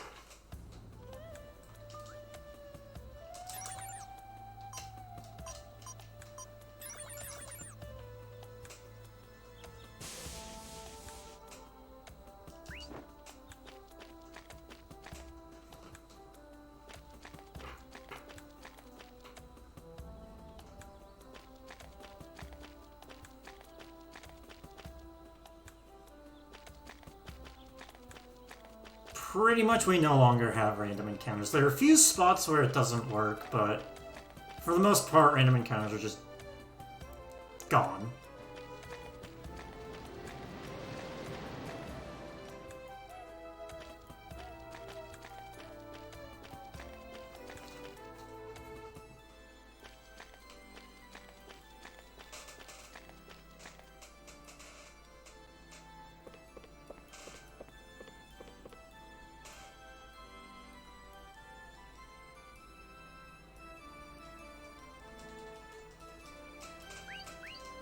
So here we see Teru confronting with other peoples. And he's like, alright, I've learned my lesson. If you want to fight, then just beat me up.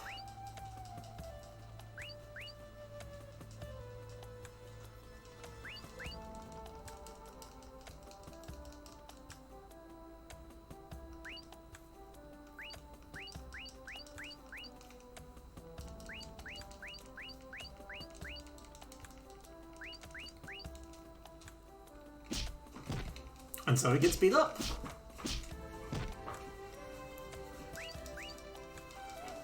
He's trying to solve the problems in a way other than violence, learning from what he just did.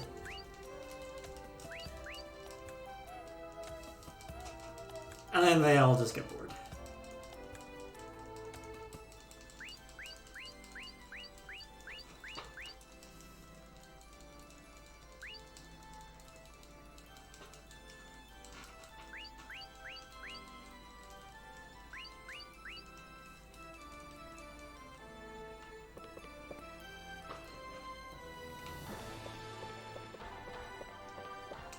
This way.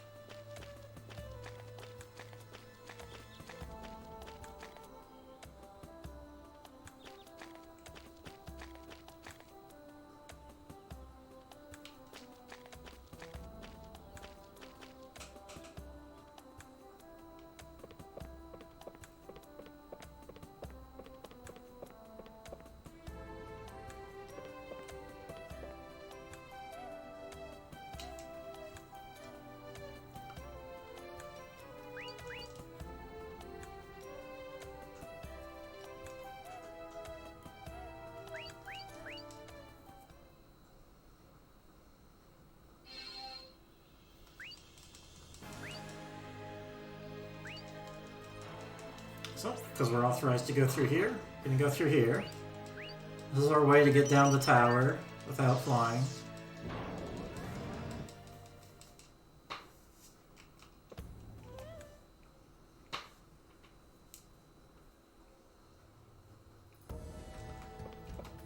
Oh. Camera's got turned back on.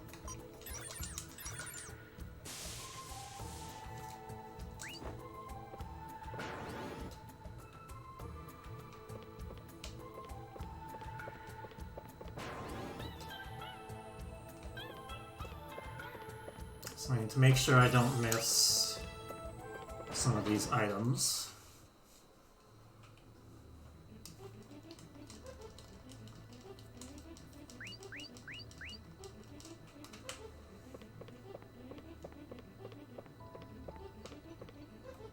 And you remember where to go.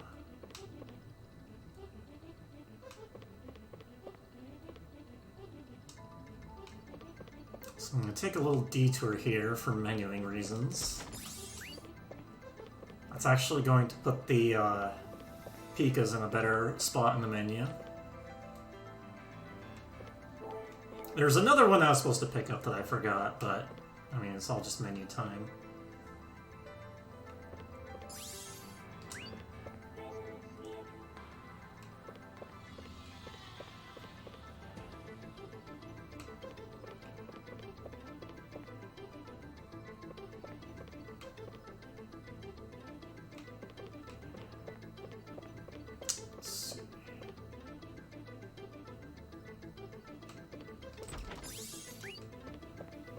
I didn't need that, but I'm pretty sure I'm going the right way.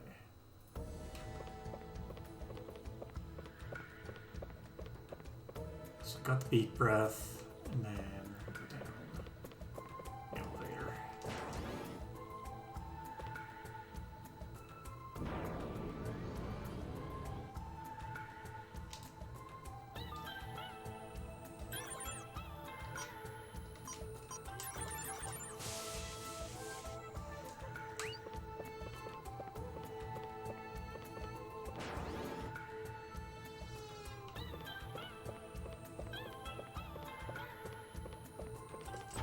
We need this.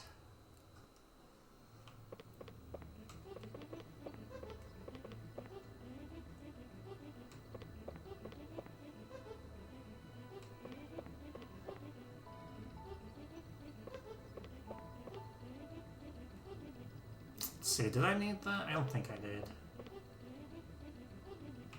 What's this that I need? Which is Dragonheart? Yeah.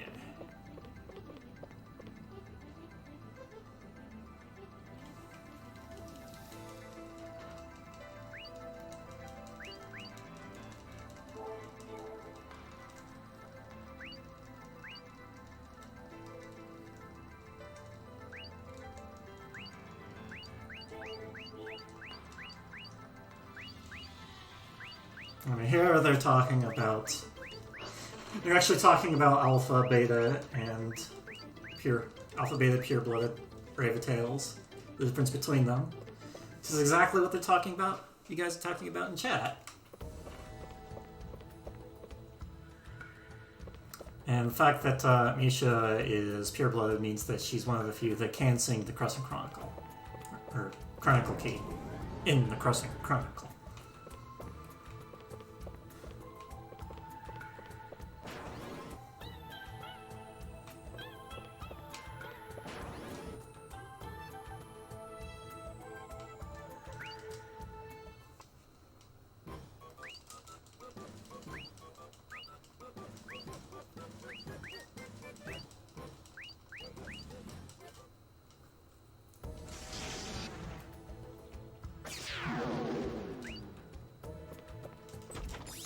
Harmonium, okay.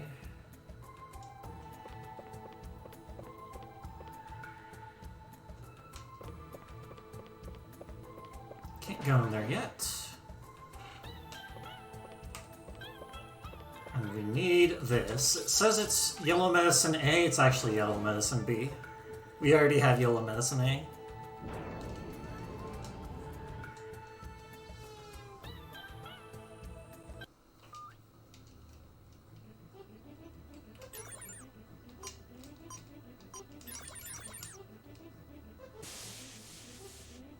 And that yellow medicine is actually... Well, we use it as a defense down.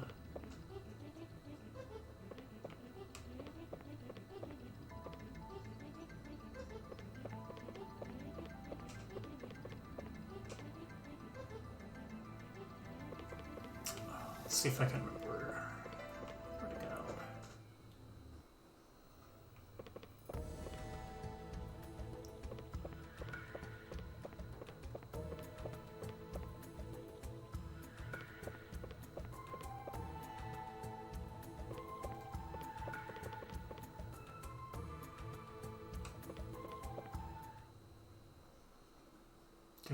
I think I went, yeah, I went the wrong way.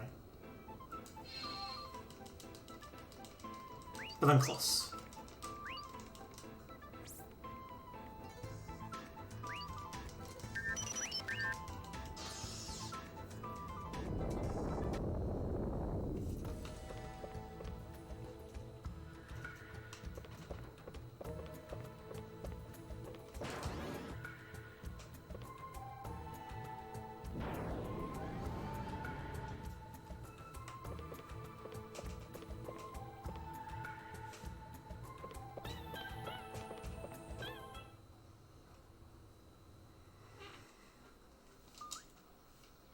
Alright, made it through the tower without too many detours.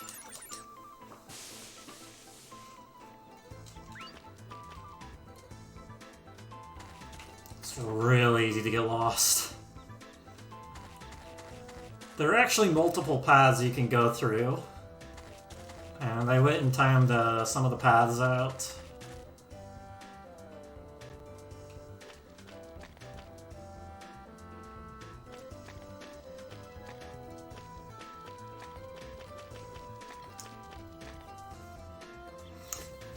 You don't have to do this whole tower going through thing if you go through Orica route. And I honestly don't know why Misha's route would be faster because of it, but most of this route was made by Jacid, and from what I've... Yeah, pretty much the entirety of this route was made by Jacid. I just took his video and made notes off of it. So I don't know exactly why Misha's route is faster. But I'm just going off of what he's done.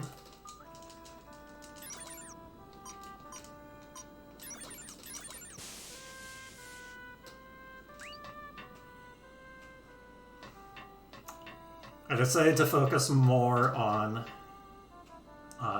trying to explain the lore as much as possible, lore and story, than trying to change too much of the route. Or see why things are the way they are. Let's go this way.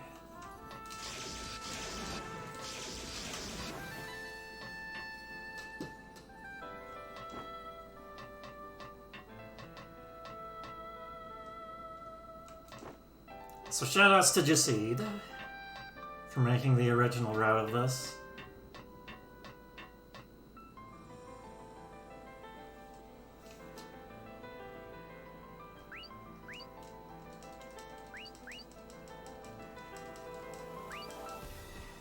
Jack says, or Jack has a map. He's like, "Hey, let's go rest in Firefly Alley," but you can just not, so we won't.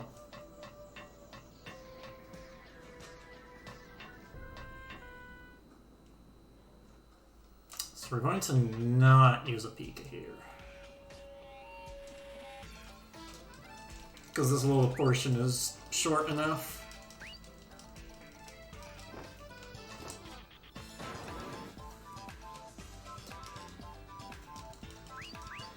So we go through here, and Misha...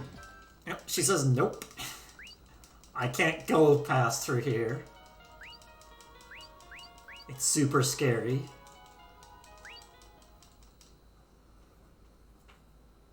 And we'll see why in not too long. So we go back to Firefly Alley.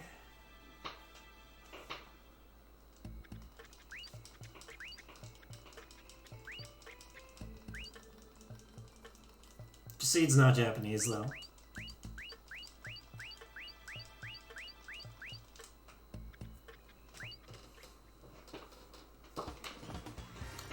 Okay,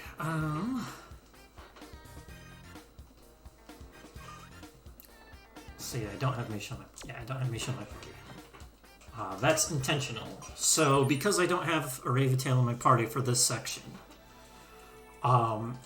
they're not going to make comments when I do, when I make new items, so it's going to save a bunch of time. Coordinate, one of these.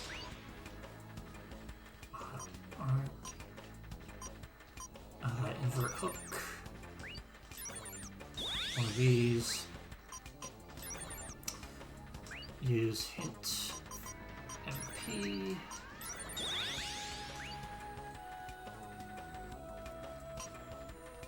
Restoration.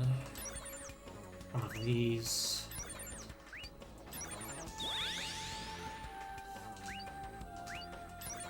One. Zero ceramics. It's firebox. 3 of these. 3 more of these.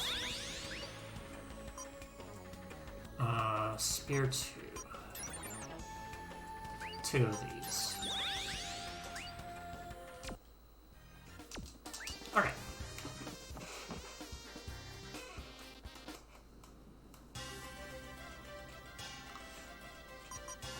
So now we're going to leave Misha behind and investigate the door ourselves because, well, she can't do it.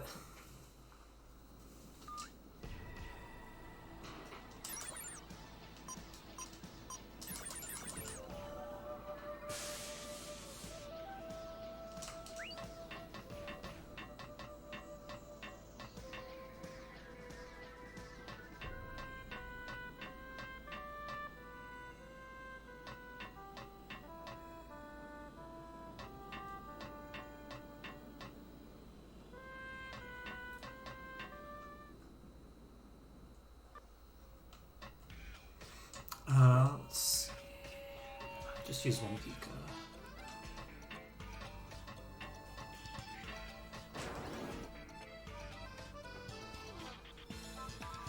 Thank you for the luck, Panda. So we analyze this door. It's locked. Sword doesn't work. We're using symphonic power to lock the door. So if we turn off the power generation of the island, we can get through the door. But that also means that the island is going to fall. So we're going to do it only for a little bit. And now Misha's mad that we left her behind.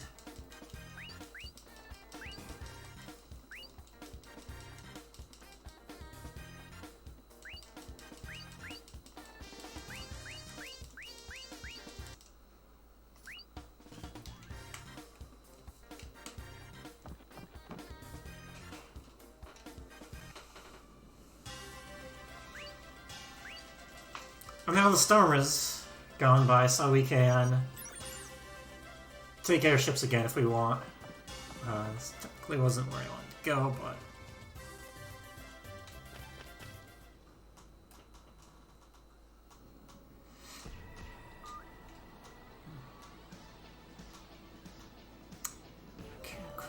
Scenery block, stairs, don't peek. Okay, don't use a peek here.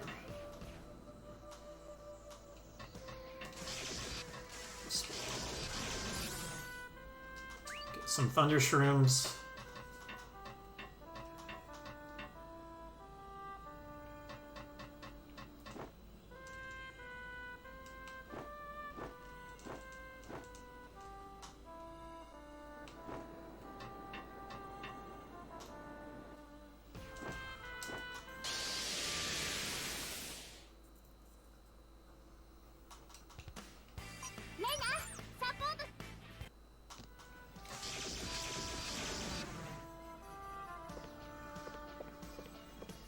Now, we only on average get one encounter, just not worth using a Pika for.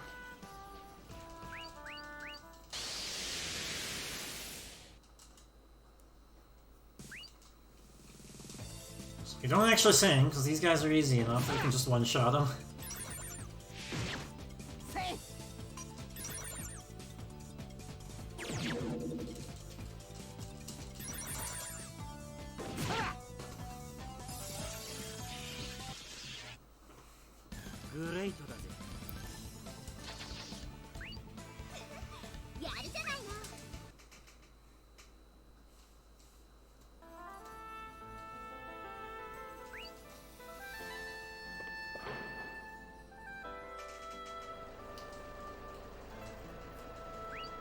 So here's the power generator. We don't have the power cylinder to turn it off.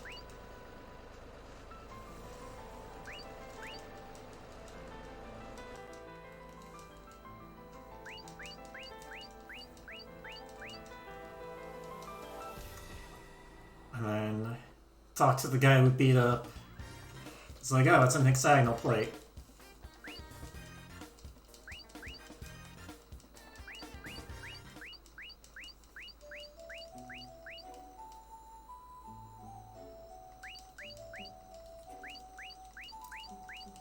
And Liner says, you shouldn't come with us, Misha. You might get scared because of that door.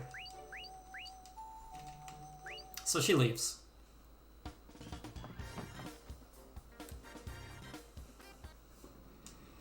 That's the port, right? Yeah.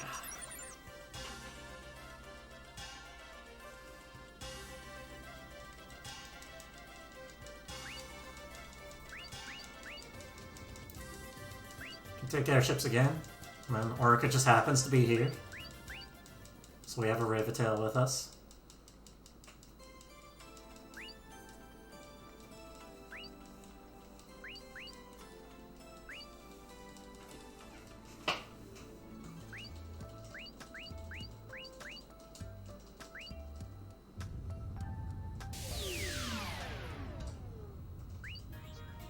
And we need a Ravitail for the run command.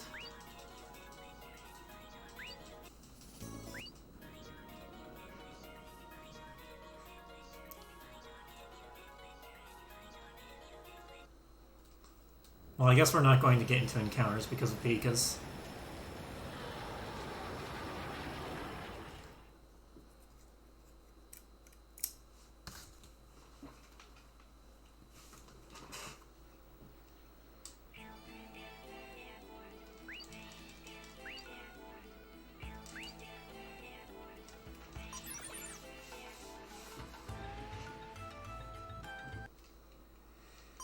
Oh, not silver plate, hexagonal plate.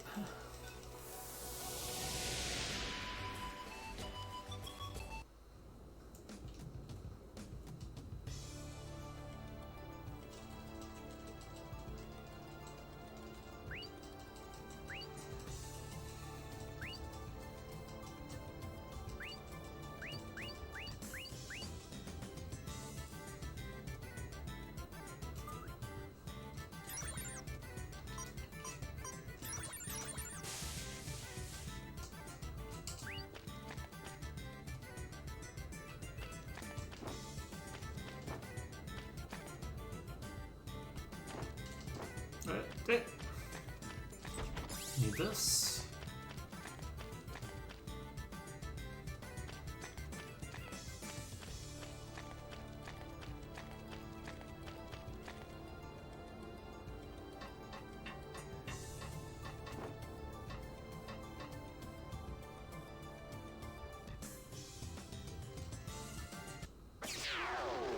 Power's out.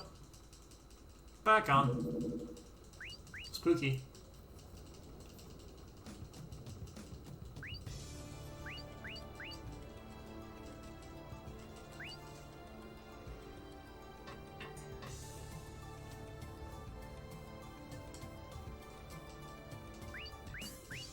So we're looking for Misha.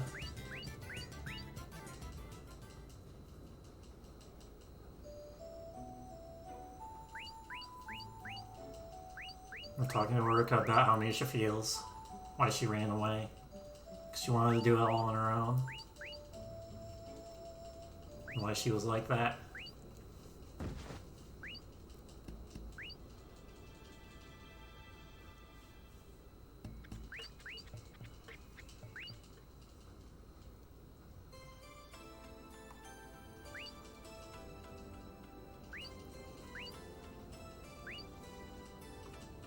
The reason why Orica is fainting a whole bunch is because she needs a life-extending agent, because she's not a pure-blooded Raventail.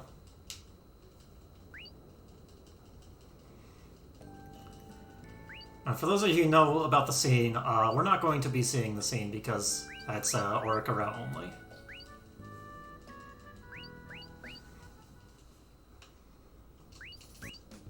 And we got the power cylinder.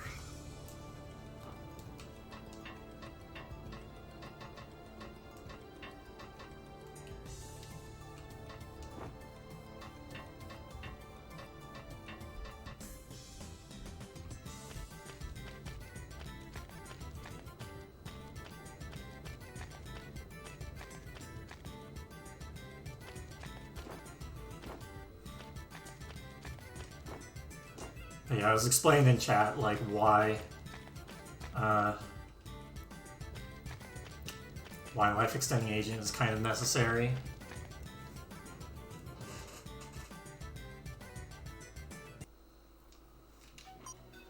Okay, so now that we have the thing, to turn off the power on Firefly Alley.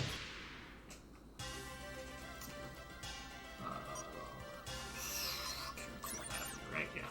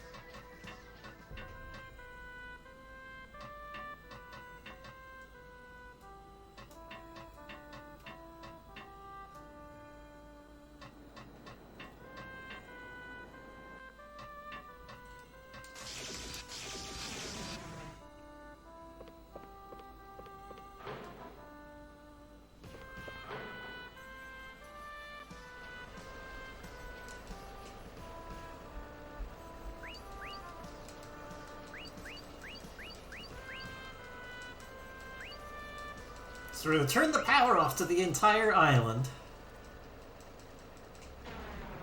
so that we can get through that door.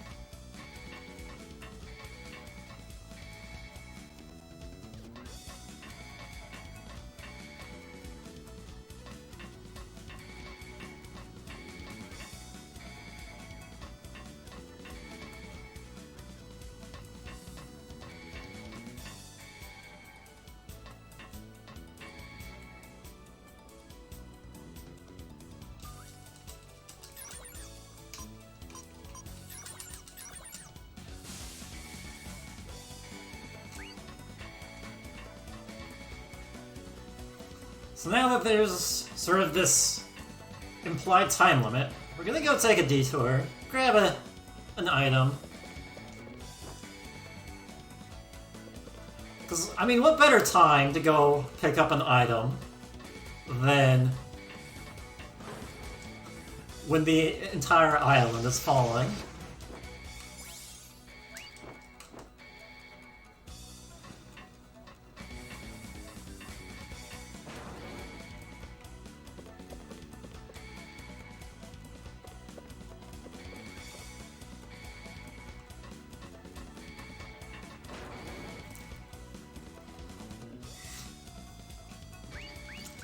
Now the door isn't bothering her.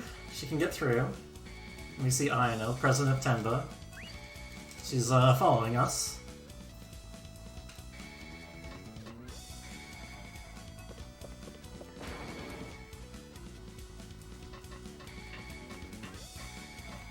Let's see. Is it that?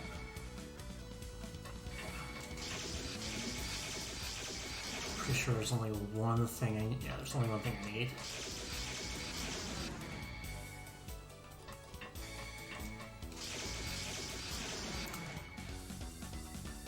Well, we're on emergency power. I mean, that's why there's still an alarm going off.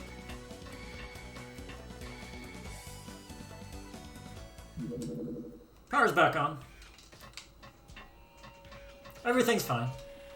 We got through the door.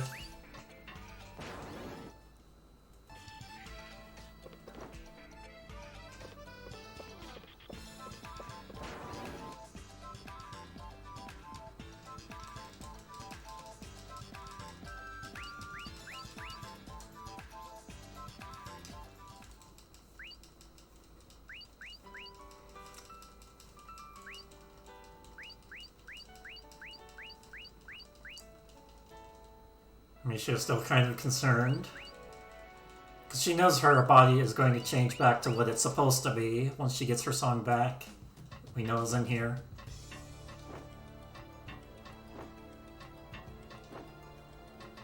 Because there's no other place it could be.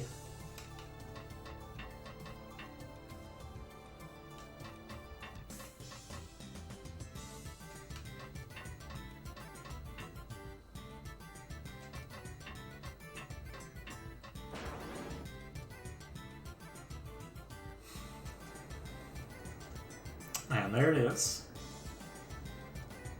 So if we were to go through Misha's Cosmosphere, we'll actually see adult Misha in the Cosmosphere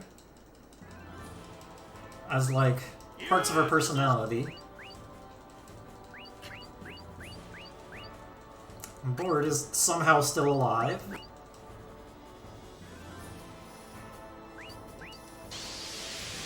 Gonna bring his chumps up against us. It's Tenba chumps, but he's not gonna fight himself. Not even worth singing. Just one shot him.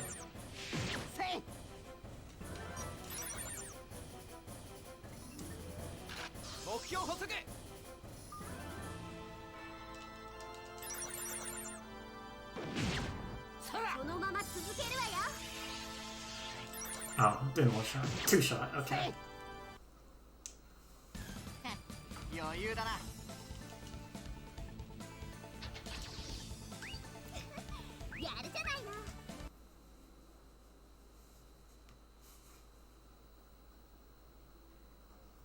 No, it's just Bored. And then Ayano, actual president, comes up, stops Bored and like...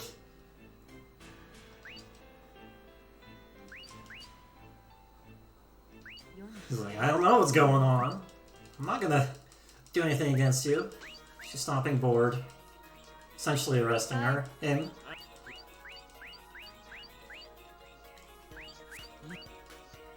Bored name drops Mir.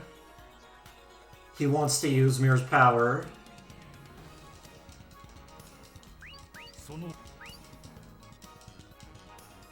The mother virus.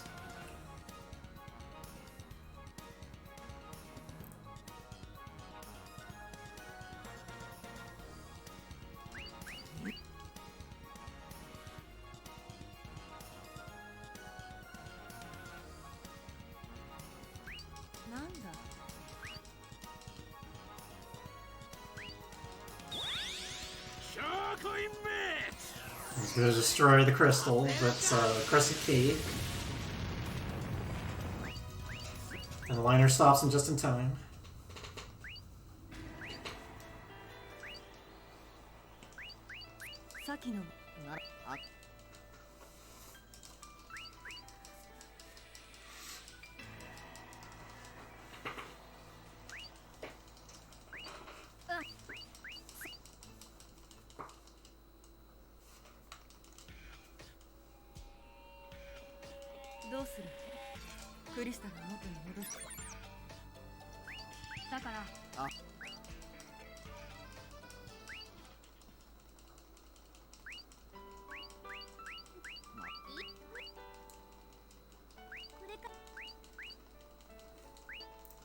Now she's specifically young Misha.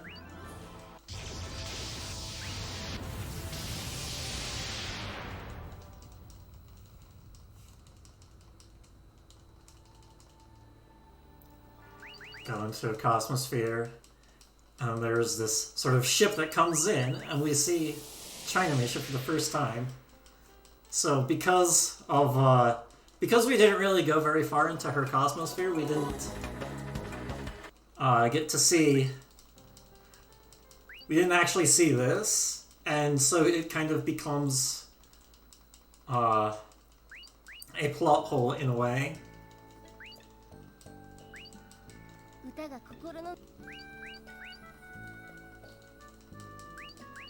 Because Liner actually recognizes adult Misha from her Cosmosphere, yet we never actually went that far in.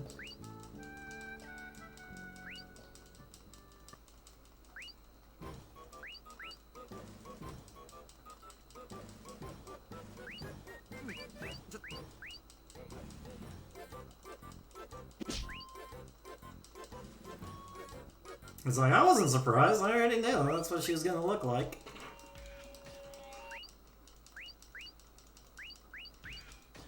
And then we get a really good weapon from Ayano.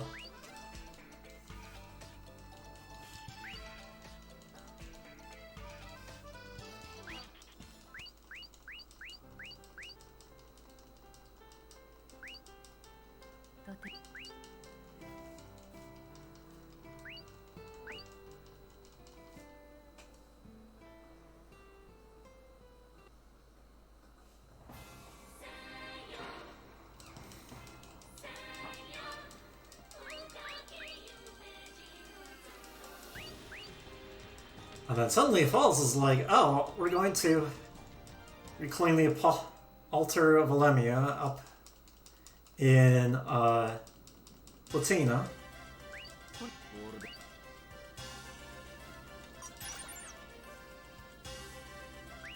Which, turns out he was evil.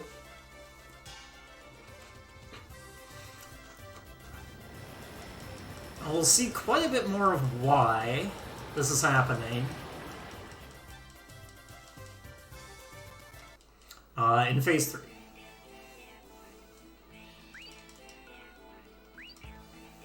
So we go back to the city. Did this a little wrong order compared to my notes, but whatever. So Falls isn't here.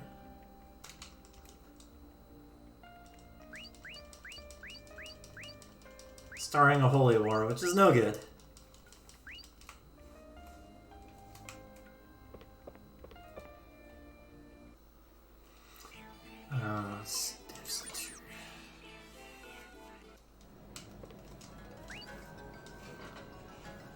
Recrystallize. Coordinates.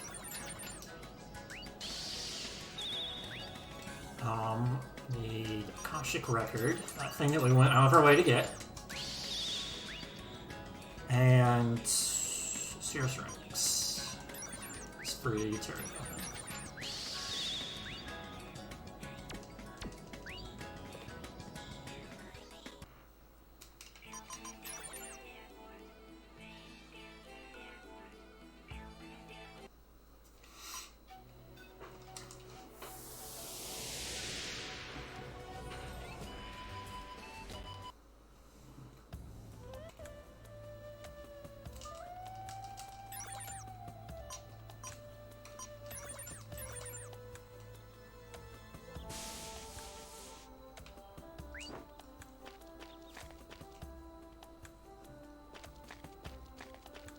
Falls' name actually comes from Metal Falls, which is the location of where the second tower is. It's the region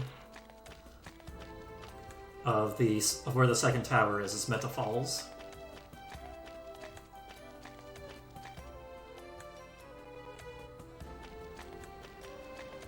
That's where his name comes from.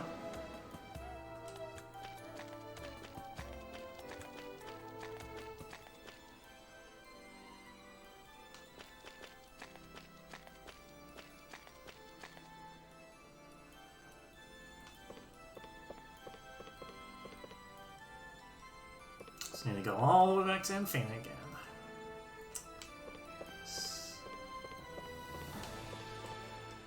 A lot of this speedrun ends up just being making sure you don't get lost in the tower.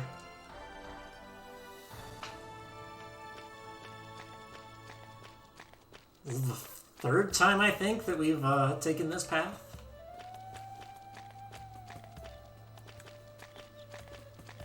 Thankfully, music's amazing.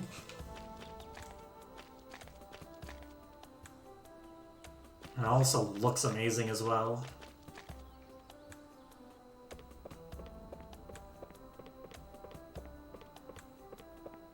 Can I just say it? Our tonelico aesthetic is like the best out there.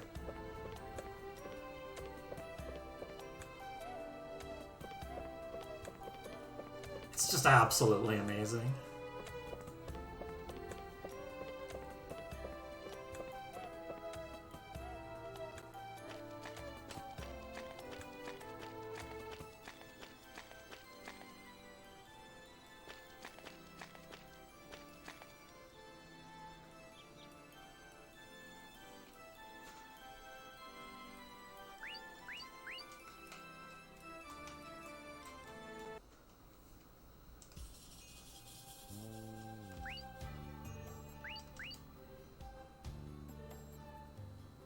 That flute comes up, he's like, yo, humans have come up and started this holy war. It's like, yeah, we should stop them.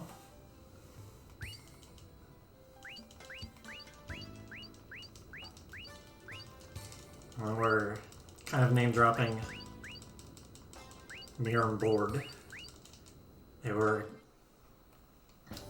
all in cahoots. Fana, Chronicle Peak.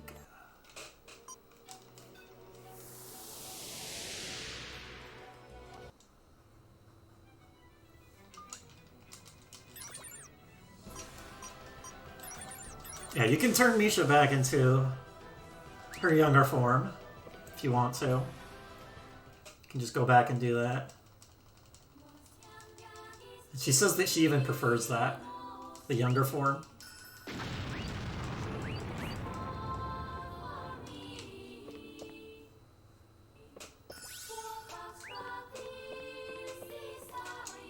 He's just menuing.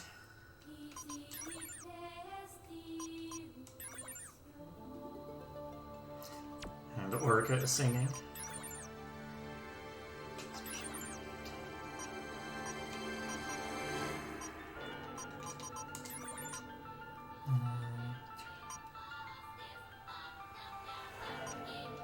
Oh, this is just the easier level.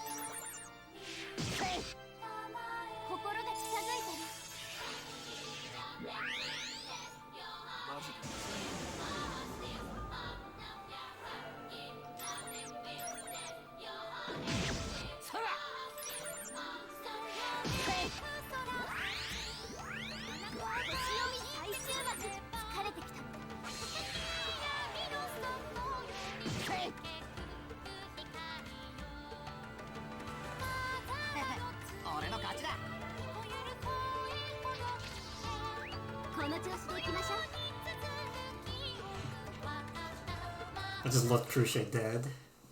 Because it didn't matter if she was alive.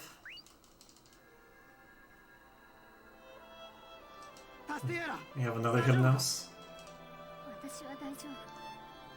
それより、ミシャ。はい。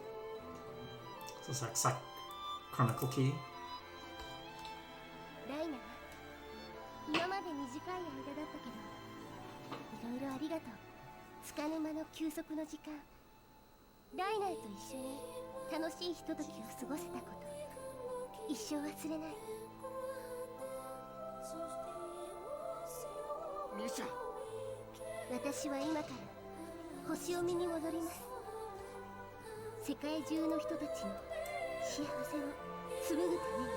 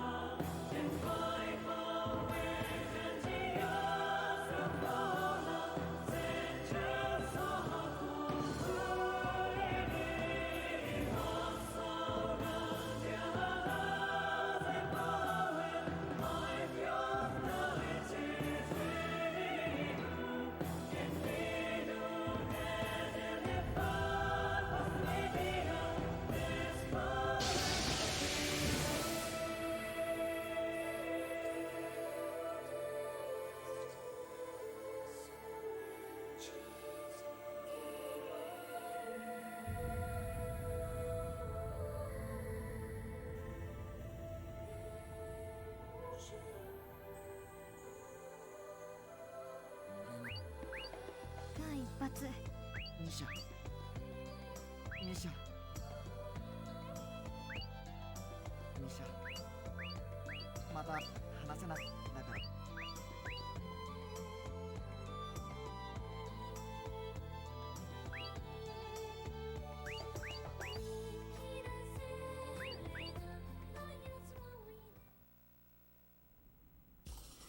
Alright, so quite a bit just happened there.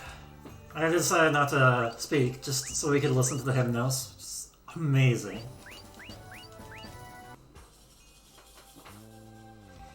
So yeah, Knights attacked Platina, and they were kind of lied to in order to for Board and Falls to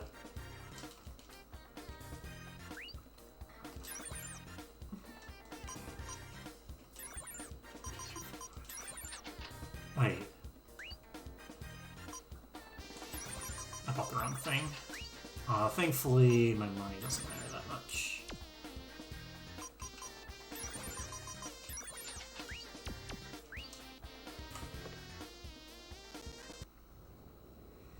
Okay, Platina Great Hall. But yeah, we took care of Board. Misha is singing back at Crescent Chronicle. The Knights are apologizing and realizing what they did was bad. Holy War was not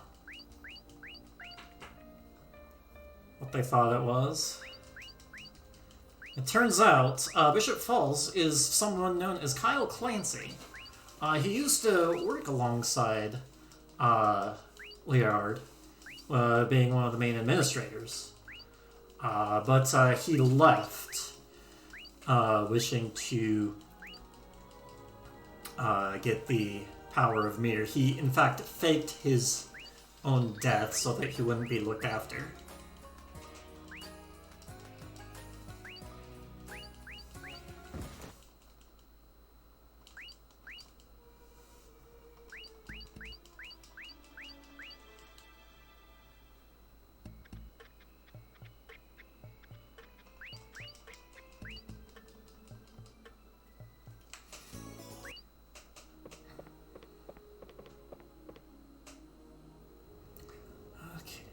Department did the thing.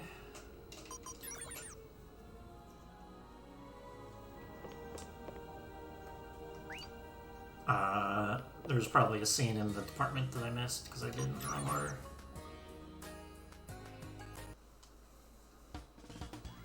Yep.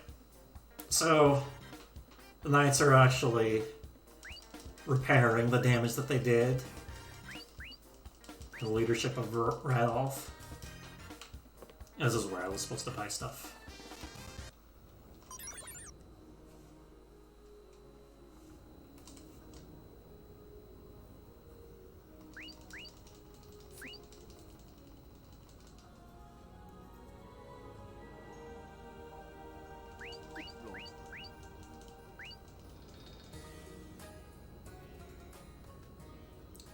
So Shrelia is actually up in the Reincarnator, which is the very tip of the tower, which Ayatani was not supposed to be able to get to. Turns out Ayatani is being controlled by Mir, and is a virus. So now, Mir has taken control of Shirelia's body.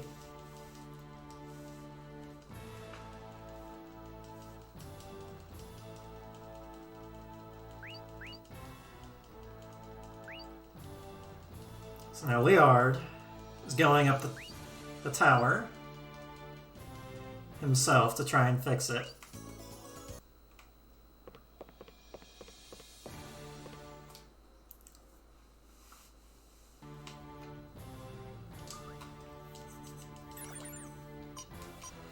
We're going after him.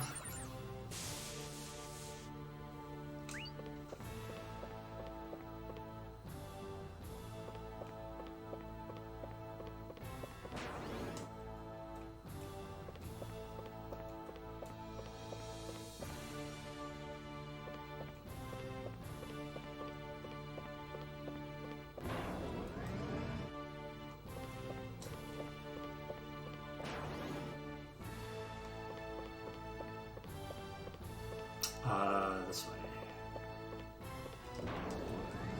Maybe I'm getting my events mixed up. Need to go to the Tower of Apostles. Or, not Tower. Altar of Apostles. So you have Shirelia being controlled by Mir.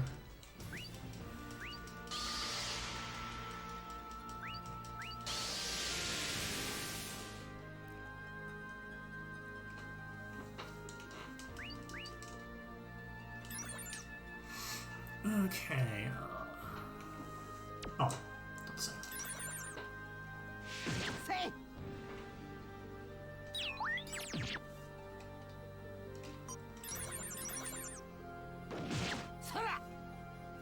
Great だぜ。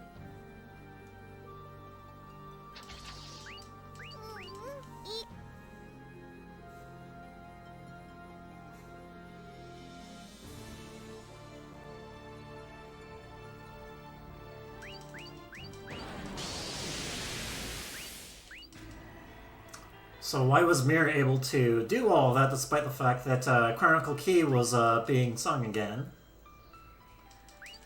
And now we're just now realizing, oh, we need to go back to Misha, see what's going on.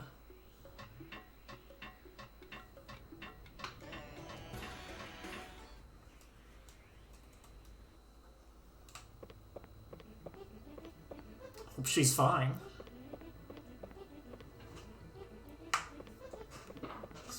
The fact that, I think I'm going the wrong way. Let's see. Yeah. Okay.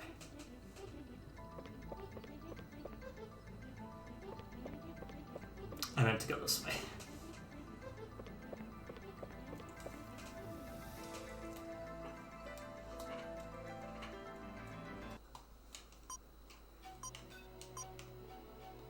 Crescent Chronicle.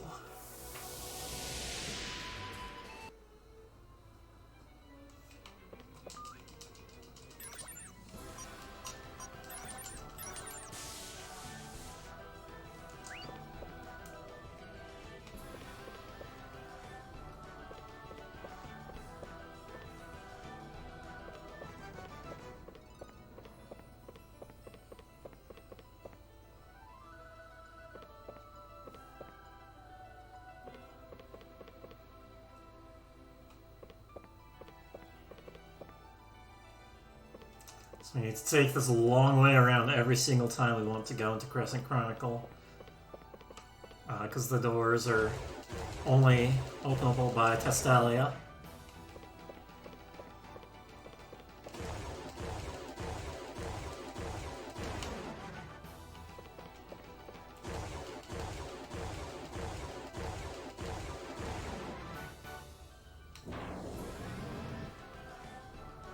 And there's Misha.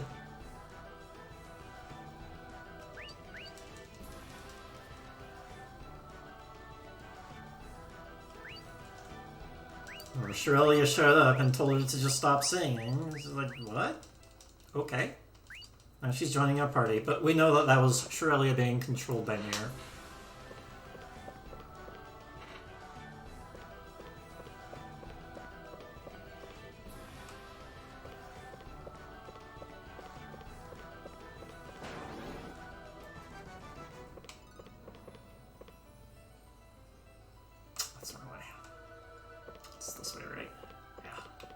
Wait, what? No, that was the right way.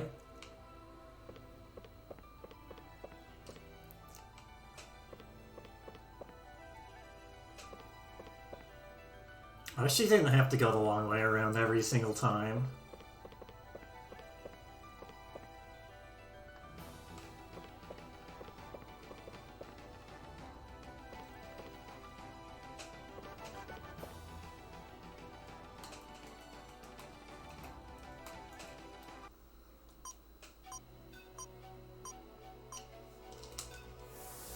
That's how high up Platina is.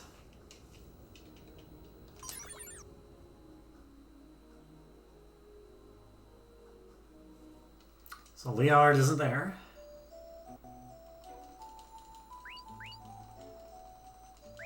Because he's going up the tower. Even further up. See, here we get to see the shattered discs that caused the end of the First Era and the Sea of Death.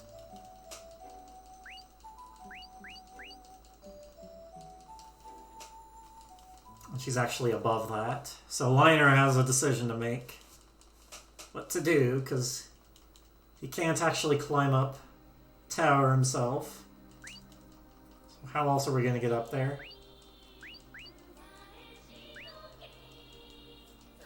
We'll get to learn about this statue.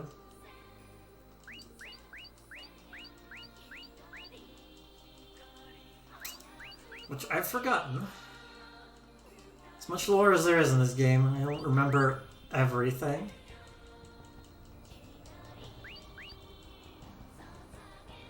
Yeah, well, Liner has a decision to make. What to do now.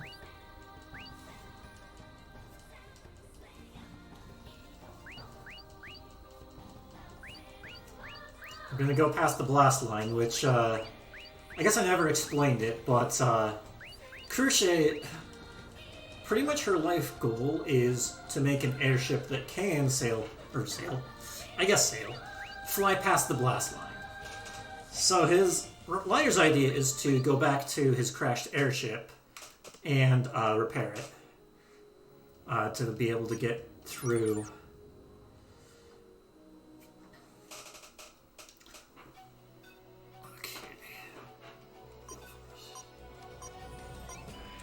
To be able to get through the blast line. The reason why Crochet wants to get past the blast line is because her boyfriend, I forgot her name, or I forgot his name.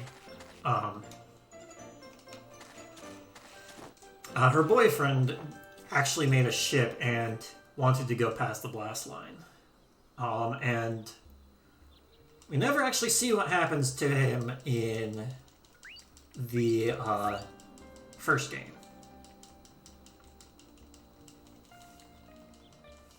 You see traces of him. Not much else.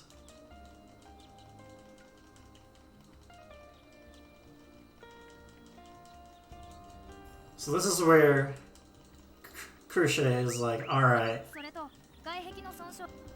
we're gonna need a bunch of things to fix.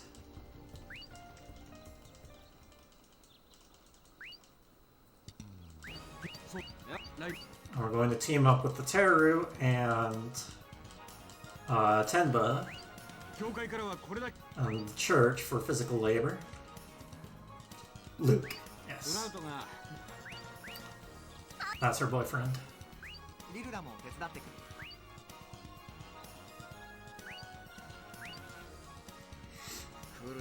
Yep. At the very beginning, we told the villagers to not scrap it, because it's our ship. And we did something for the villagers so they wouldn't scrap it.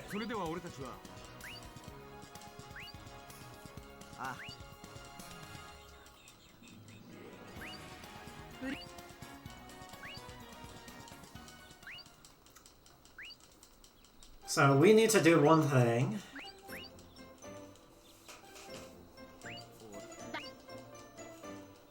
For the ship.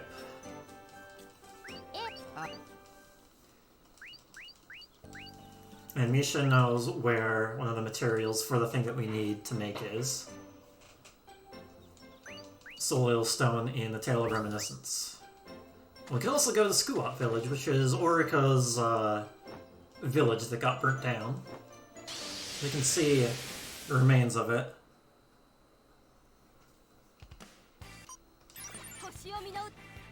Interesting music skip.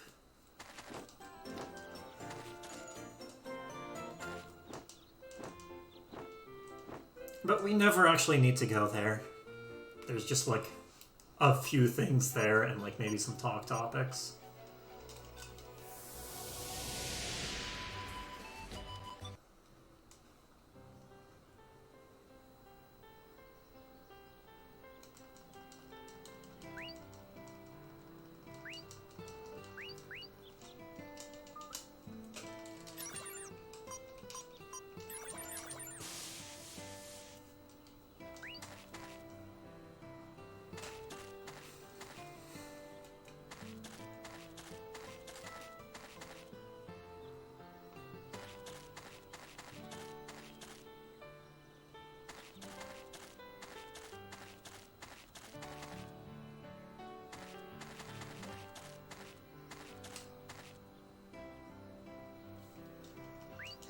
Here's the monument that was made out of soil stone.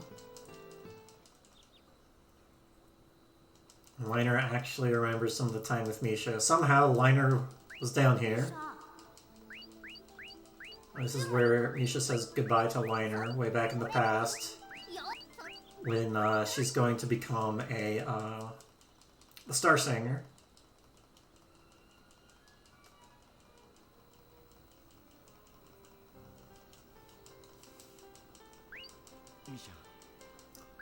Now Liner finally remembers.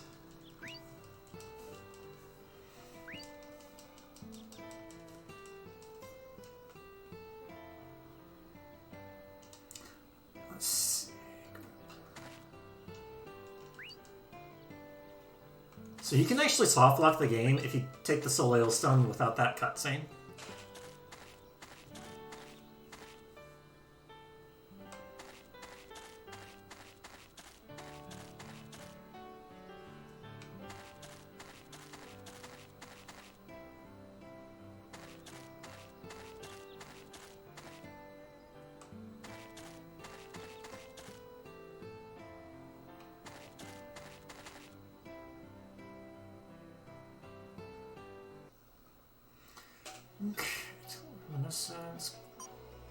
I was actually supposed to graph mill them there, so I spent extra time going through there that I didn't need to, because you just get instantly warp back.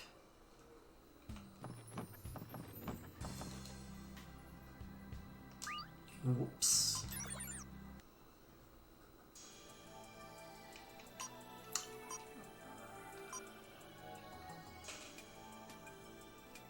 Sharing core. I don't have notes as to where this is here.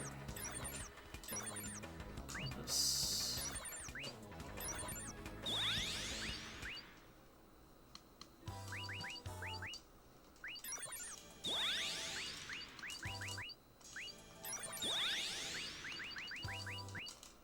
For some reason, I thought it was in the key items.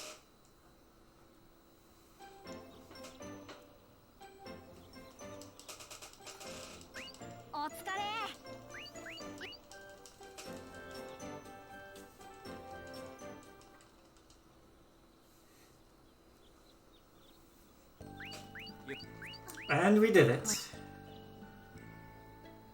Fixing the airship was cooperation of everyone else here.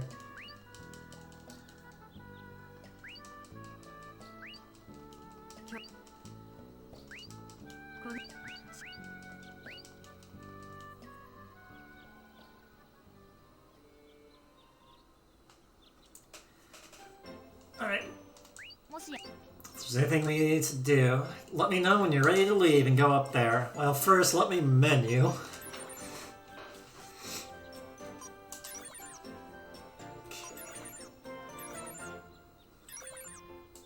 Equip, armor and accessory. And we're actually going to re-equip. Mainly because we want to take the stuff off. Let's see. And then on your weapon, we need this. 3 diamond protections. So we're not going to be doing damage with Jack anymore.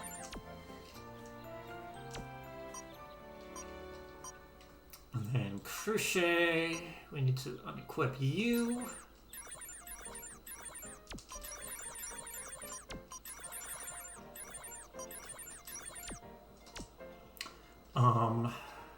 And then Radolf. This Inferno is really good. Gonna give it you special grade, Terry weapon, Terry weapon, and Shadow Sigil.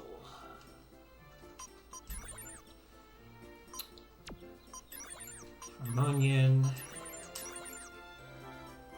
Diamond protection. Uteria.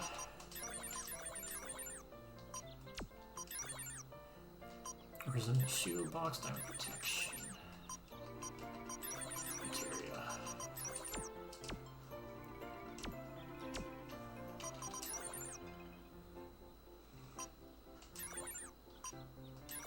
Okay. Now we're ready.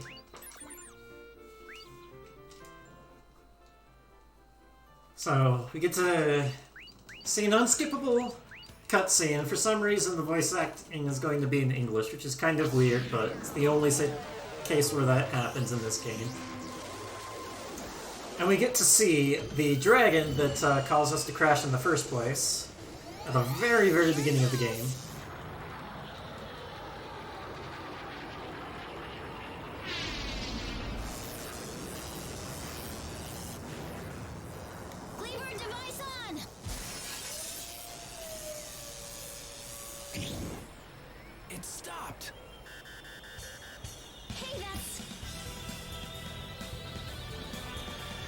monster from the blast line!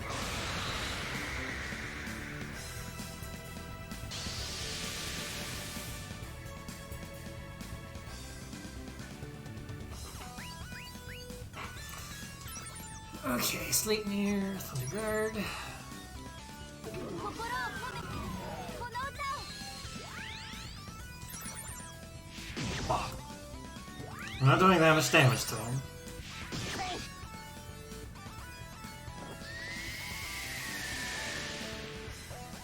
Big cannons, triple. We can't even do damage to him until 心が近 this づいて attack happens. 星を見たい2幕星を見たい3幕私も頑張る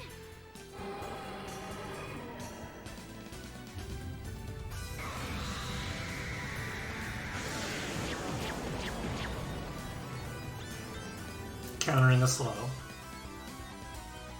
Doing that gets exhausted. Now we can do damage. Jack is gonna be the one waiting now. 最終幕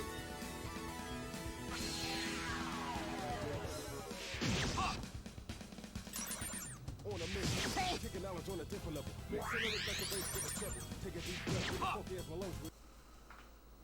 完全勝利だ So Radolf now is the overpowered one in the party. Don't worry, he's gonna get stronger.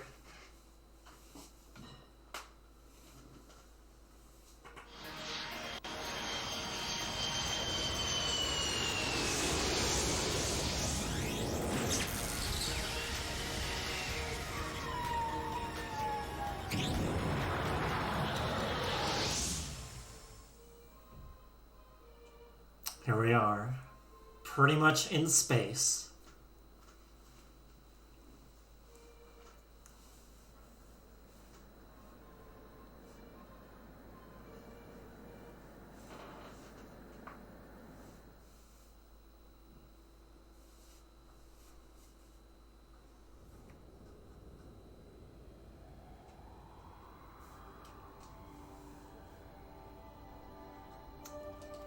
And we can totally breathe up here.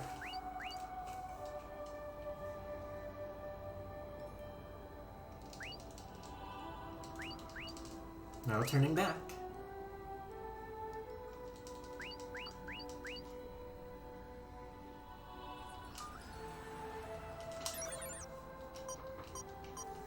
Yeah, our tonelico 2 actually has the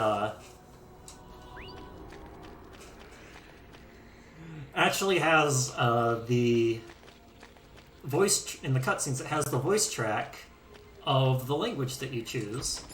The thing is, with the Japanese voice acting, they don't have subtitles.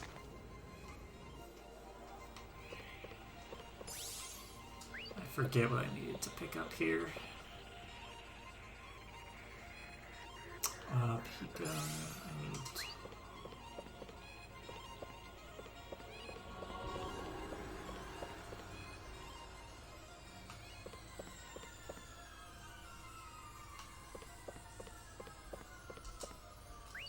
I'm going the wrong way.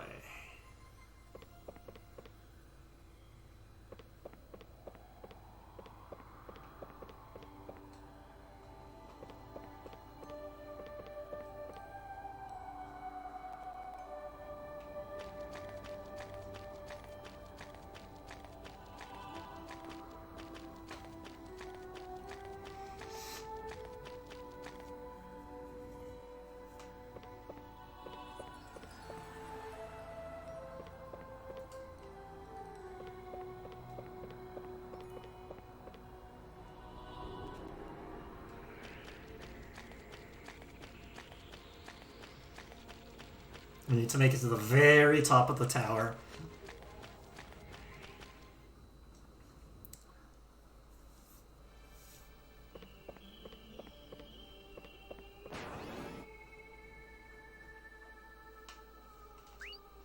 Hey, there's someone here.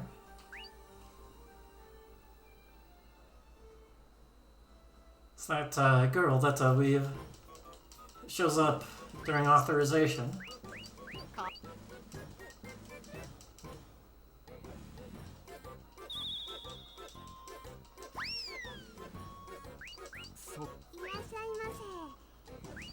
It's the observatory.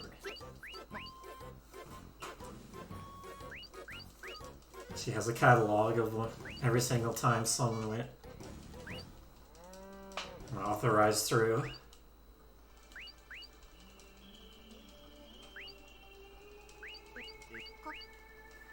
And because of that, we know that Liner's dad, Laird, went up the tower to the very top.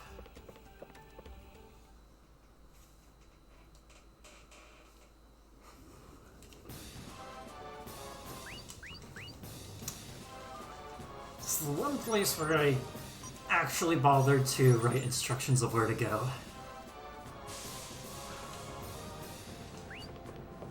This is a maze. Prism Garden.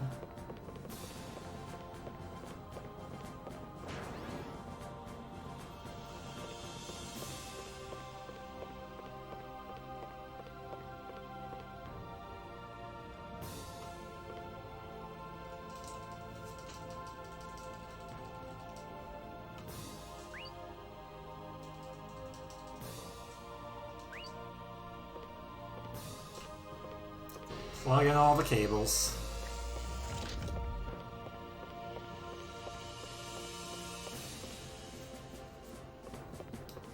Right. Each cable you plug in unlocks an elevator.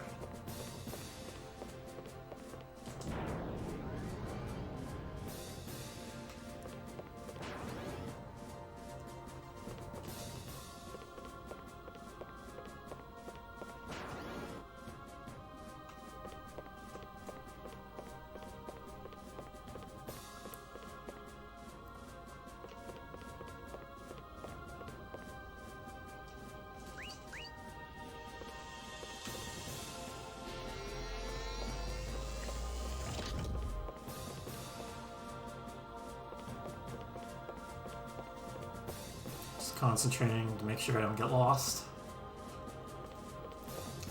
Got this little secret area here. Pick that up. Put that down. Left.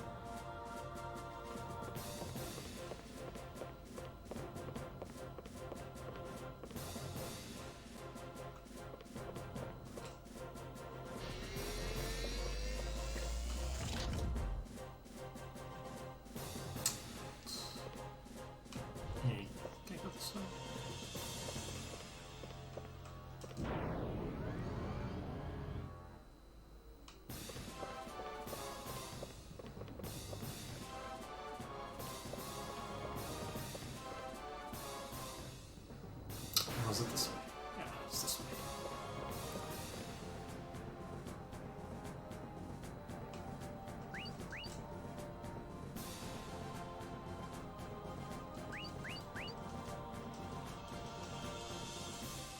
I'm only halfway through. Ayatana shows up. Our buddy. I'm worried.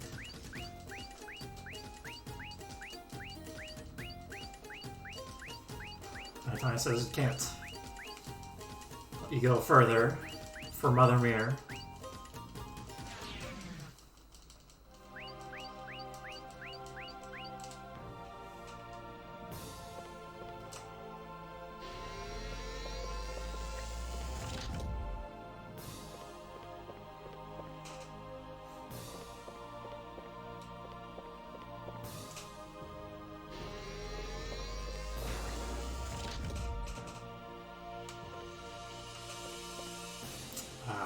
I know I'm missing something around here.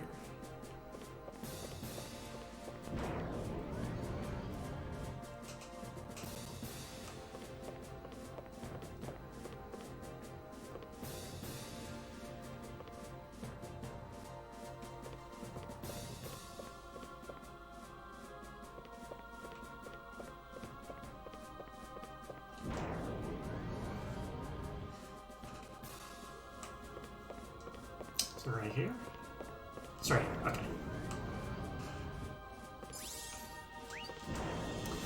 Okay, we got the items we needed.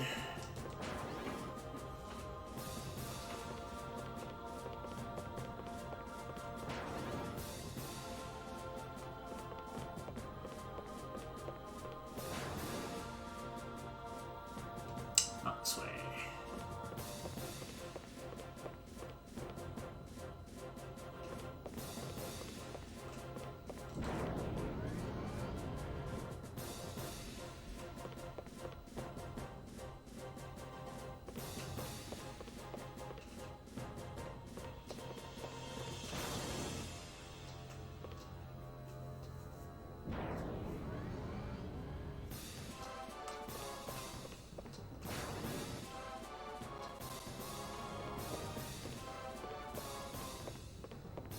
Nope, not that one.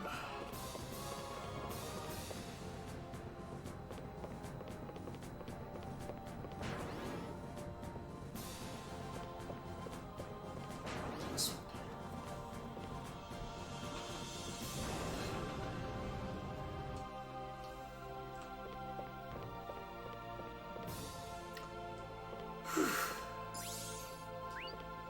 I mean, it's your prison garden.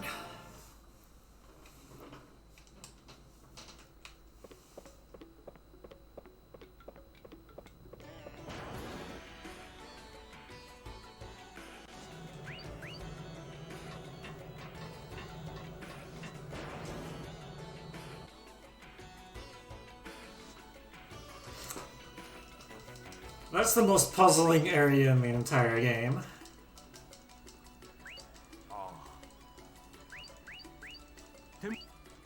I'll take him back to the observatory.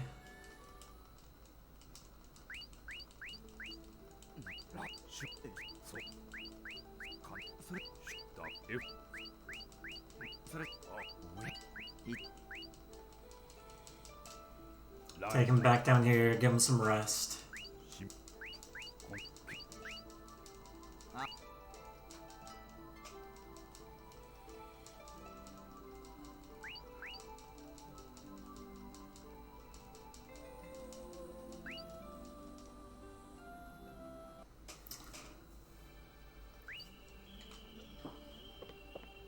Okay, do some graph melding.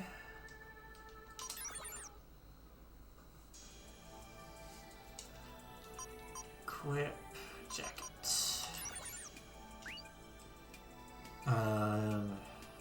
Anything.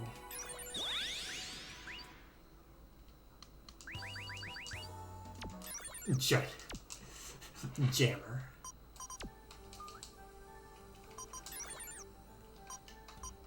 Put on to Radel so he gets a 4th slot. And then we can enhance with this. Give me even more attack. And then we're going to do something pretty cool. So because I equipped it, we're going to make the air metal jacket again, but this time we're going to use an S rank crystal. So now because the jacket was equipped, the jacket that right off equipped became S rank. If it isn't equipped, that doesn't happen.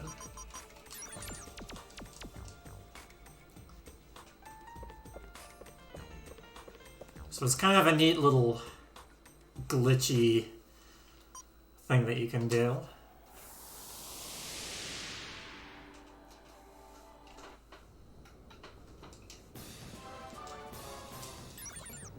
Thankfully we don't have to go through this entire maze again, since we already put all the cables in.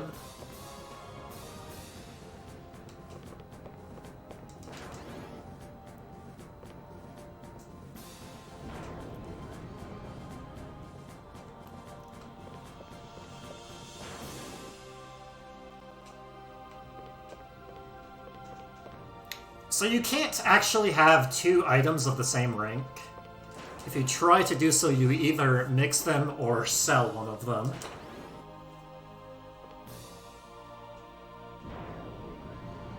But because one of them is equipped, it doesn't actually check your equipment to see which one you have. So it's a bit of an exploit that you can do.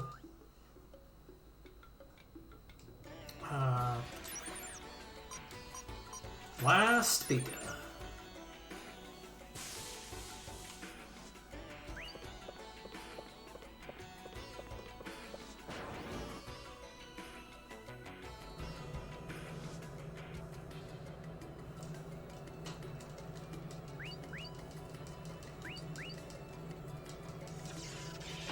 So we need something in there.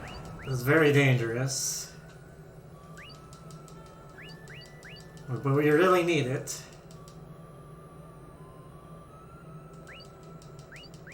So we're gonna have Misha constantly saying to recover us,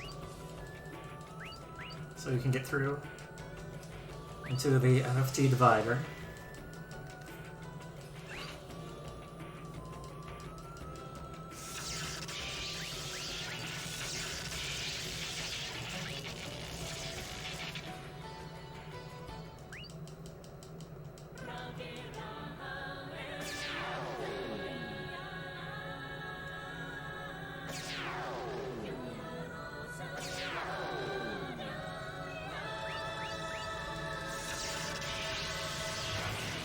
I'm actually going to take my time on this fight so we can hear a full loop.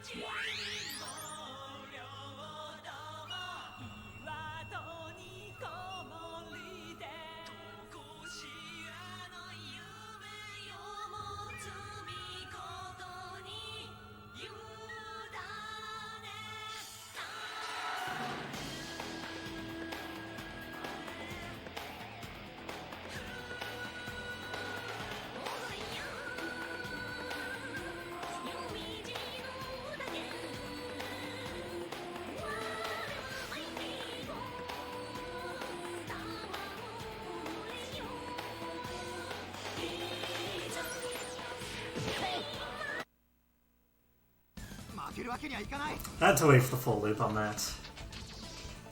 この調子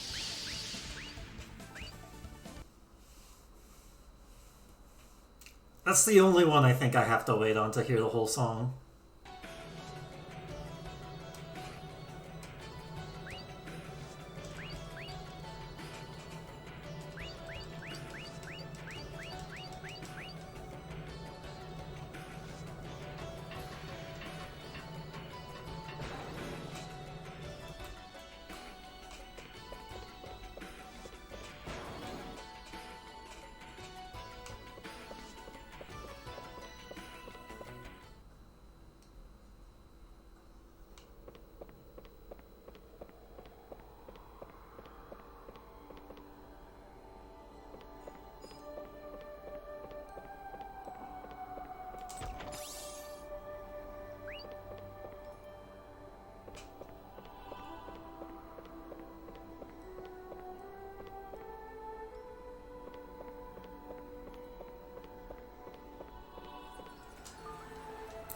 So that recipe we just picked up is Rodolph's best weapon in the game.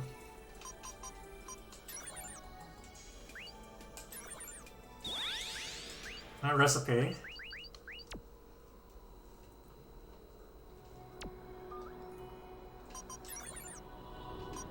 So now he does even more damage.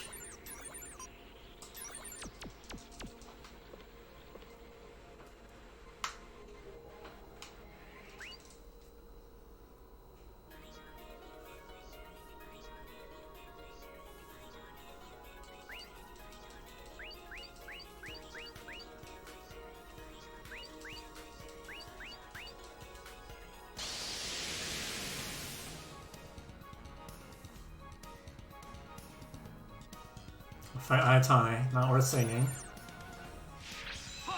Ah, he blocked! He's blocking!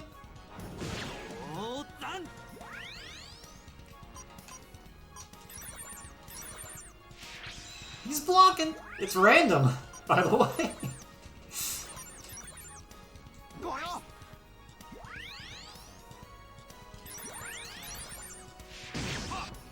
There we go.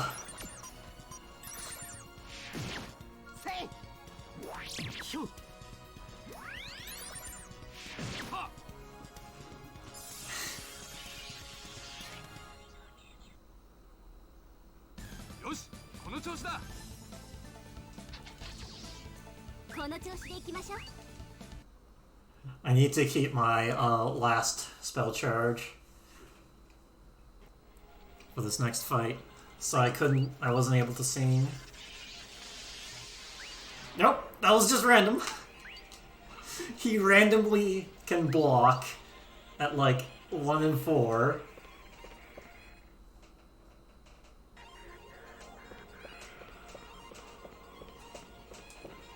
A 1 in 4 chance to block.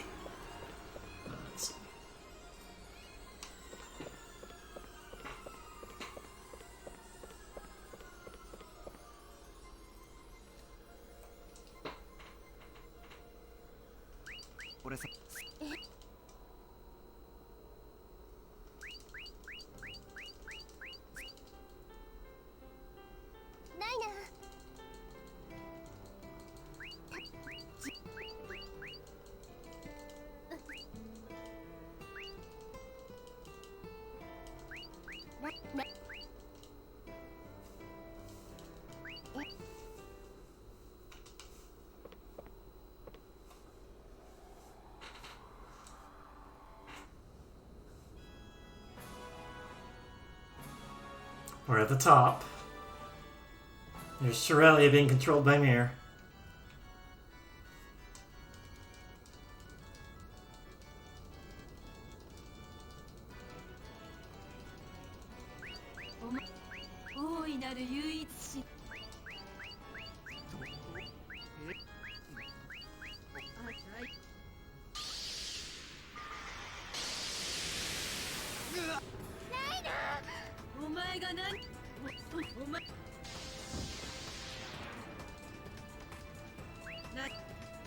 Do you believe fighting is going to solve everything? what Mir said. The FFT divider.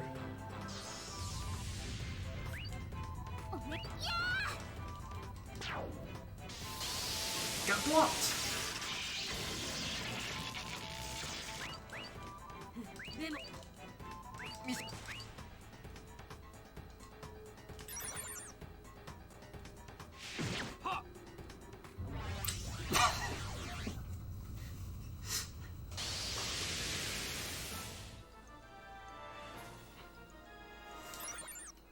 This is where I need the Thunder Guard.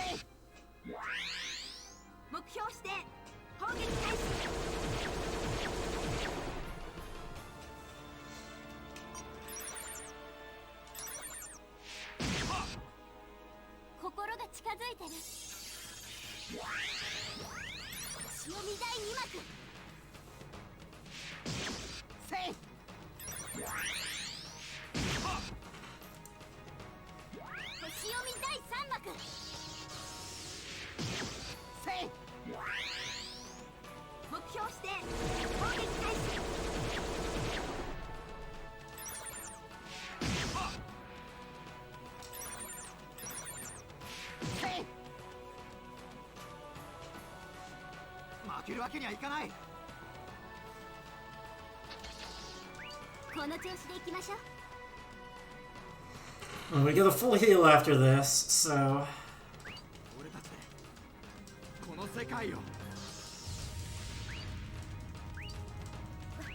we can use Thunder Guard again.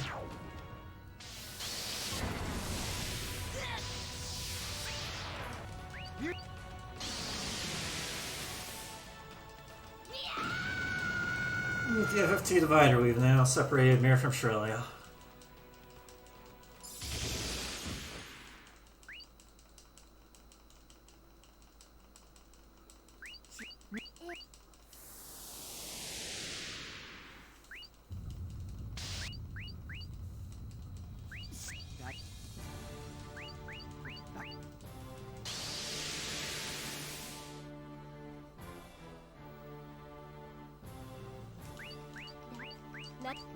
This is Mir's shadow right here.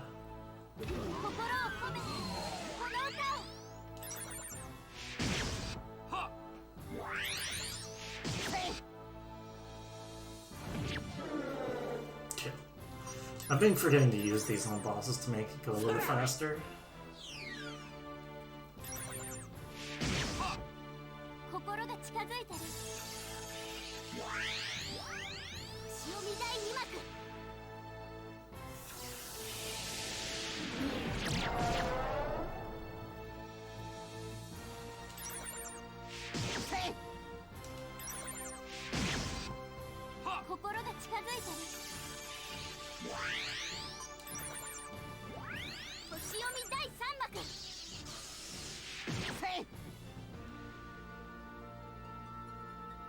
Yeah, that's how fights pretty much go from here on.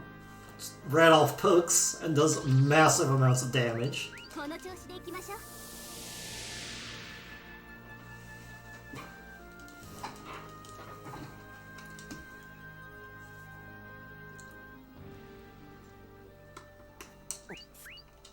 Roll the saved.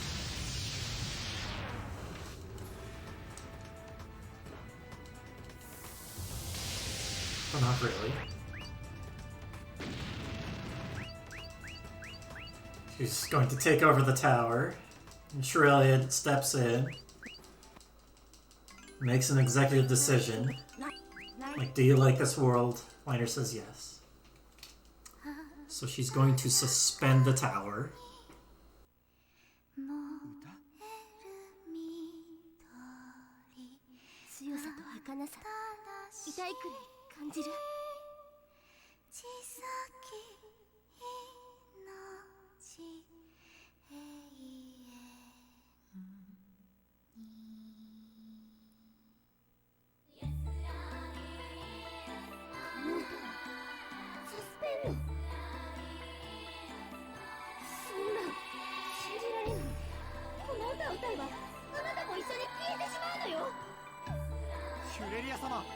女覚悟の上です。それでも私はこの世界を救いたいの。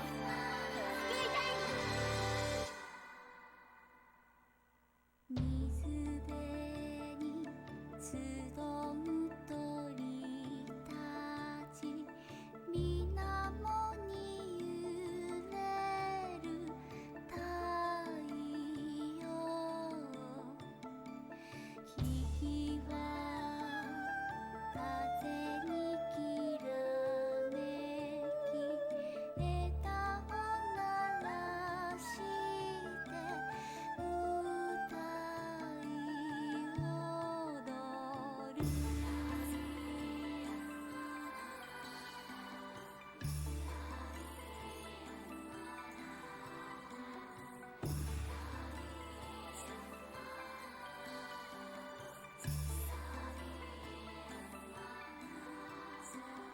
あふれる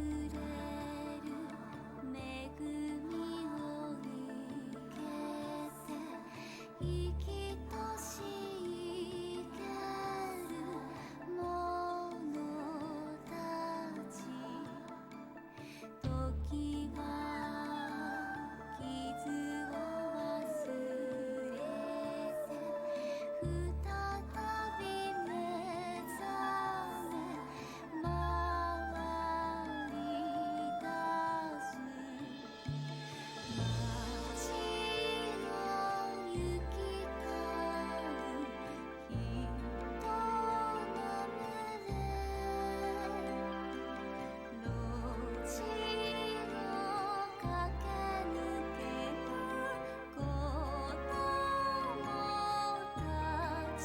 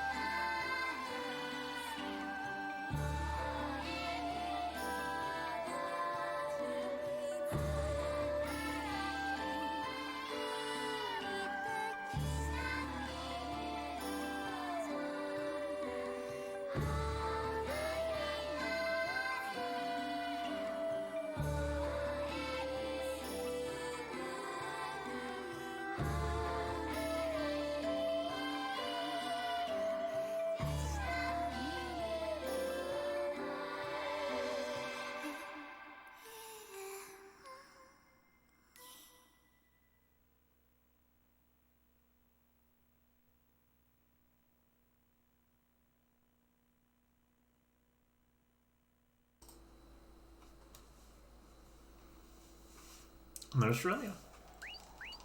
She's not dead. Because she basically is the tower. Suspending the tower means that she's essentially unconscious.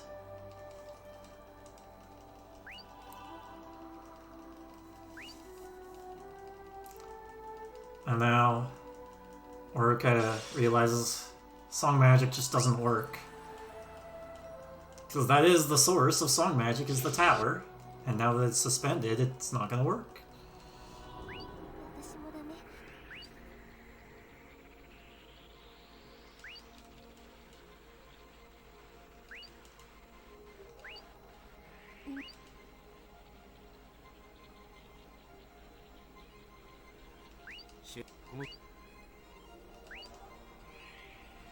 私もダメ。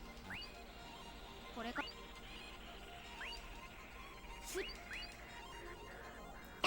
Going back down, taking Shrelia with us.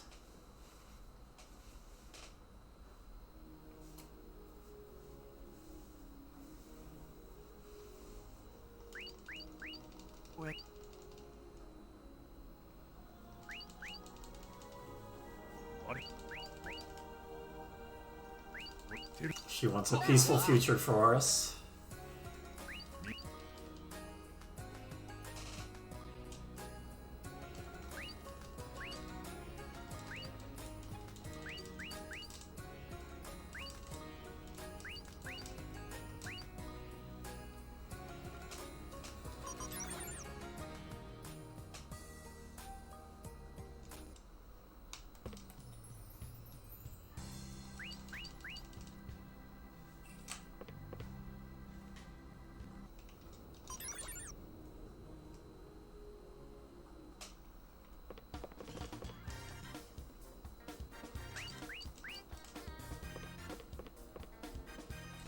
Yeah, the tower is what makes song magic powerful, because it acts as an amplifier of sorts.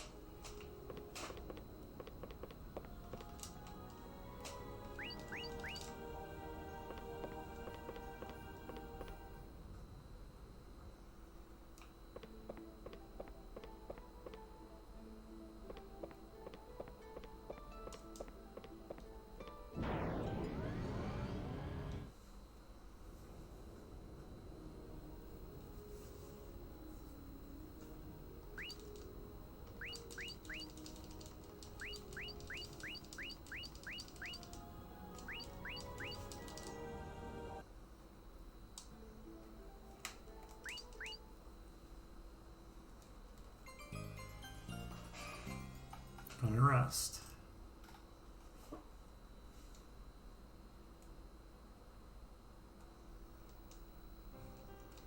悪い、完全に寝坊した。遅いわよ。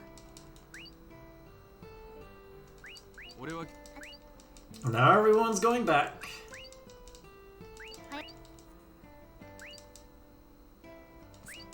これ。お。そ。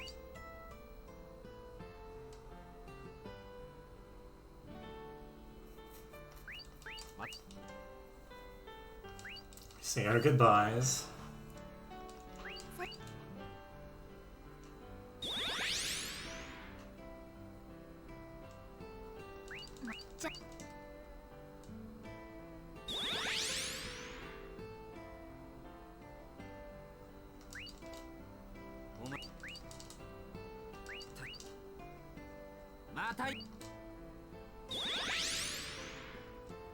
We'll stay with Misha though. She's still Plutonian citizen. And because the tower's suspended, we don't have to. She doesn't have to be the Star Singer.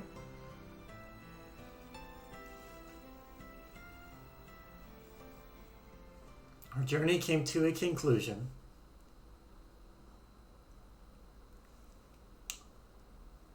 Nothing to be afraid of, true peace.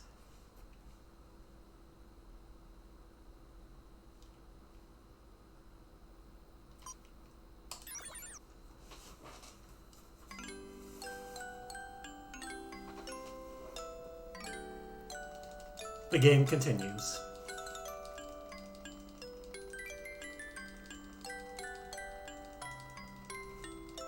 Phase 3. Most of this is a giant plot dump.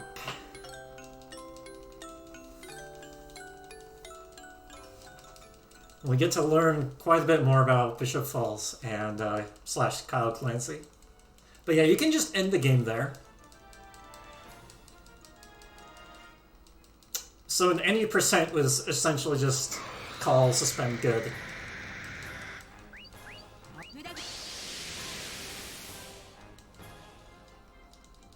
Now, Liner has a dream for the very beginning of the game.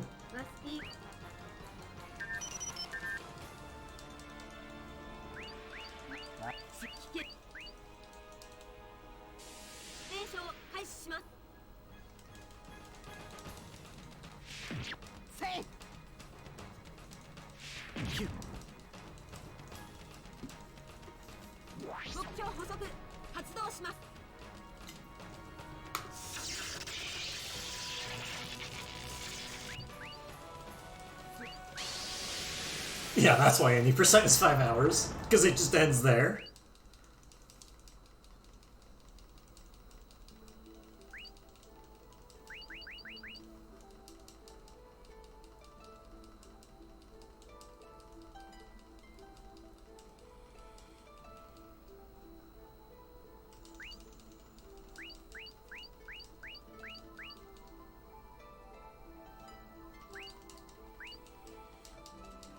We're talking about how we dreamt about Shirelia.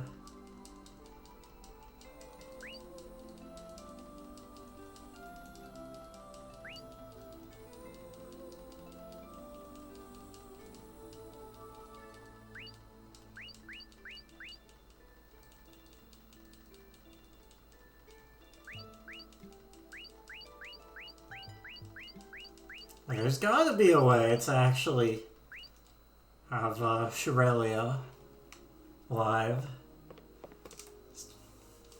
Now we can talk to this boy, and he's selling pikas.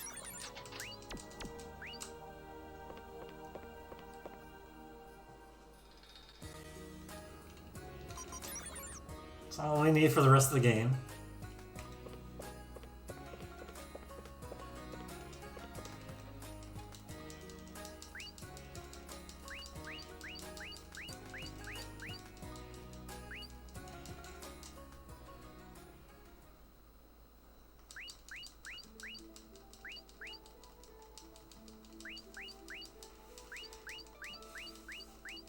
Oh my gosh, Shirelia is sleeping. We're talking with our dad. And here's where we learn that Shirelia is an origin Ravetail.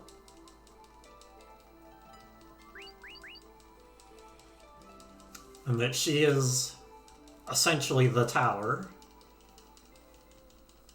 She's the tower administrator. The tower being alive means she is alive.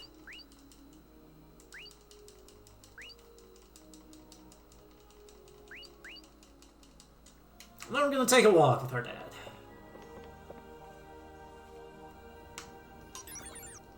Oops.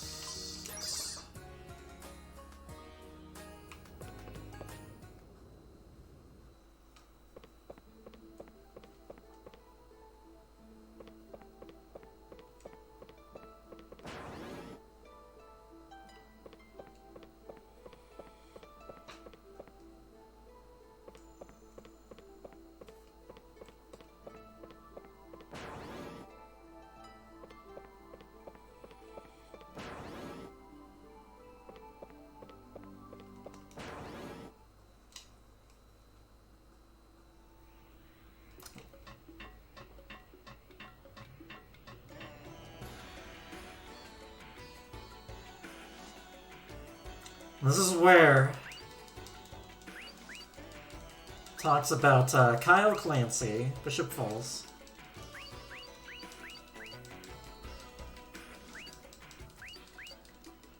And that he took the key away from, or he took the Hymnos Crystal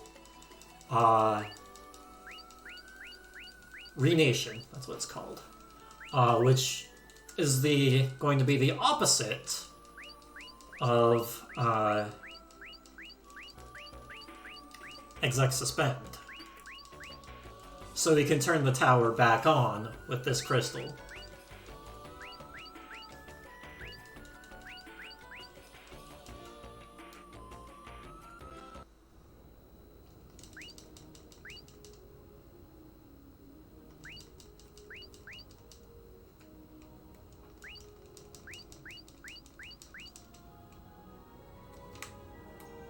So now we'll talk to our buddies, see what they know.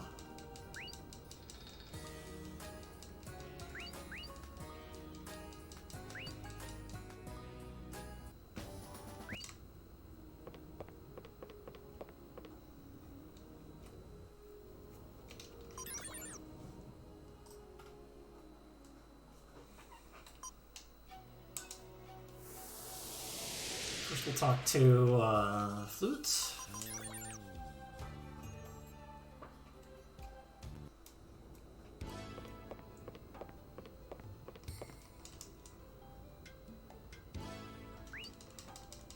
But yeah, here's that's where we learned that Kyle Clancy faked his death and became Bishop Falls.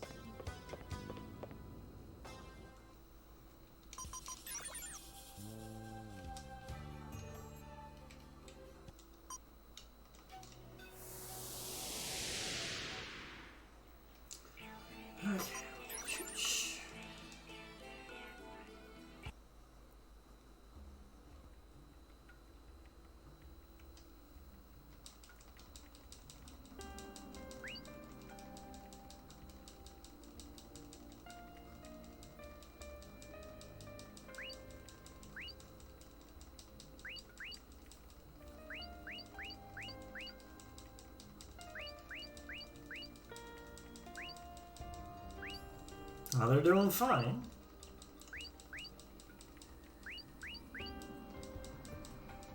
Do a bunch of small talk. Talk about Lady Shirelia. We're trying to see if we can get her back with the Hidden Crystal Renation. We asked, like, hey, you wanna join up with us to try and figure it out? It's like, sorry, we can't go.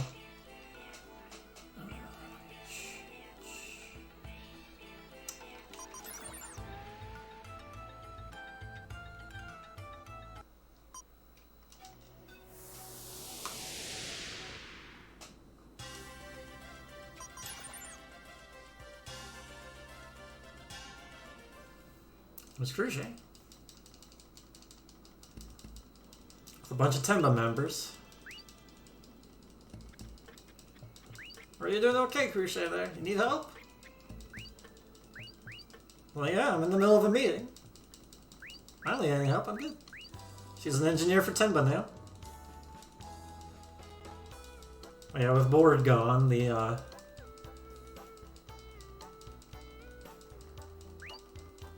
sort of plot that Bishop Falls and Board together had to reawaken Mir has fallen apart thanks to us.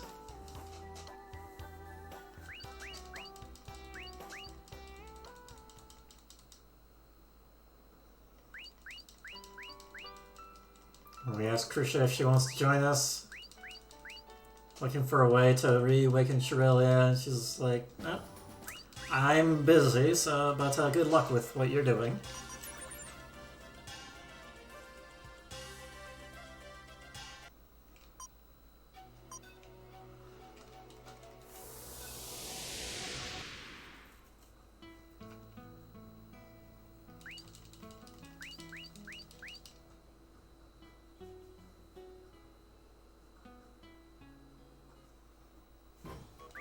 There's Jack. He's doing his treasure hunting, try and get his funds for paying back Crochet, and just doing what he can.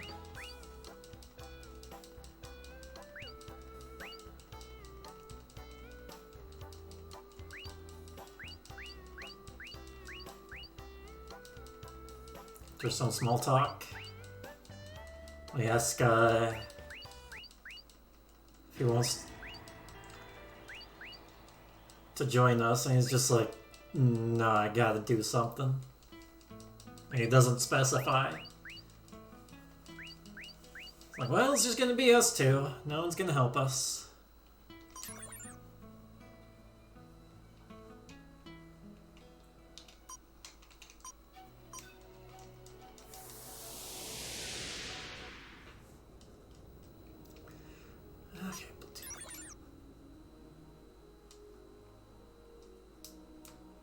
I'm gonna go back to the Great Hall.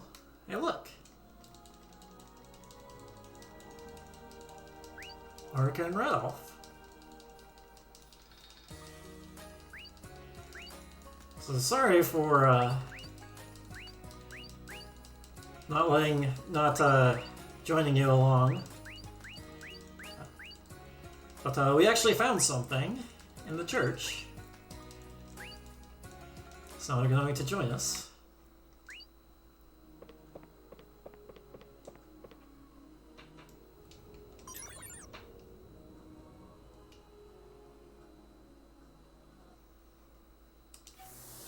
what? Hold up. Okay, yeah. I was just reading my notes incorrectly.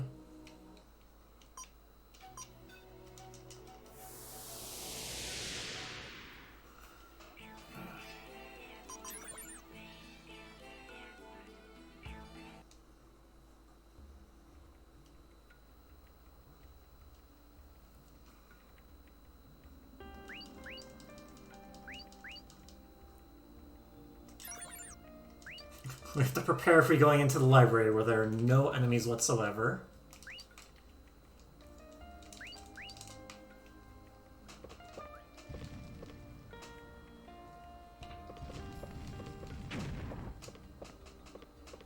What? Oh, the spot, okay. I was in a different spot than I thought I was.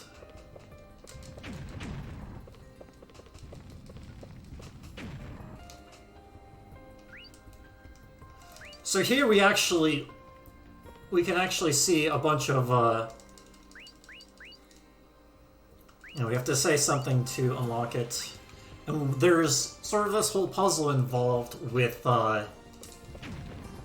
the, Bishop Falls' diary, and we get a sort of huge backstory to what he's done, how he faked his death, how he went down here, how he became like the bishop, how he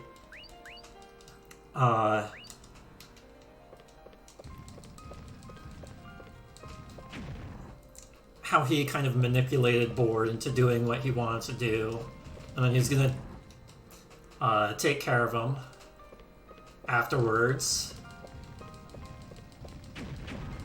So he had his own ambitions.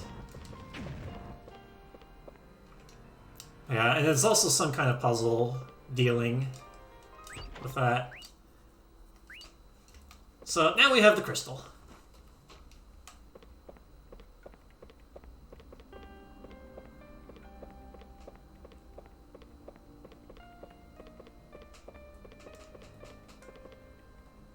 Yeah, we get to see all of Falls' intentions. Kind of explained throughout the game. So a while back when we went to this church and Falls wasn't there, he thought it was because Leard sent his son to assassinate him. So because of the unexpected event of liner crash landing down on the airship, he actually retreated into his library to try and figure out what was going on.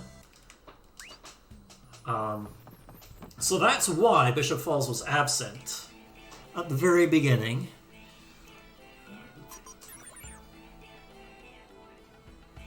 Because he was plotting what to do, because he thought that we were there to assassinate him.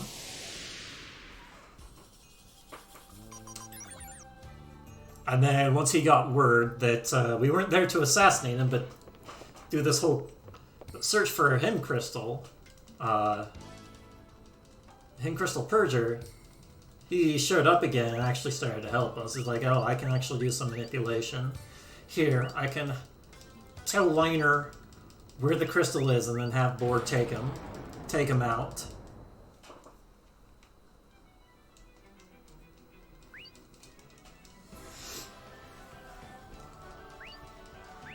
So here's where we learn that Mir is below Crescent Chronicle and learn about Tastalia. So Tastalia, the reason why she was tasked with being there to seal Mir was during the end of the Second Era when Mir had the war against the humans. Shurelia was on the human side, and Shurelia was on the human side and was losing. But there was a long time back where Shirelia helped Testalia while she was younger. Specifically gave her lunch when she was really hungry. And then Testalia gave Shirelia this whistle that says, like, if you're ever in trouble, you can blow this whistle. And that's kind of how Shirelia and Testalia ended up coming to know each other. And that's how she became in charge of the whole Sealing of Mir. So this scene right here, she kind of doesn't want to go back singing because we know what will happen if we try to awaken the tower again with Renation. So we're just going to have Misha sing Crescent Chronicle Key again. She's kind of opposed to it, but she knows that it is for the best.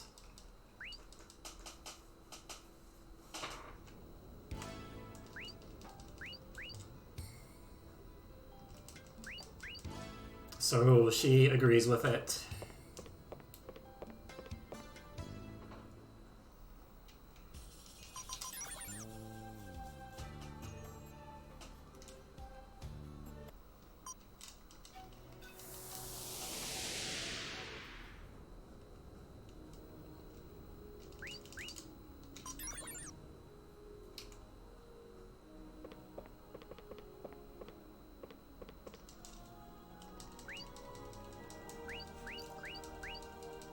It's like, we brought back the him crystal and it's like, oh, that was fast. Yeah, the situation was different than last time compared to when we tried to get Purger. So now we're installing Purger into Orica. Or not Purger. Renation. To turn on the tower again.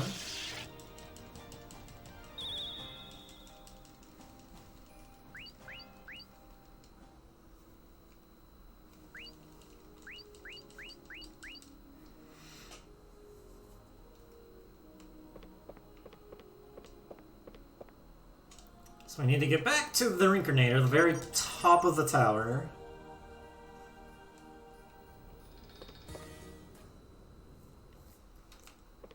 So we would like to take the airship.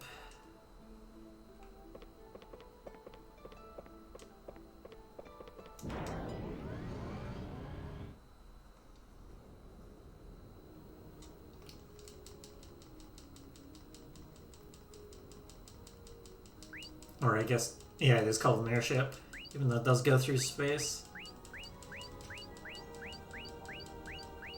And it's like, well, it's still under maintenance, so we can't really take it, so we're gonna have to walk our way up.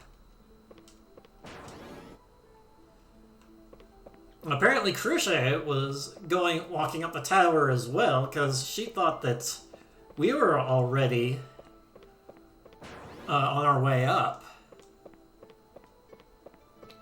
And she wanted to join us.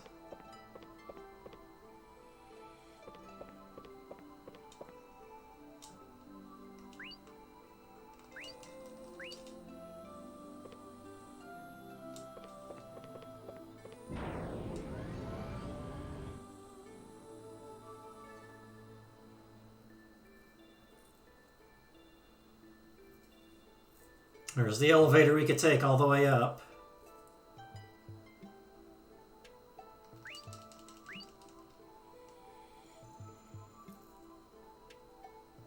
Let's try to take it up. Nope, gonna have to walk.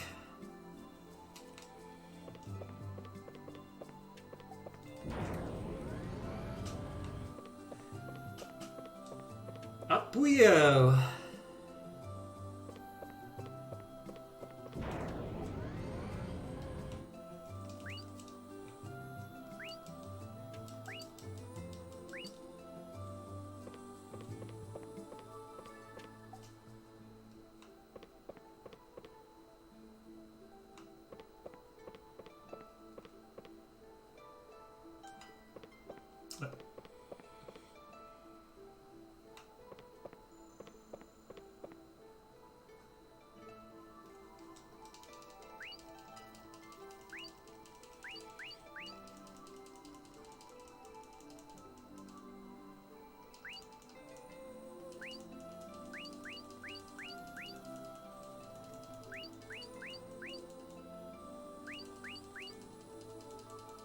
She's the administrator. She really is the administrator of the tower, but she looks so young. Oh, this way.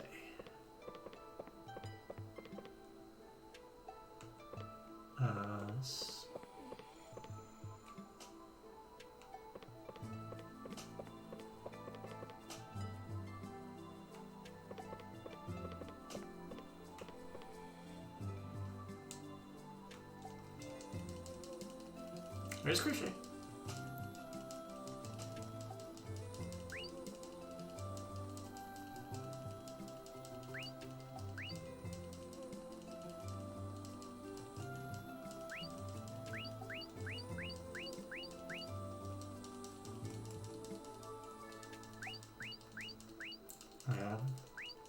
Even though Mirror is still alive.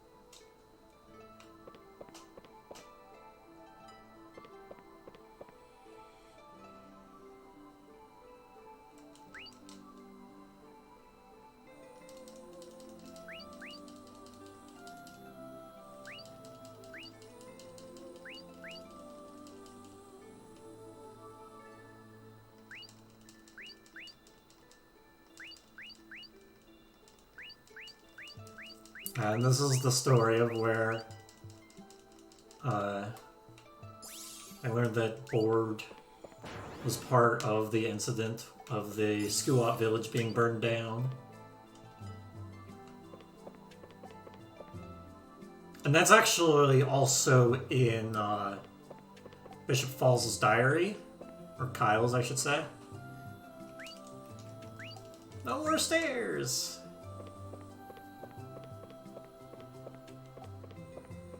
I mean, there's still a good amount to climb.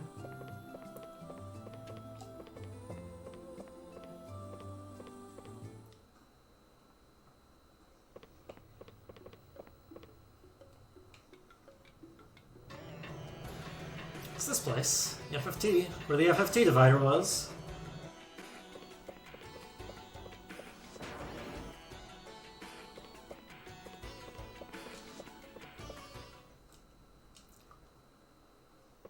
Need to make it to the top again.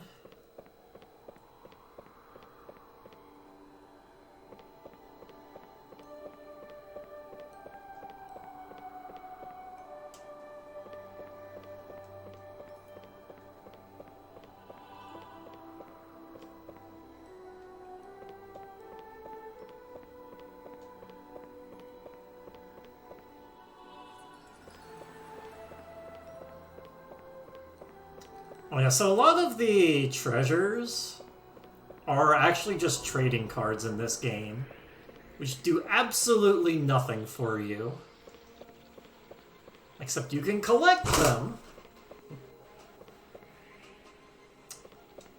There are a few I've actually accidentally picked up.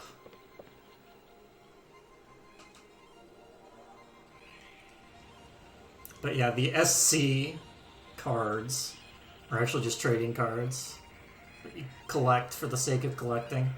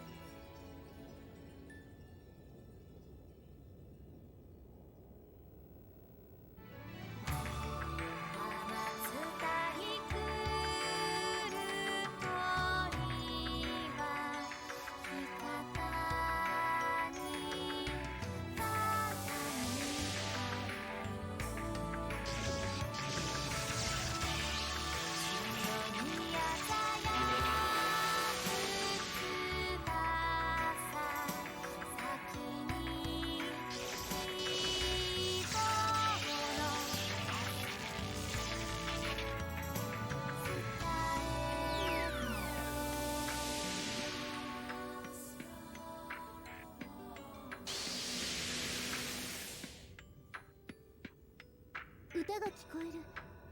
オリカの歌だわ。歌い始めなくちゃ。ライナー、短い間だったけど自由な時間をありがとう。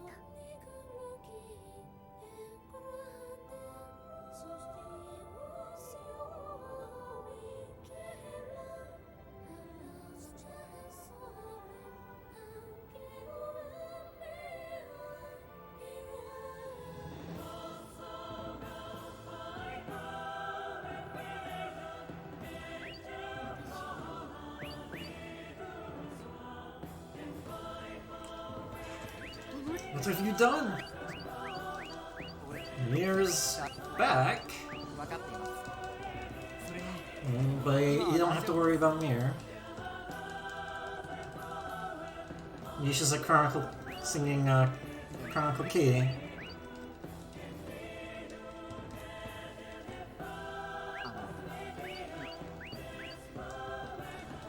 Shirelia has joined your party. Check up on Misha. It's wonderful.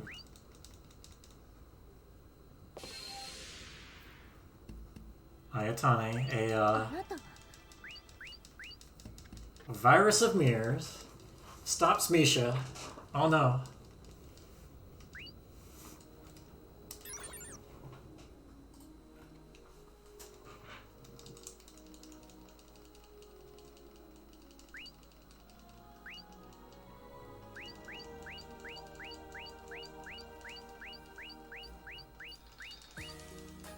So we're back.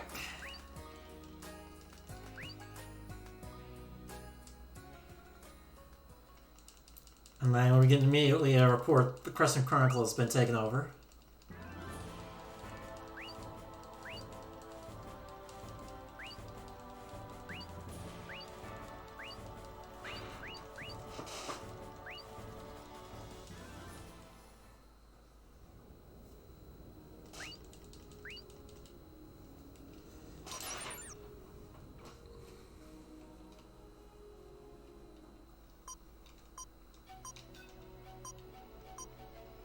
Crescent Chronicle.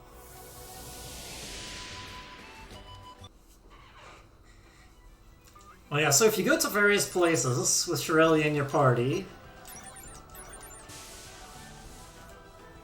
that isn't part of the tower, she gets lost. Lost very easily. It's kind of cute, but there's also a lore reason why. So way back in the first era, there was when Elena was first making the tower and making first Ravitail, who we called Shirelia. He was working on the sort of wiring of her brain. And it never got finished. So one of the parts that never got finished was Shirelia's ability to actually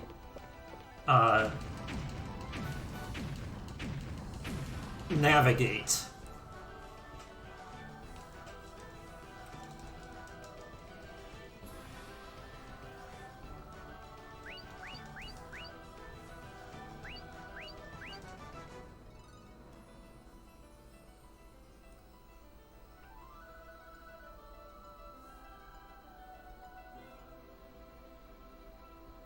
So Shirelia is actually technically an incomplete.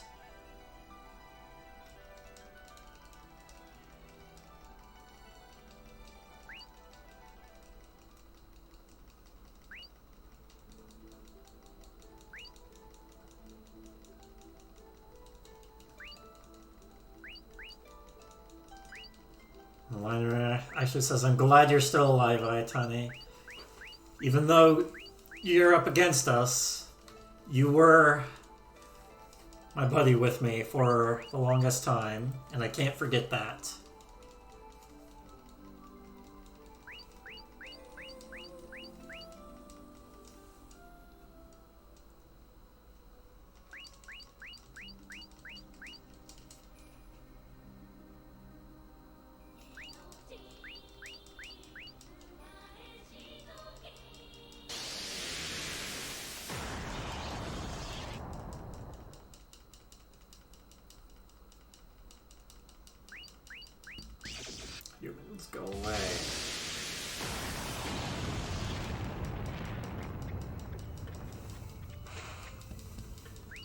But yeah, Mei Mei even says, like, Shirelia constantly asks for directions even when she's in the tower, and that's how she's able to navigate within the tower.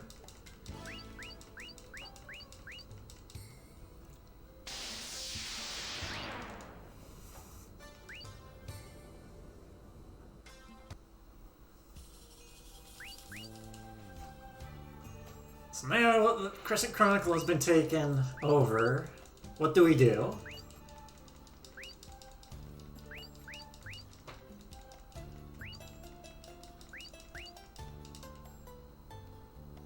We just beat up Mir? Or what do we do? Okay.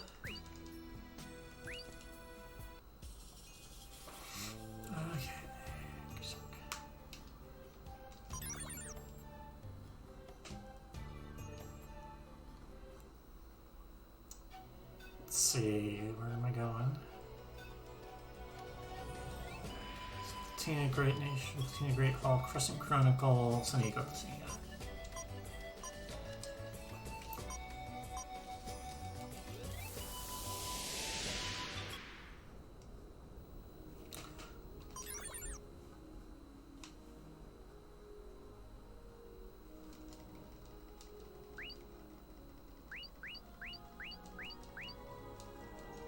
We got Laird now. Crescent Chronicle was taken over, so our plan to keep Mir at bay with Misha didn't really work.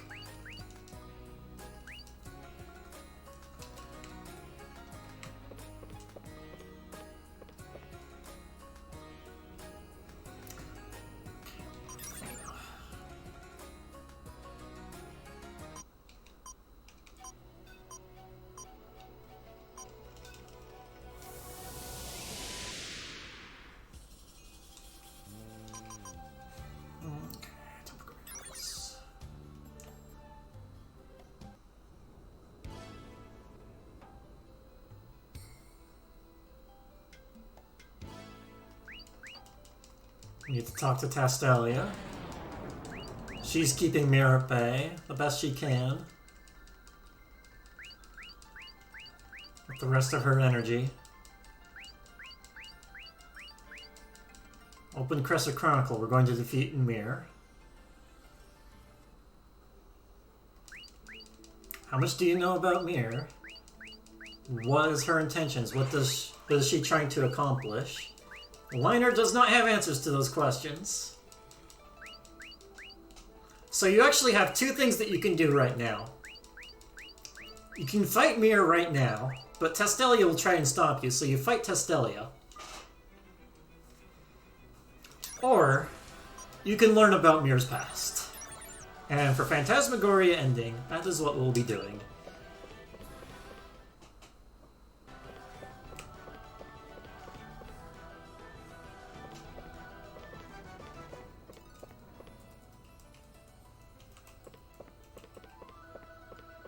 But yeah, the worst ending you can get is to just immediately beat Mir right then and there.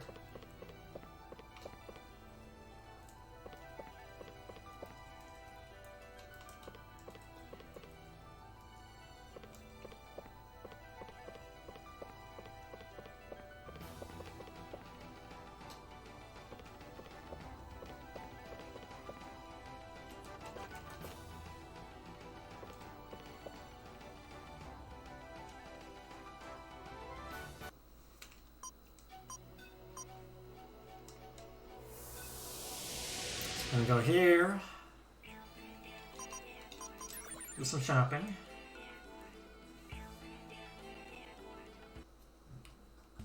I kind of did this backwards, but compared to my notes, but that's fine.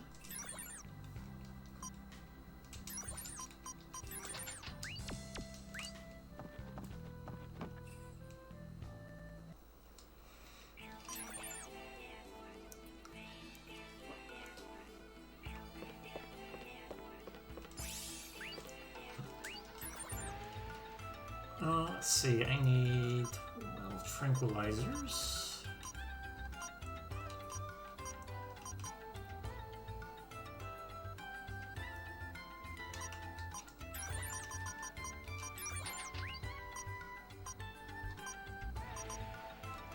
What the heck are the tranquilizers?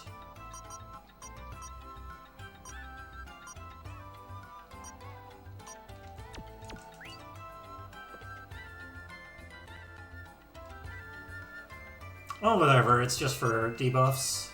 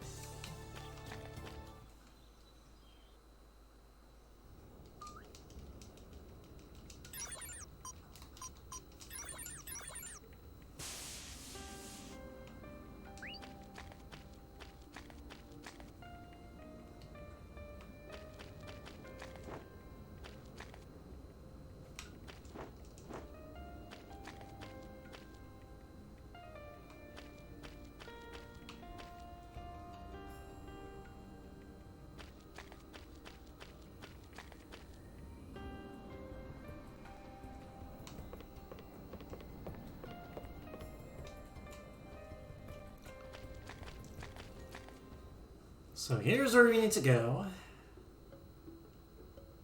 To learn a little more about the history of Mir.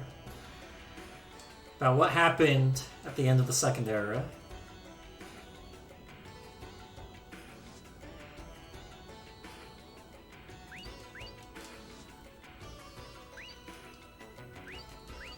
It was a temple to the trio of Elemia. The goddesses that the Origin Ravetales were named after. So here we get to see civilization during the Second Era, and that Mir was born into this world as a machine for power, without any feelings, but she eventually grew feelings. And those feelings she tried to share with humankind, and they rejected them, so she got real mad and ended up going up against them and starting a war that caused the end of the Second Era and caused half of the floating islands, or the Wings of Horus, to fall down into the Sea of Death. So half of the hospitable land area in the area is gone because of that. Okay, Firefly Valley.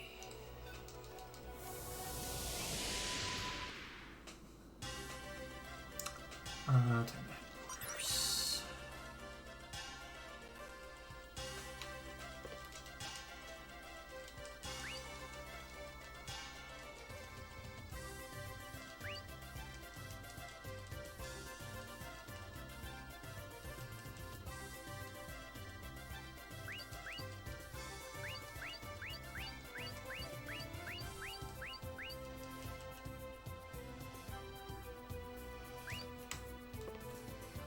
So we need permission to go to the Hexagonal plate where they were doing research on Mir to find more about her.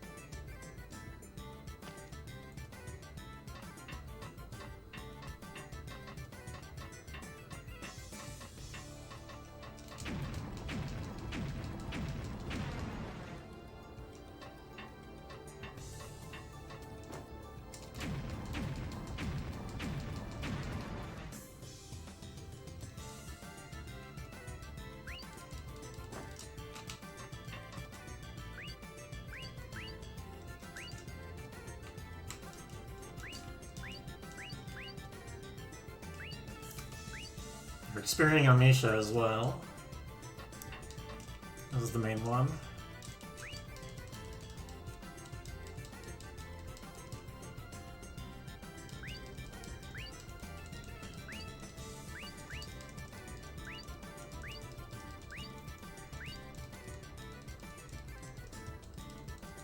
We're trying to overwrite Mirror's Cosmosphere.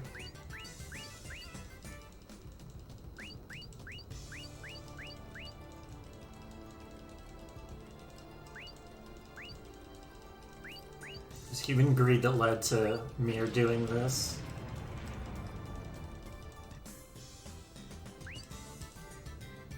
It was mad.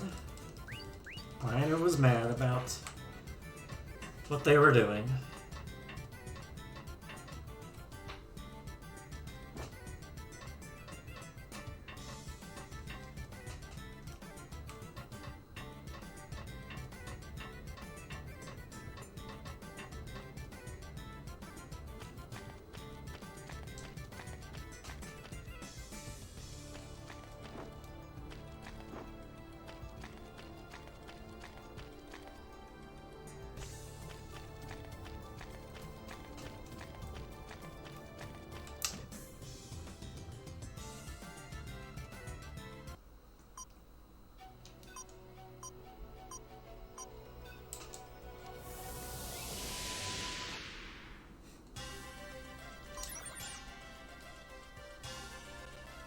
So now we're going to talk to Ina, let them know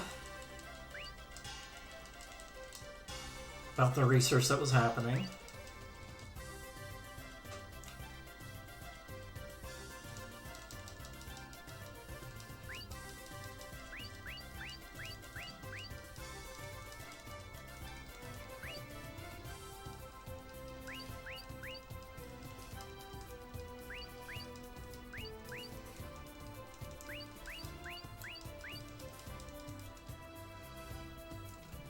It was never actually company policy to be discriminatory towards Ravitails.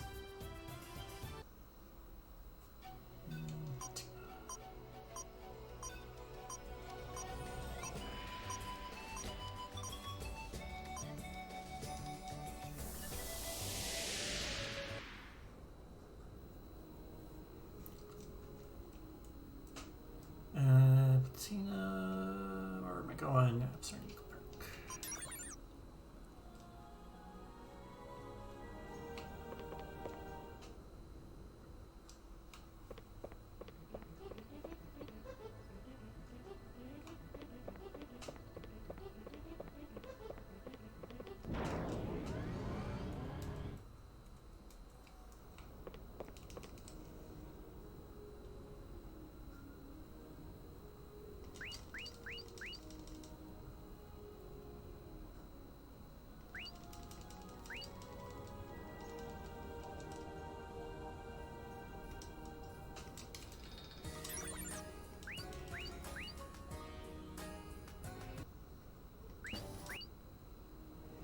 Alright, so now we can get to the ship.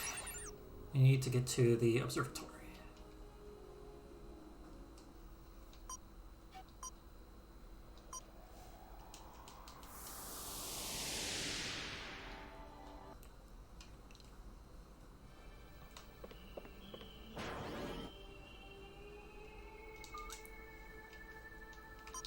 So we're actually going to do something real quick. This air metal jacket, we're actually going to downgrade his equipment.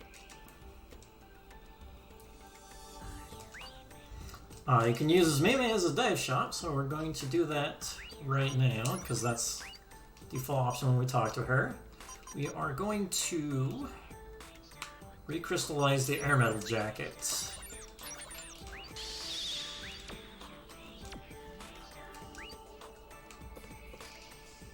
And actually talk to her.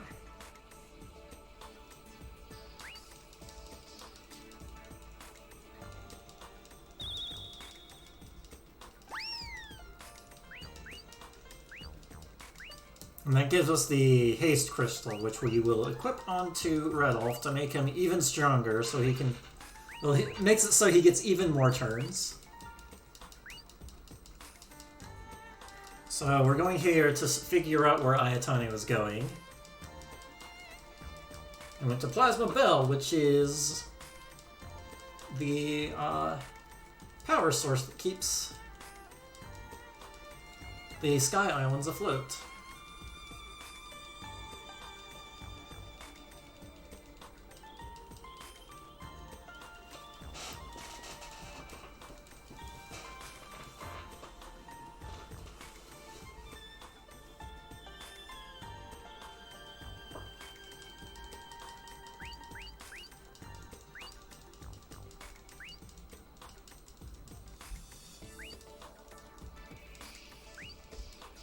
So now we're gonna go there.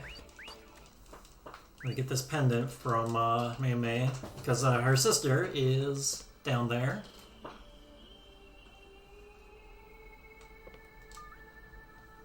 Okay, quit. Enhancements. Insane Soul. And paste. That's it, right? Excuse me.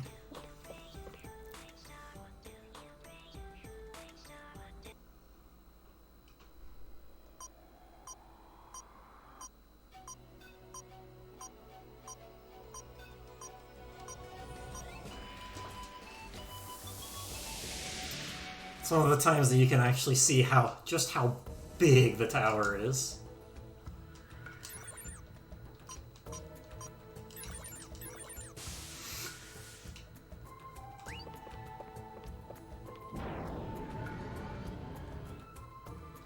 Formation.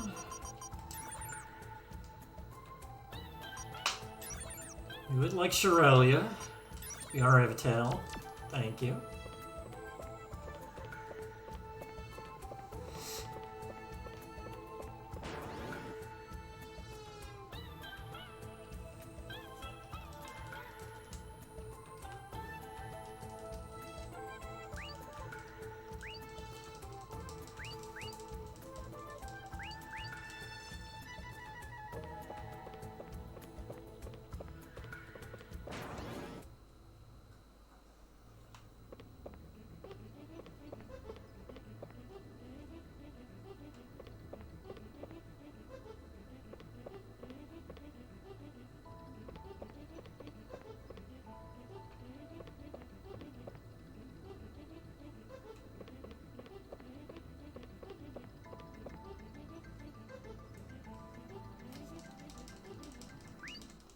We're gonna take a break.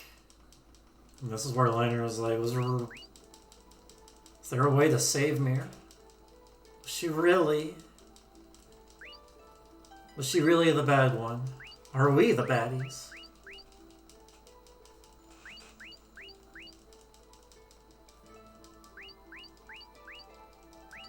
So how can we rectify this?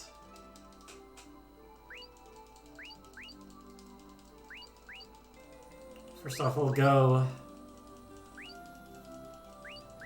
talk to Ayatane first.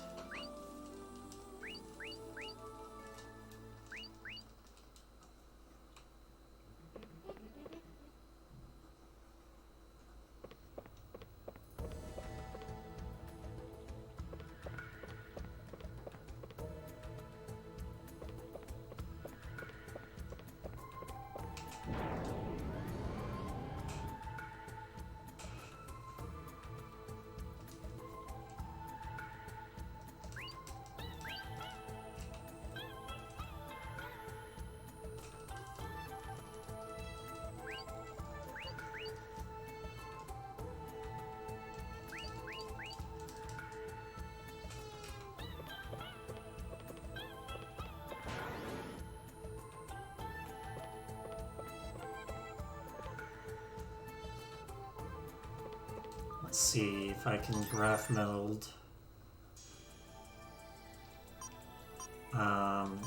this.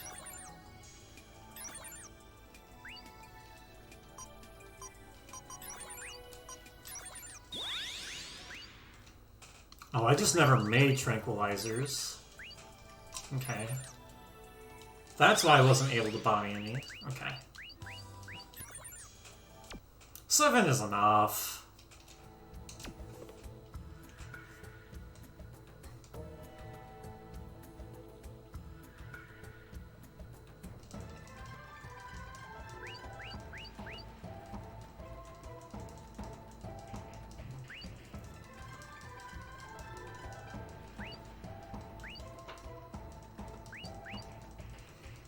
So here's the way into Plasma Bell. Power source.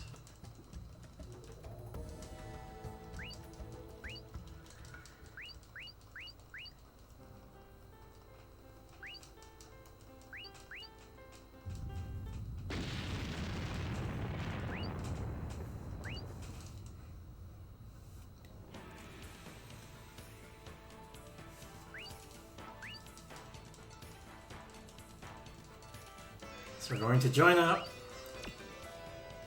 Whoops, I was mashing the wrong buttons.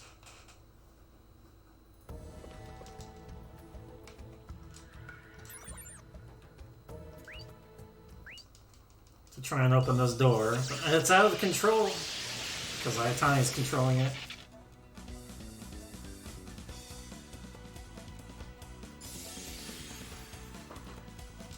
Saying energy.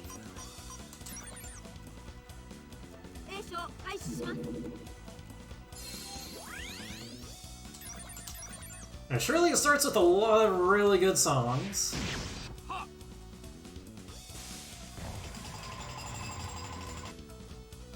We're not doing that much damage at first. We actually need to wait until the triple attack. And we do need to do attacks. Otherwise, the triple attack won't even happen.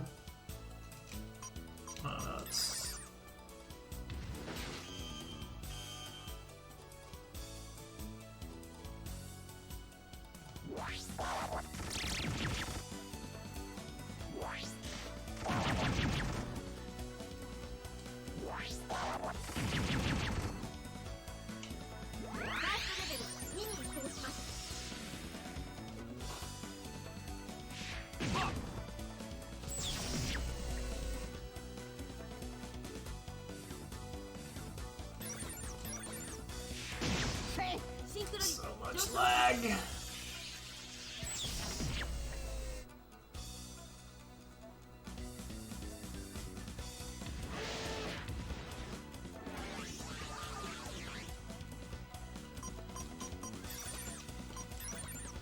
Oh, I can't use Guardless. Okay.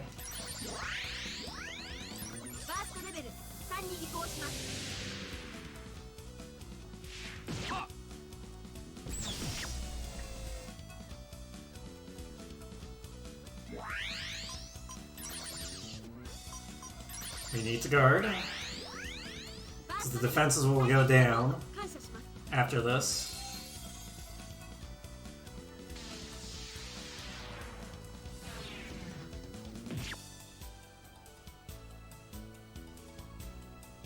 No countering.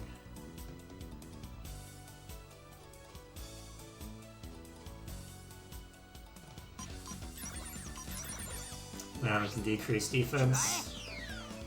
Alright, Ralph, get in there.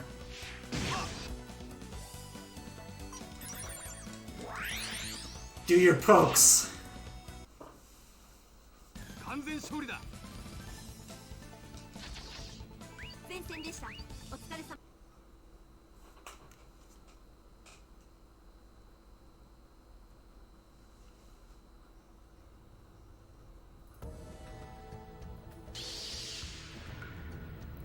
And then it explodes. But the door opened. It worked. We did it.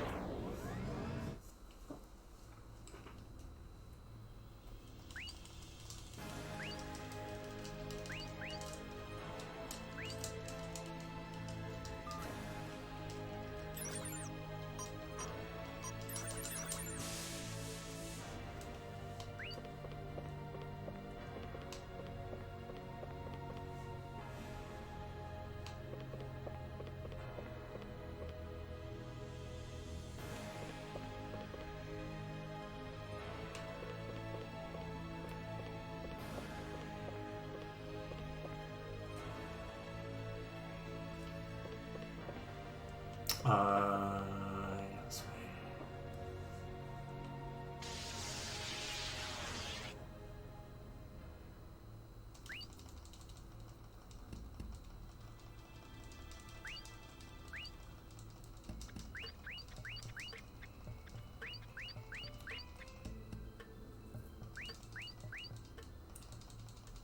From here, we're convincing Ayatone that we're actually on his side.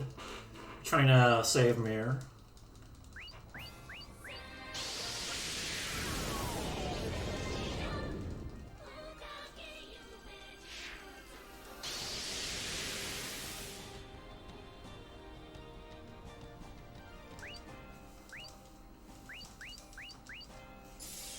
So here's the optional boss that you can actually fight as many times as you want.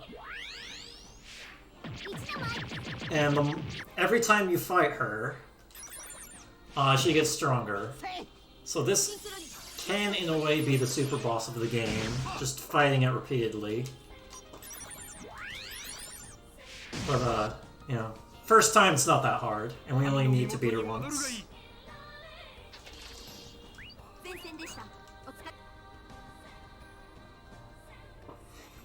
It's easy enough that we don't even have to sing.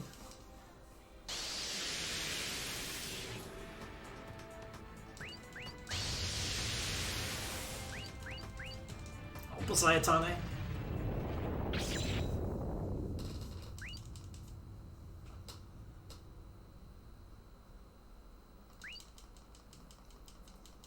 Ayatane decided to actually help us. Can't believe I'm doing this. That's what he says. And he joins our party.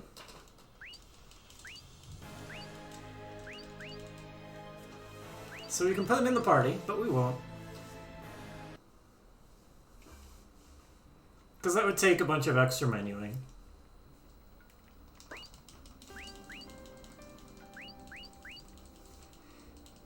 And there's only like one more full dungeon of the game that is even remaining.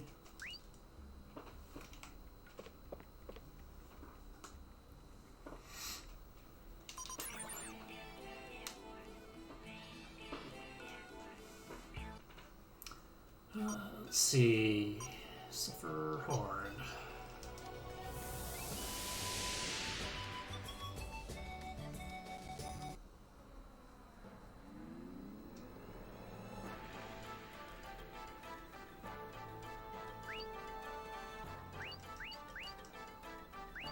The voice of God. So now we're going into the horn itself.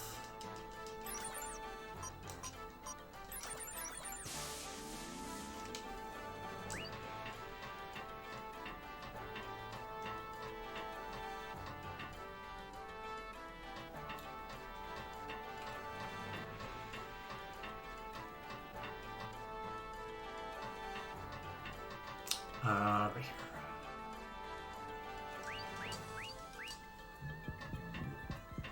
So we're actually taking damage as we walk through here, but we're not getting encounters, so we don't care.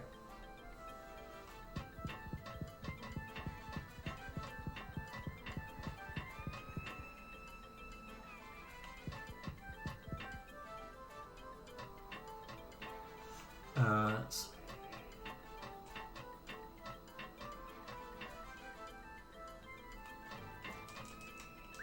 You press the button. Toot. We need to do all the toots before we can find the original song that Mir sang to the humans. That's what's here. And that's kind of our plan, is to sing that to her when we confront her.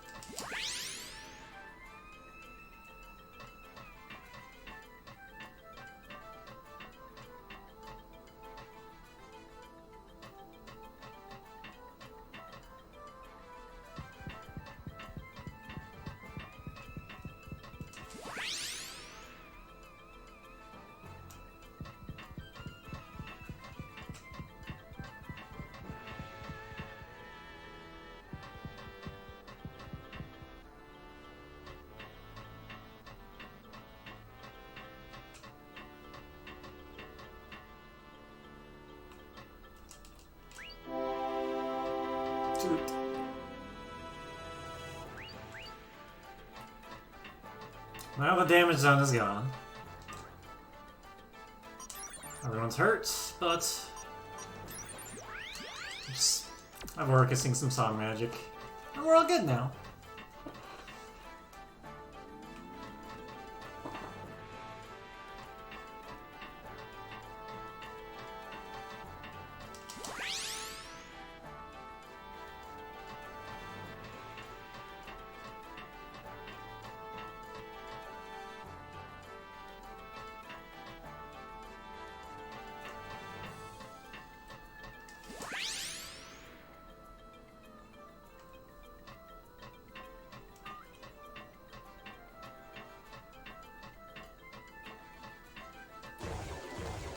To specifically use this to open the valve.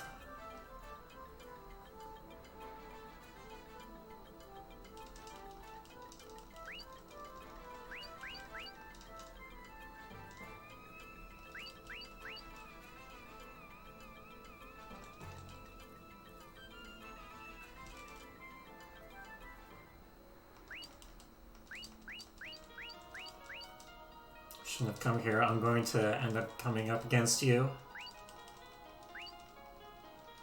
Because Mirror's controlling me. So even if you did want to use Ayatane in your party, can't use him for this boss.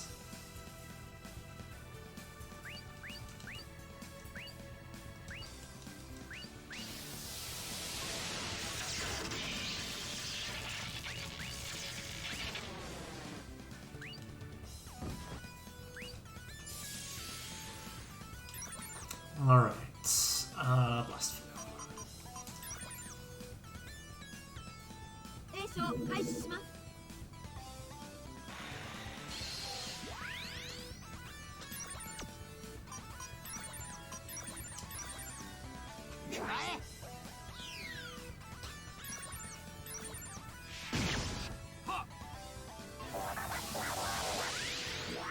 Full recovery. There are 3 parts to this boss. 上昇します。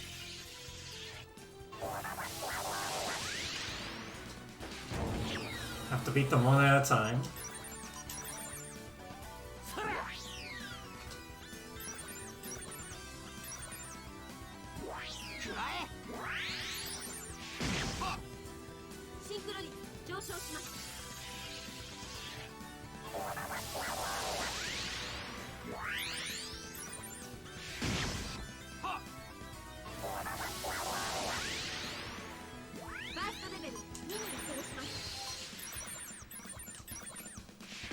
On a mission, kicking knowledge on a different level. Take a deep breath, get a funky as the lungs release. On the increase slack. It's not even worth trying to damage with Liner. At this point, he's still got decent damage, but not like 20,000 damage for a poke.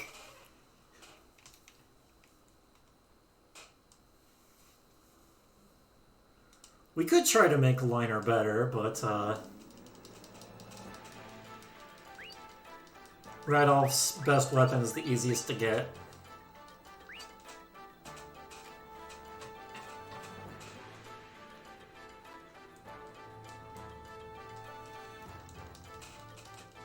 And here is where Mir's own song is.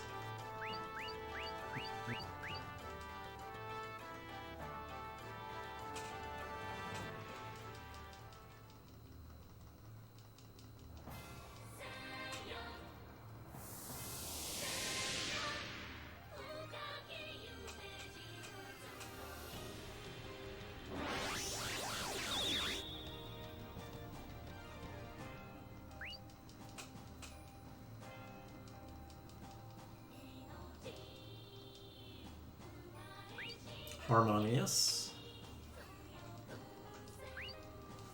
And Misha says, I want to be the one to sing it, because I was the one singing Chronicle Key to keep Mir at bay.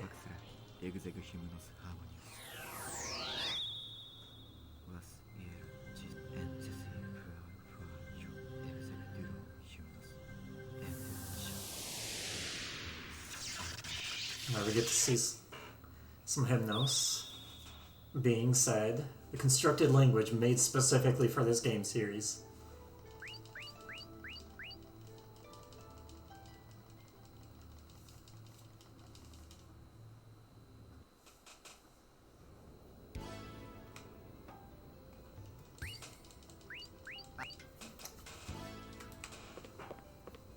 And hopefully that will be enough to answer Tastelia's question.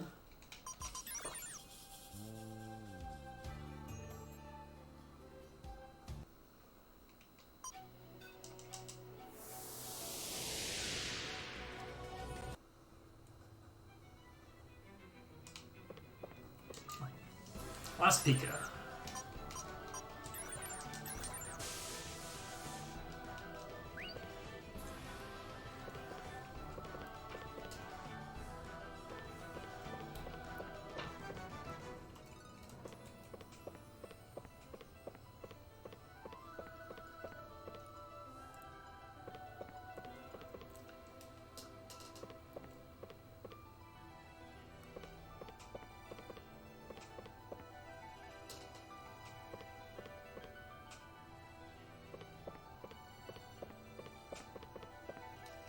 Oh.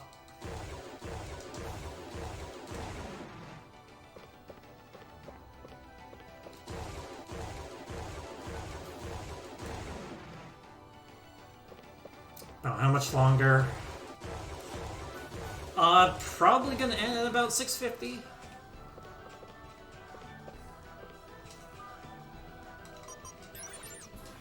Like, this is where the last boss is, right here. Though there is still more of the run to go.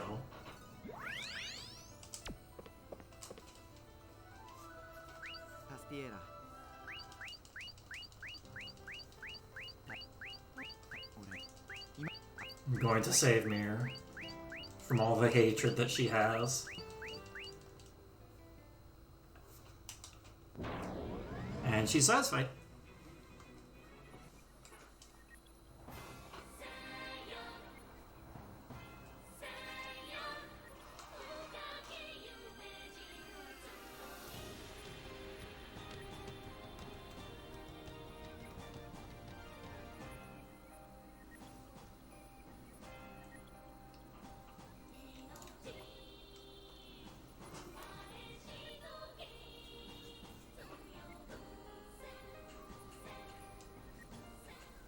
So 5 IGT, no reloads.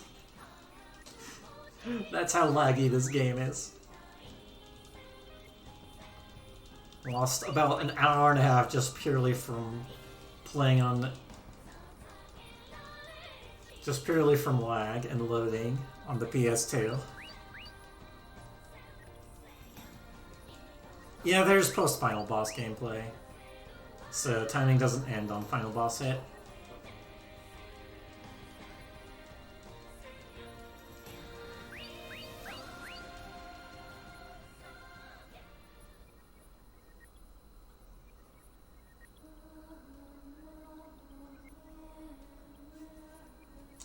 This is Mirror's song.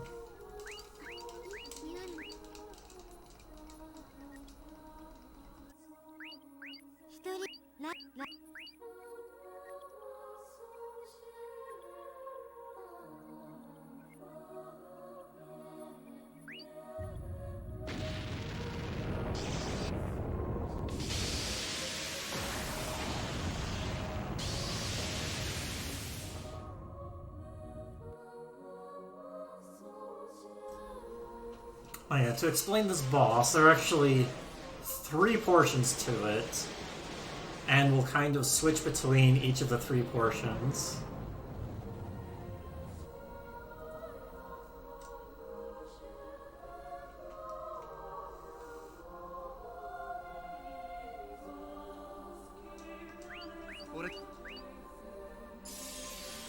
But yeah, some rude things can happen here, so that's why I saved.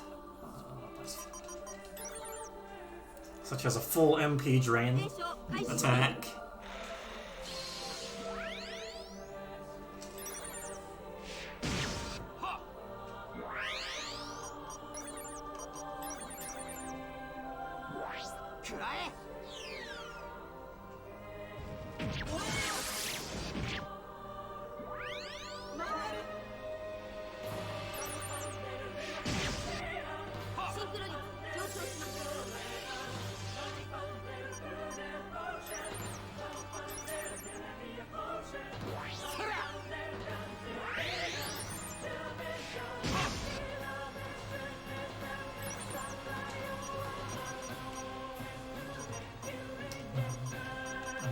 BBQ. これを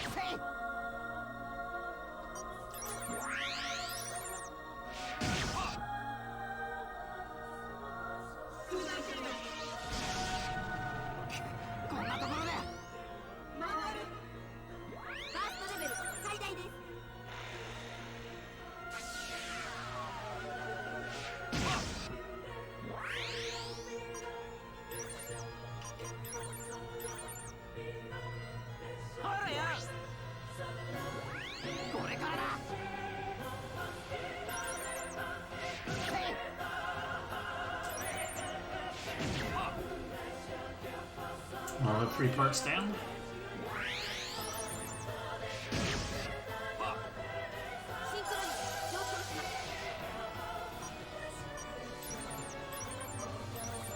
Sure, this is gonna do much. I'd like Radolf to not die. If possible. Just want as many turns on him as I can.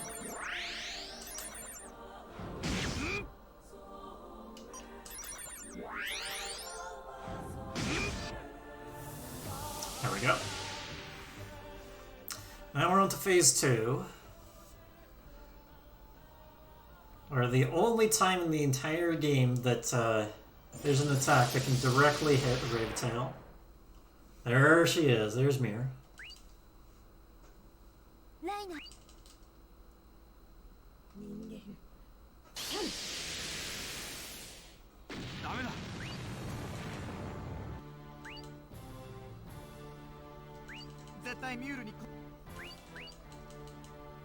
Don't attack her, just attack the thing that's around her. If you fight Mir ahead of time, then all that's different here is the dialogue.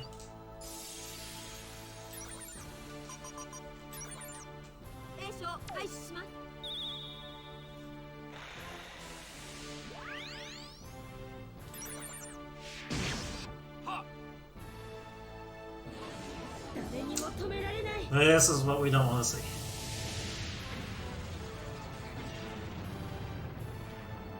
It's everyone, including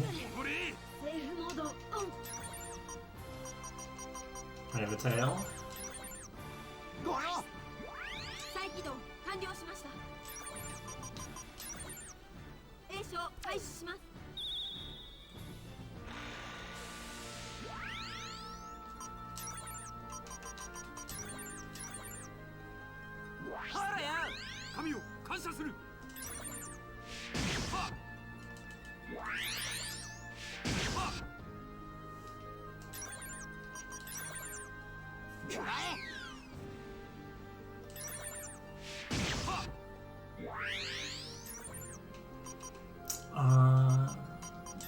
Just use a healing save.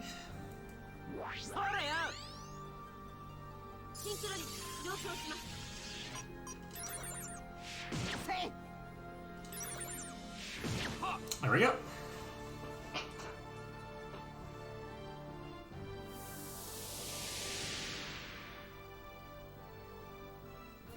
That's the final boss down.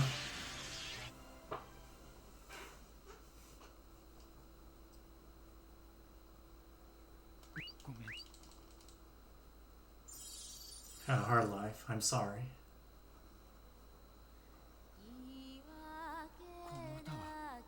これはミューエルが紡ぎ出した歌。なぜだかわからないけど。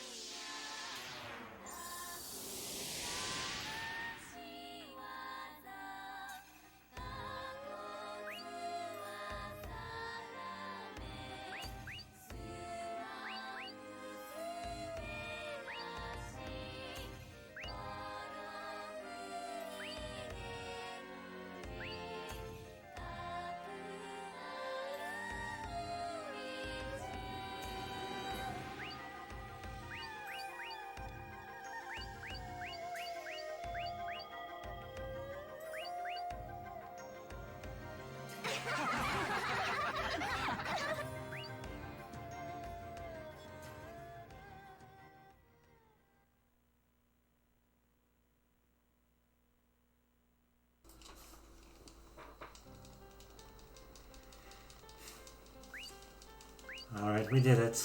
What do we do now?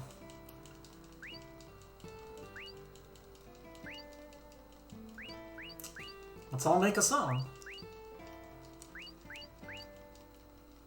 To celebrate. So now we need to talk to people closest to us to make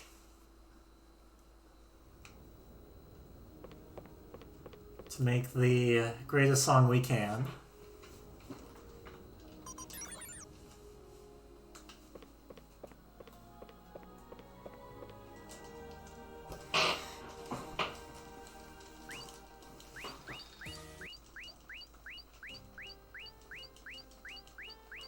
All the wishes for the future.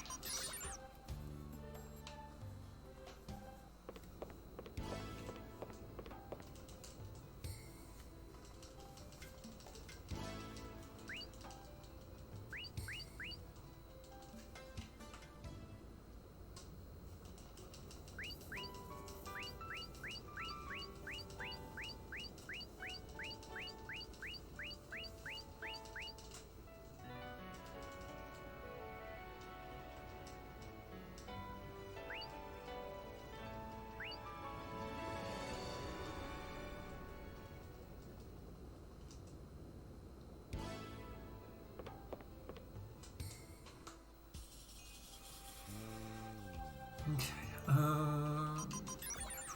Nemo, we need to talk to Claire.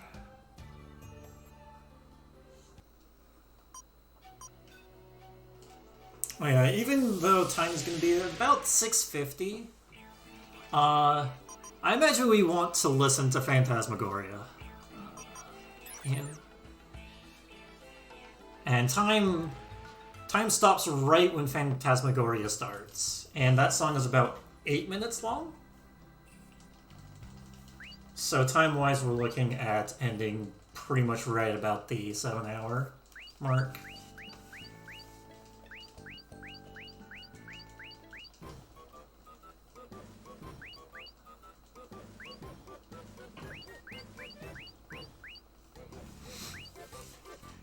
Yeah, my estimate took that into account.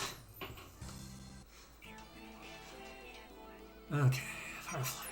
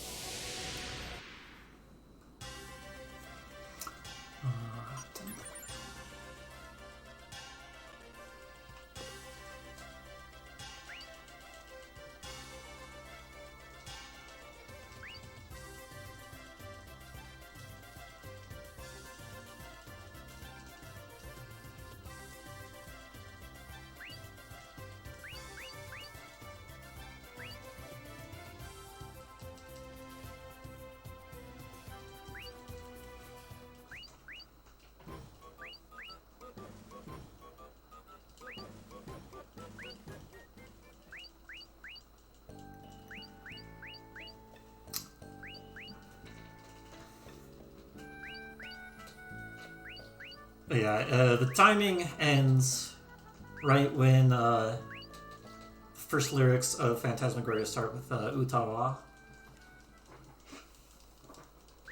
With the 3 Raven Tails on the in the Reincarnator.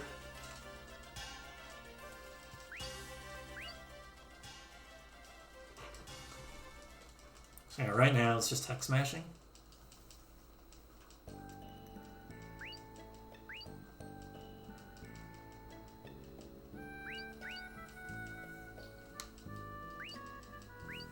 Ayatane has one more person he wants to talk to make Phantasmagoria.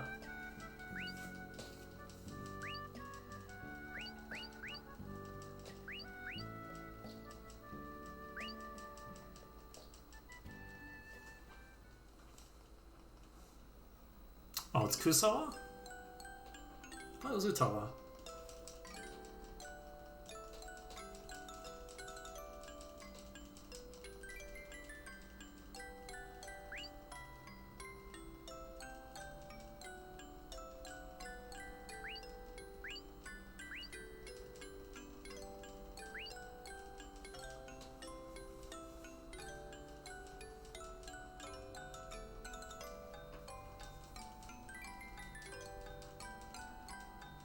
And there's Mir. The last person we need the thoughts of.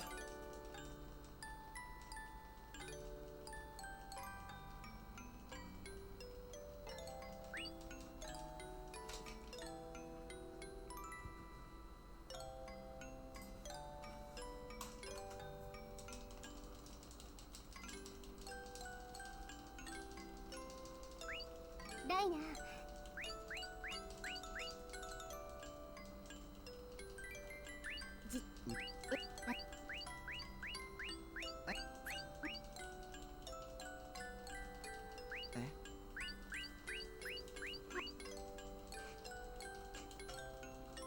Misha. 他には何もいらないの。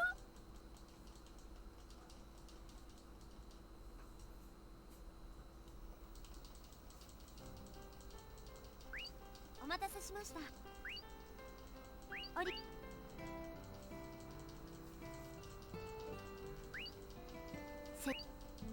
行ってきます。 Looks like I'm a few minutes off of what I thought it was, but whatever. I'm going to mute myself, and time is about to start. 草は光、蜜は跳ねる、虫は歌い、君は踊る。